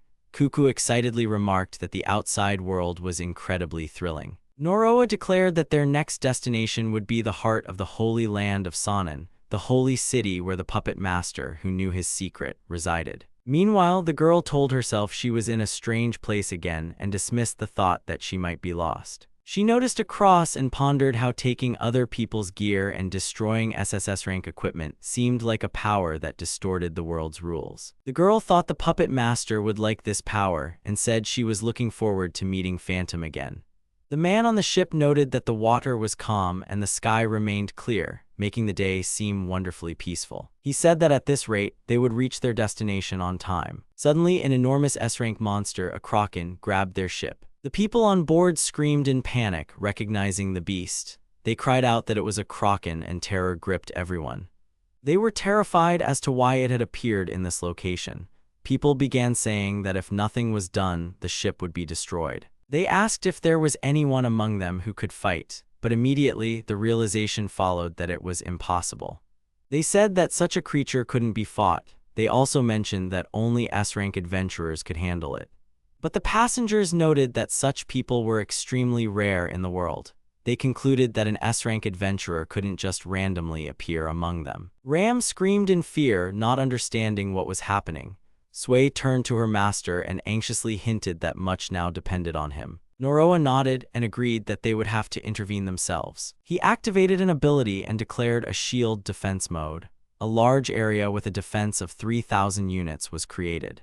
Noroa calmly stated that no matter how strong the monster was, they wouldn't get a single scratch. He noted that the ship's hull was now completely safe and added that he would personally deal with the kraken. A realization flashed through Noroa's mind. The kraken was a multi-hearted monster. He thought that even a well-armed squad of knights wouldn't be able to defeat this creature. But his gaze remained firm, as he was ready to fight the monster himself. Noroa considered the need to activate his compass to locate the kraken's core. He saw its location and understood that once the core was found, all that remained was to deliver the decisive blow. After that, he called out to Ram. The girl immediately responded to his call and transformed into a sword. Noroa ordered the blade to extend. In response, Ram resolutely said she was ready to go forward. The kraken furiously attacked with its massive tentacles, but Ram easily dodged the strike and pierced the monster's head. Noroa mentally noted that the core was any monster's weak point. He knew that if the core was shattered, the creature would no longer be able to survive. Noroa solemnly declared that the kraken was defeated. The people watching the battle were in shock and couldn't believe their eyes. They exclaimed that he had truly defeated the kraken. Noroa calmly said that it was all over. The people couldn't contain their astonishment and continued to discuss what they had seen. Noroa himself added that he hadn't wanted to stand out too much. Juju reassured him, saying that it was fine, as he was an S-rank adventurer and should be proud of himself. The people also expressed their gratitude, saying it was hard for them to believe there was actually an S-rank adventurer on board. They thanked him for saving them. Noroa replied that there was no need to thank him and smiled. The sailors announced that the ship was safe and they would set sail as soon as inspections were complete. Noroa thanked his companions for their help. Ram laughed and proudly made a joyful sound. Sui said it was a piece of cake for them. Juju, with a smile, remarked that the octopus left in the sea would drown if they didn't think about it beforehand. Noroa was surprised by what she said, and Juju eagerly added that she found it hard to find food that looked so delicious. Noroa, confused, uttered words about Juju actually wanting to eat the kraken. The people on the ship were shocked, as they had heard her intention to eat an S-rank monster. But Juju confidently stated that they could make delicious takoyaki from it. Noroa suggested that Mimi's backpack should hold onto the kraken's carcass for now. At that moment, Cuckoo turned to Noroa, and it was clear she wasn't feeling well. Noroa became alarmed and asked what was wrong, assuming her condition was related to the kraken. Cuckoo, in a weak voice, said she had heard about the kraken and realized the ship had been attacked by it while she remained in her cabin. She confessed that she gets very seasick. The girl expressed hope that Noroa would always take care of her in the end. Noroa gently said that she would get used to traveling over time, as even he had a tough start. The people observing the scene were astonished by their attitude towards what was happening. They commented that Noroa's party didn't take even a high-ranking monster seriously, viewing it only as food. Juju mockingly remarked that Cuckoo was too brazen to complain about seasickness and suggested she take a page from her book. But Cuckoo sharply retorted that she didn't want to hear that from Juju, as Juju herself couldn't handle nausea during their flight. Juju added that she tried to swallow her vomit, while Ram blushed and said she was in the same situation. Noroa sternly told everyone to stop arguing. Several days passed after the incident in Raven Yard. The party bid farewell to Rika and Loris and set off on a new journey. The sea voyage went well despite some unforeseen difficulties. Noroa spotted land ahead and said he could finally see their destination. Juju tiredly said the journey had been too long. Noroa joyfully announced that they had arrived. Before them lay their next destination, the majestic holy city of Sanctor. The capital of the Holy Land of Sonnen appeared as a magnificent and mysterious city, situated in the heart of a vast lake. The main temple of the goddess towered over the water and served as the center of worship, which is why this place was called the sacred city of Sanctor. Ram exclaimed in admiration, openly showing her surprise at the splendor she witnessed. Sui quietly noted that it was indeed beautiful here, her voice filled with delight. Noroa admitted that the city was beautiful and that he was glad for the opportunity to see it. Juju was surprised that they were allowed in so easily, as she had expected stricter checks and difficulties. Noroa agreed with her observation and expressed gratitude for the entry permit they had received from Loris. Noroa's thoughts were consumed by the fact that he had finally arrived here, where somewhere in this city was the author of the letter, the puppeteer who knew his secret. Cuckoo smiled, noting that the city hadn't changed at all since she knew it in the past. Noroa asked if that meant Cuckoo had been here before and heard her confirm it. Cuckoo explained that she used to make pilgrimages to the holy city and that it was almost like a second home to her. Noroa expressed hope that Cuckoo would reunite with her close friend Love-chan in these very places. Cuckoo confirmed that she would love to see Love-chan again, and her face lit up with anticipation. Juju then shifted her attention, remarking that the city glowed from its streets to its walls, as if everything here was covered in a blessed light. She cheerfully declared that she would leave her mark on this city. Noroa wondered what exactly she meant and listened to her further words. Ram, Sui, and Juju suddenly ran into an obstacle. Noroa exclaimed in surprise, looking at them, trying to understand what had happened. Juju angrily stated that some person blocking their path had dared to stand in her way. Noroa noticed a strange sensation and realized there was an invisible wall on the road, preventing passage. Cuckoo confirmed it was a barrier and explained that this was how order and safety were maintained here. Noroa uttered the word barrier with surprise and began to ponder the reasons for its installation in such a place. Cuckoo clarified that the city was divided into sections, and entering each required a corresponding access level. Noroa remembered that the basic access level was called G and understood that with such a level, most places were inaccessible. Noroa's thoughts noted that signs indicating the access level were everywhere, and even every room could be protected by a barrier. Juju figured out why they had been allowed into the city so easily, and was glad that it explained a lot.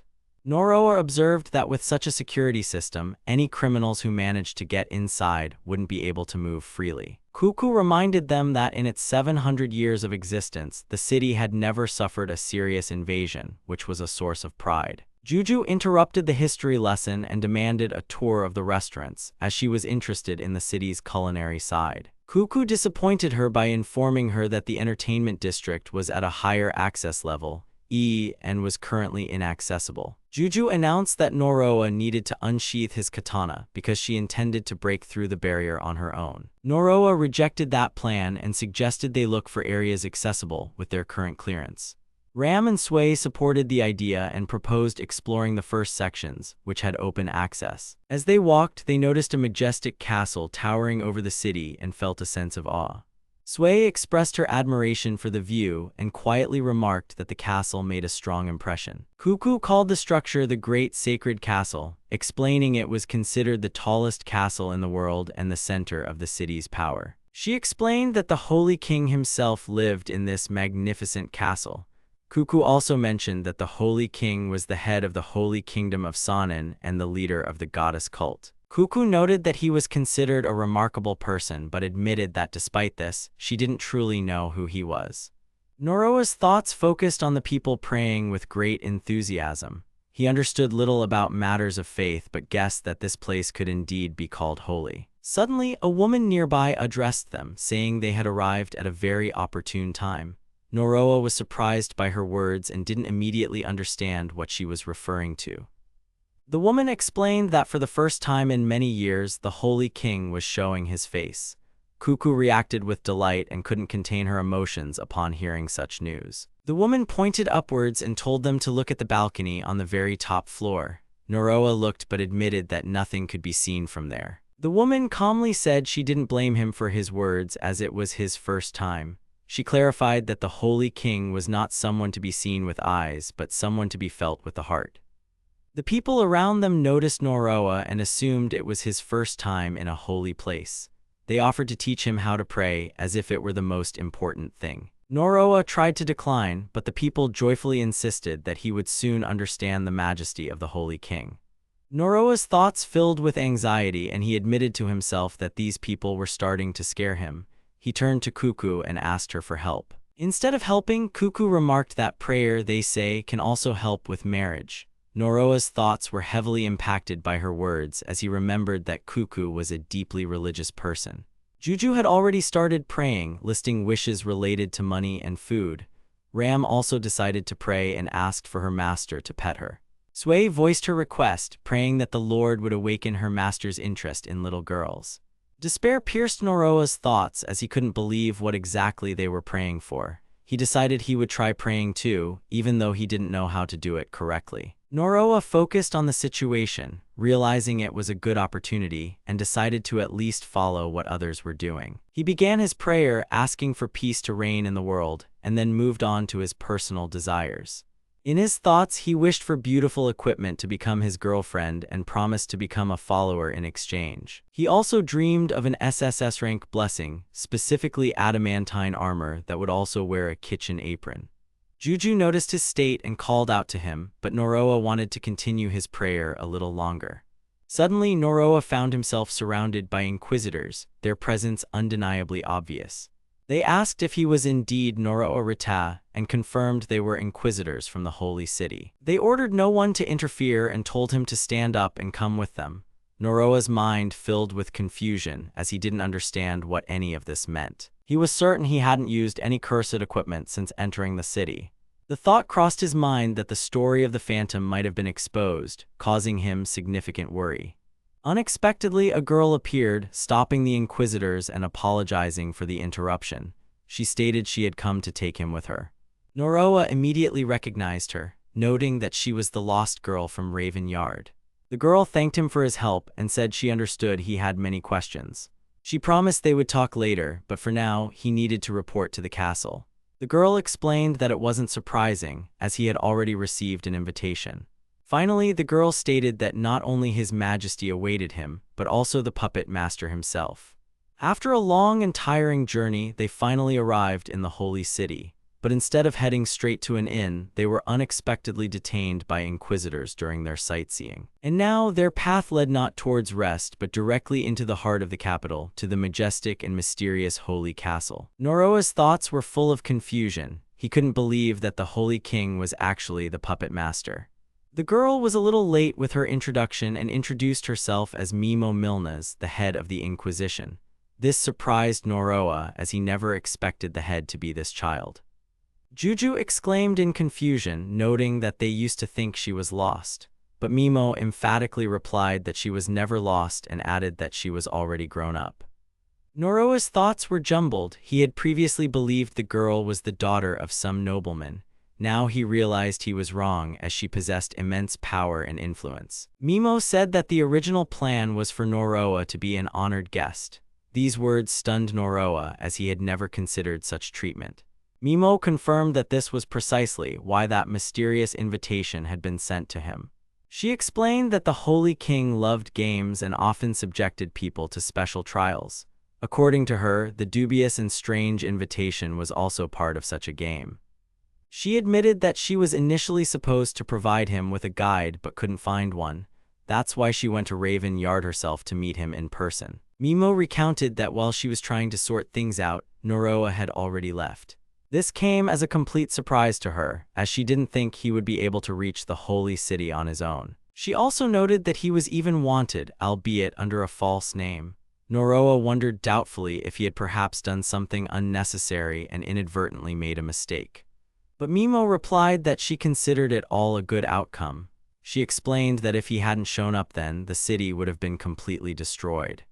Noroa wanted to believe her words, though he still had doubts. Mimo said that in any case, Her Majesty still welcomed him. As they talked, they managed to reach the very entrance of the great castle. Noroa's thoughts latched onto the fact that the puppet master himself now awaited him. He stepped forward but unexpectedly hit his face on an invisible barrier. Mimo apologized, explaining that she had completely forgotten about the barrier and asked if he was all right. She explained that it was impossible to go further without special access and asked him not to look at her so sternly. Juju noted that this was the second time she had encountered such a barrier. Mimo said she would now give Noroa a pass, which would open his way into the castle. Noroa's thoughts immediately picked up on the strangeness. He realized this pass was a special piece of equipment. He remarked apologetically that his slots were already full. But Mimo calmly replied that there was no need to worry, as this pass was created specifically for him.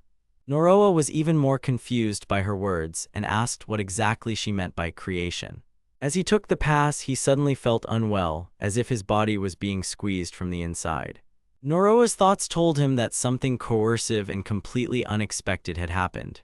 At that moment, a new status appeared before him. The status displayed new data, and it now looked like this. The S-level pass was marked as cursed equipment. Its rank was S and its type was an accessory. The effect was that it granted S-level access. However, the compensation stated that the owner of this item would be unable to harm the Holy King. Finally, the status indicated that entry to all parts of the Holy City was now permitted. Noroa uttered the words with difficulty, stunned by what he saw and understood. He noted in his thoughts that this was completely unlike ordinary cursed equipment. It turned out to be a custom and unique item, created with technologies that should have been considered long lost. Mimo said he seemed ready and suggested they move on. Noroa was horrified in his thoughts and concluded that they could indeed create such items. He wondered who the puppet master truly was. Mimo continued to explain that she had already mentioned Her Majesty loved games. Or, as she added, it would be more accurate to say that Her Majesty loved to feel the uncertainty of the outcome. Unable to leave her room and having lived for so many years, Her Majesty grew tired of a life that had become too predictable. She said that Her Majesty possessed a special gift for predicting the future. Because of this, everything in this world seemed predictable and therefore extremely boring. Her Majesty showed particular interest exclusively in Noroa, and this was what brought him many troubles he didn't deserve. Mimo noted that she was sure all of this would continue, but at the same time she asked him not to feel hatred, because they had now arrived at their destination. Noroa's thoughts were focused on the fact that the Holy King was in this very room. He wanted to knock on the door, but Mimo stopped him and said there was no need. The door opened by itself, and a huge doll appeared before Noroa's eyes. He immediately realized that the person connected to her was the Holy King and also the puppet master.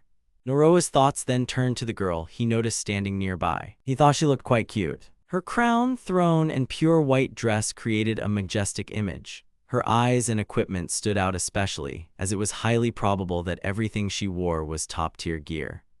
Noroa noted in his mind that he had never encountered anyone adorned with so much magnificent equipment in his entire life. Standing before him was the highest authority of the Holy Land and the one who had brought him here.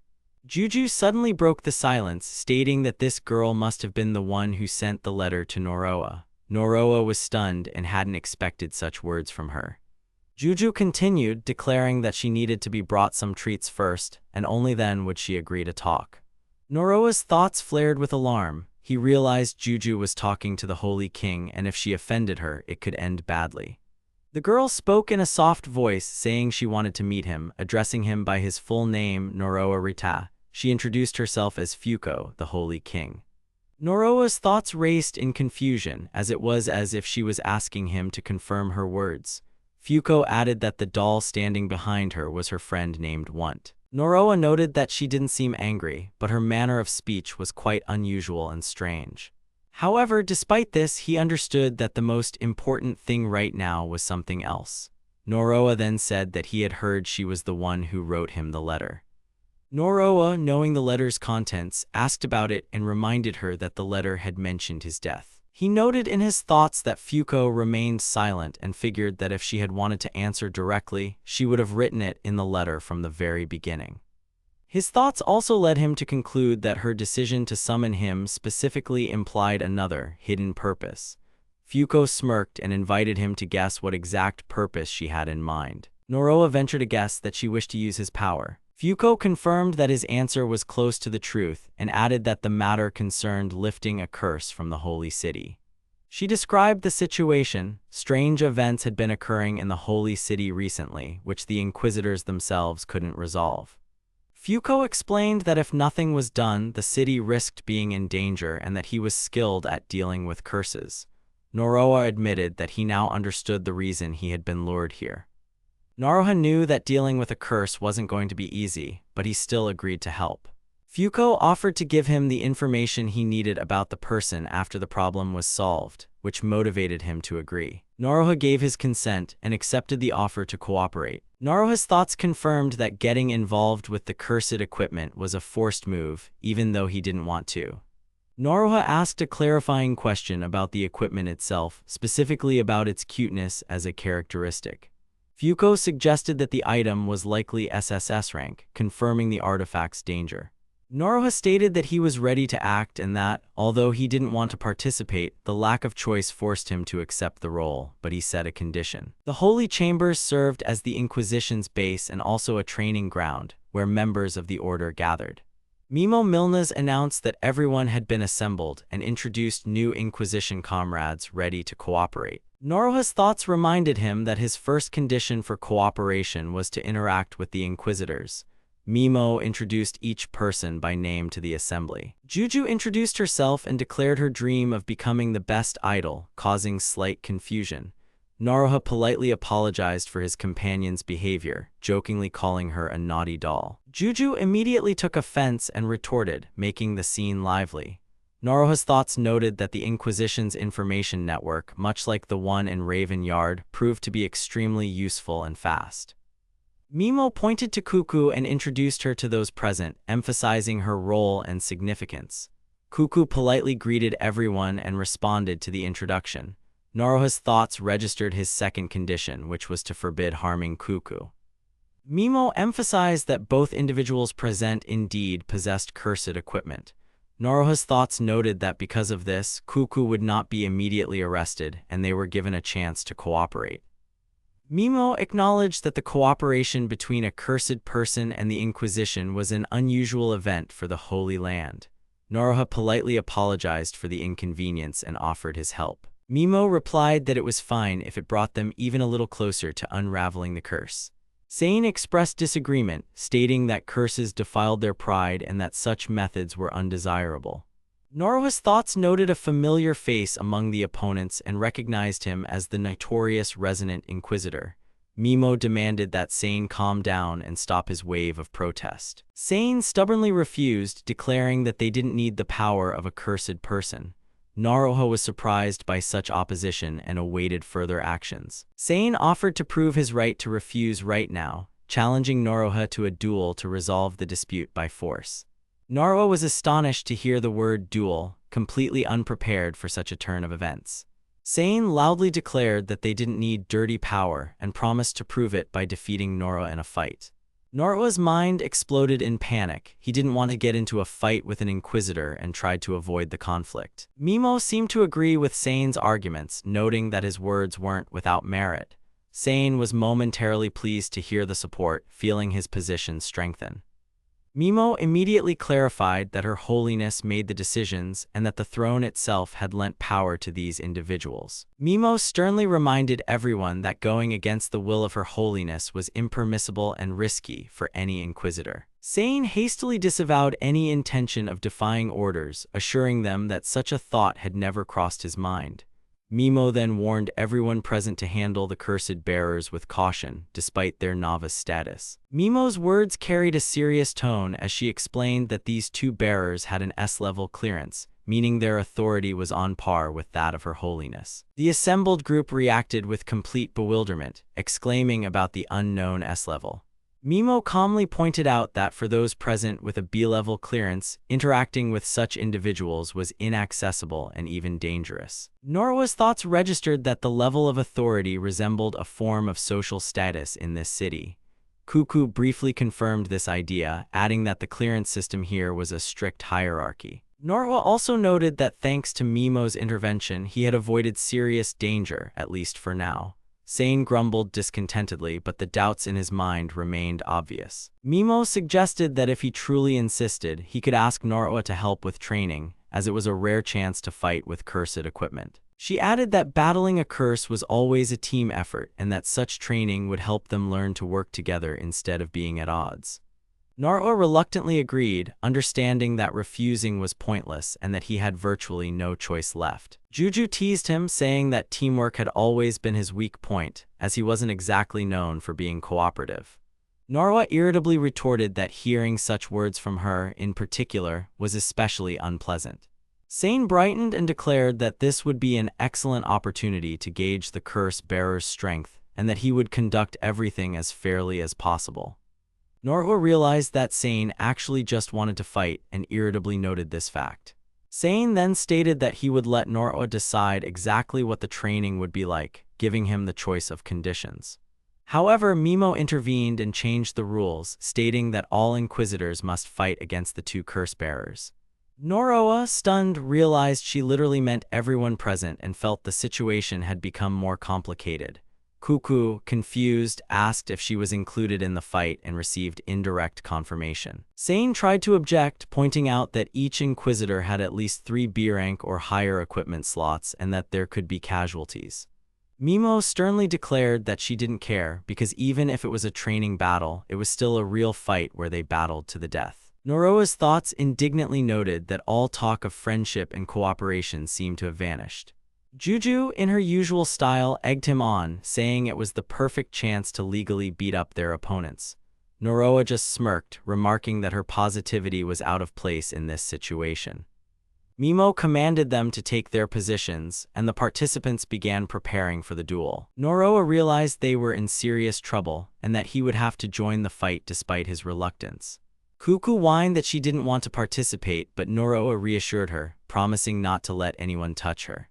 Naruto's thoughts confirmed his displeasure with the situation, but they truly had no choice. Sane enthusiastically said he hadn't expected such an early opportunity and expressed his intention to kill Naruto. These words shocked Naruto and he asked again in horror, even though he knew the Inquisitor was serious. Sane thanked him for the chance to test his equipment and prepared to demonstrate it. Naruto's thoughts registered that Sane was referring to the spear and he tensed up. Sane proudly declared that he would now reveal its name and make everyone admire it. Naruto calmly stated that it was an A-rank thunder spear with 410 damage and a rare lightning attribute. He described in detail its ability to discharge upon impact, dealing additional damage or paralyzing opponents who blocked the attack. Naruto noted that it was a revolutionary idea that concealed the spear's weaknesses, which in turn confused Sane. Sane exclaimed in shock, asking why Noroa knew so much about his weapon, unable to hide his displeasure. Noroa smirked and said there was nothing special about it. Mimo gave the final command and announced the start of the training battle.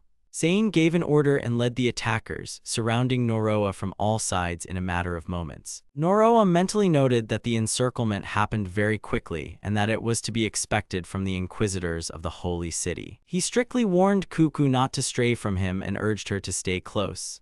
In response, Cuckoo immersed herself in prayer, quietly and intently uttering words in hopes of helping. Suddenly, Cuckoo transformed into a massive dragon, astonishing everyone present with her metamorphosis. The men of the Inquisition gasped and cried out in shock upon seeing the dragon on the battlefield. Before the battle, Cuckoo quietly entrusted Noroa with the responsibility, leaving him to face the challenge alone. Juju was indignant, believing the lizard had simply abandoned them and flown off into the sky. Noroa felt awkward about Cuckoo's behavior but quickly recovered. The Inquisitors exchanged confused glances, unable to comprehend what had just happened. Cuckoo encouraged Noroa, telling him she believed in his strength and his success. Noroa was secretly pleased at the opportunity not to worry about Cuckoo and acknowledged that she could be trusted. Sane noted that if the dragon wasn't attacking, there was nothing to fear and declared Noroa the sole target. Juju anxiously warned that something else was approaching them, heightening the tension on the field. Sane gathered his strength and gave the command for a full assault, preparing his men for a swift offensive. Noroa confidently stated that he was ready to receive the attack and cast aside any wave of doubt. Sane cried out in astonishment because his spear didn't work as expected and failed to have the desired effect. Noroa mentally explained that their equipment couldn't penetrate the protective slime shield he had covered himself with. He politely thanked the circumstances and his allies for creating the defense that saved him from harm. Sway noted that the weak electrical discharge was even pleasant and caused no serious damage. Sane tried to show that the battle wasn't over yet and prepared for his next move. Noroa admitted he had hoped to break the opponent's morale but understood it would be too simple to count on that. Juju dismissively called the Inquisitor small fry, diminishing the significance of his threat. Noroa acknowledged that the crowd of opponents complicated the task and made restraint especially difficult. Sane was surprised by these remarks and asked again about the need for restraint in battle. Noroa suggested using the crowd of opponents themselves, turning their strength into an advantage for him. Sane became excited and urged them to attack quickly so Noroa wouldn't have time to restore his defense and fight back. Unexpectedly, swarms of butterflies attacked the crowd and the men panicked, not understanding where this strange assault had originated. Noroa's thoughts identified the butterflies as blood insects, stolen from Loris in Raven Yard, suitable for blinding enemies. He noted that this gear had low attack power but was highly useful as a distraction and blinding tool. Noroa ordered Mimi to act, and at that very second, a Kraken corpse retrieved from his backpack appeared on the field. The Inquisitors, terrified, mistook the corpse for a new monster, and Sane exclaimed about the Kraken, completely unprepared for such a situation. Noroa thanked Mimi for her help. He used the Crown of Death to command the dead to attack the living. The Kraken, under Noroa's command, rushed into battle and attacked according to his instructions. He noticed that the Kraken was weaker than in its previous life, but for the humans, it was enough to scatter their opponents. Noroa compared scattering the enemies to handling children and noted how easily they were thrown back. Juju reminded him of the upcoming feast and demanded careful treatment of the food, hinting at her octopus plans. Noroa responded with surprise that Juju still planned to eat the catch, not hiding his bewilderment. Sane furiously insulted Noroa, calling him a coward and challenging him to a duel, vowing to kill him. Noroa calmly retorted that he was merely defending himself with such tactics, as a curse required a different approach. Meanwhile, Juju munched on popcorn, clearly enjoying the spectacle. Sane promised to do everything in his power to prove himself right and defeat Noroa. Noroa warned that using the spear under the current conditions was extremely dangerous, as everyone could receive a fatal shock. Sane accused Noroa of deliberately spilling the water, creating the risk. Noroa admitted it and hinted at another reason. Suddenly, the opponents were attacked from behind. Sway and Ram, working together, attacked the one disguised in the water without harming them. Noroa announced that they had won this training skirmish and felt relieved after the intense fight. Mimi admitted her surprise at his strength and said that she knew about their disparity but hadn't expected such power. She noted that he hadn't harmed his enemies even under intense pressure and praised his composure. Noroa admitted that he had tried various types of equipment and hoped that the variety of techniques would prove useful in practice. Mimo politely asked him not to reveal the full truth about the power used, adding with a smile that the opponents would hardly be able to handle such a sudden revelation. Ram addressed Noroa with the respectful title of Master and expressed joy at the successful outcome. Noroa praised them all and said that the team had done an excellent job. Ram proudly declared that she was first in results and mood that day. Sway objected, reminding her that her contribution had significantly influenced the training's outcome. Noroa thanked both of them and noted that they had indeed put in a lot of effort and made a significant contribution. Juju asked about her participation and demanded fair mention. Noroa smiled and remarked that Juju mostly ate, but that was also part of their cohesion. Cuckoo announced that everything was over, and she was glad that the victory was theirs. While stepping on the water, Cuckoo slipped, lost her balance, and stumbled slightly. Noroa immediately became concerned about her condition and asked if she was all right. Juju jokingly called Cuckoo a clumsy lizard and laughed at her awkwardness. Mimo laughed along with them and noted how amusing the scene with their feats and jokes looked. Ram breathed a sigh of relief that Cuckoo was unharmed and expressed gratitude for her safety. Mimo admired the number of friends Noroa had met along the way and was surprised by his luck. She listed the unusual components of their team: cursed equipment, a dragon, and a kraken, and was amazed by the strange combination. Juju enthusiastically declared that they had hundreds of pieces of equipment and that there would be enough food for everyone, hinting at a fun future. Noroa refuted the assumption of an artifact for controlling monsters and asked Juju to be quiet. He explained that he had equipment for controlling dead bodies and that he had defeated the kraken near the sacred city. Mimo suggested that the appearance of an S-rank monster could be a consequence of a curse afflicting the city. Noroa reacted with alarm to such a possibility, realizing the scale of the potential threat. Mimo reported that recently, the city had been suffering from invasions of alien monsters not typical of the area. She added that the reason for the monster's appearance remained unknown, but a serious hypothesis had been put forward. Noroa mentally noted the conjecture about a curse controlling monsters and felt his suspicions grow. Mimo confirmed that a curse controlling monsters was indeed being considered as a possible cause of the disaster. Noroa's thoughts raced in panic as he realized that suspicion was now falling on him. Mimo explained that the city barrier would not be able to handle real monsters, and that the Inquisitors were mainly trained to fight humans. She added that if an S-rank monster appeared, the city would be defenseless at a critical moment.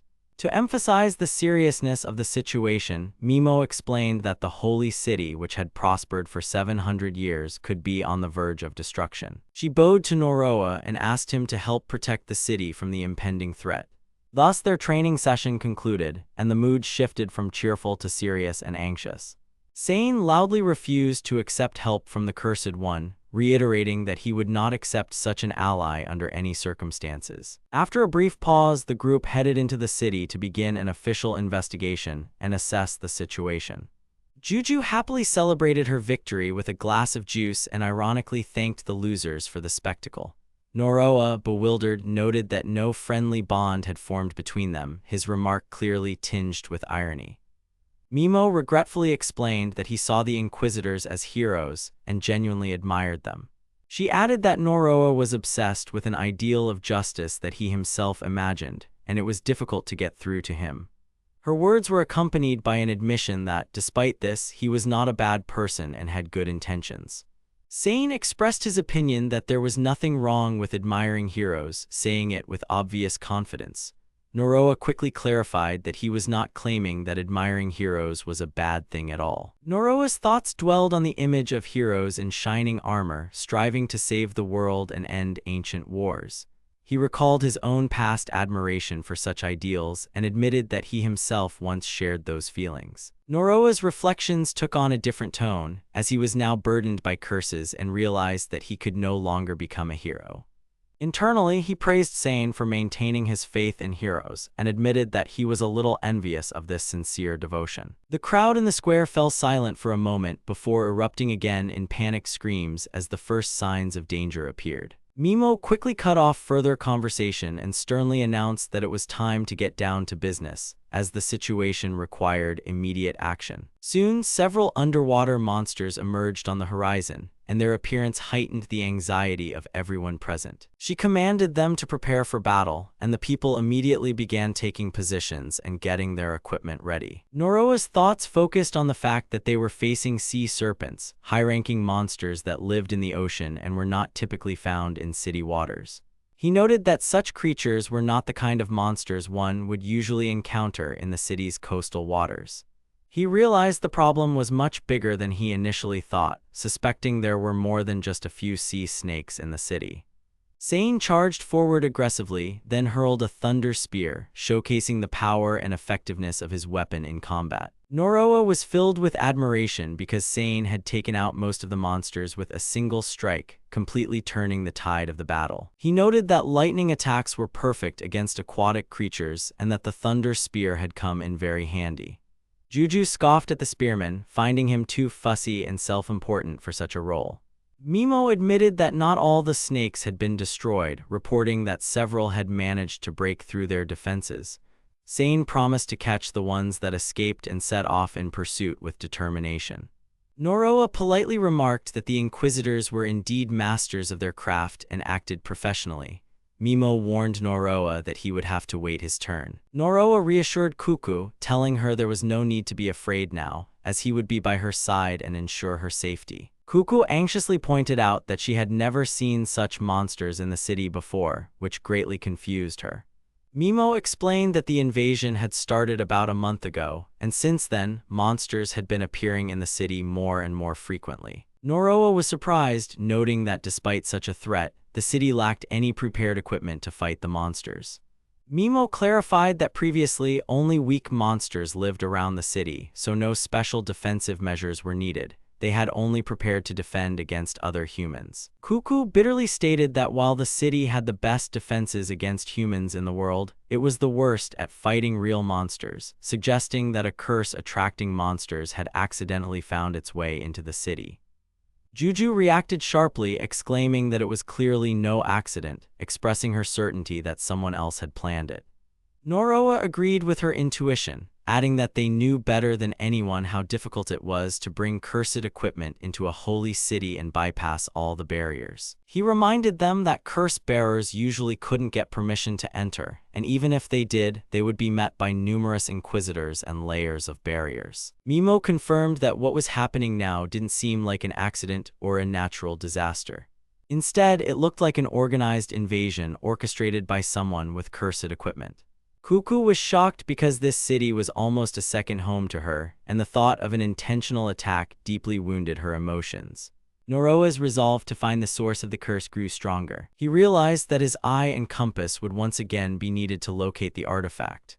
He activated the compass and demanded it pinpoint the location of the cursed equipment capable of manipulating monsters within the holy city. The device responded, and Noroa was surprised to see the signal originating from the area of the Great Sacred Castle, which he found unbelievable. Mimosa, looking worried, questioned him and expressed her confusion about the compass's reaction to a castle with such high-level clearance. At that moment, a sharp scream echoed, and Noroa sensed the sound was coming from the plaza, intensifying his feeling of impending danger. He noticed the scream was specifically from the plaza and immediately urged Kuku to follow him toward the scene.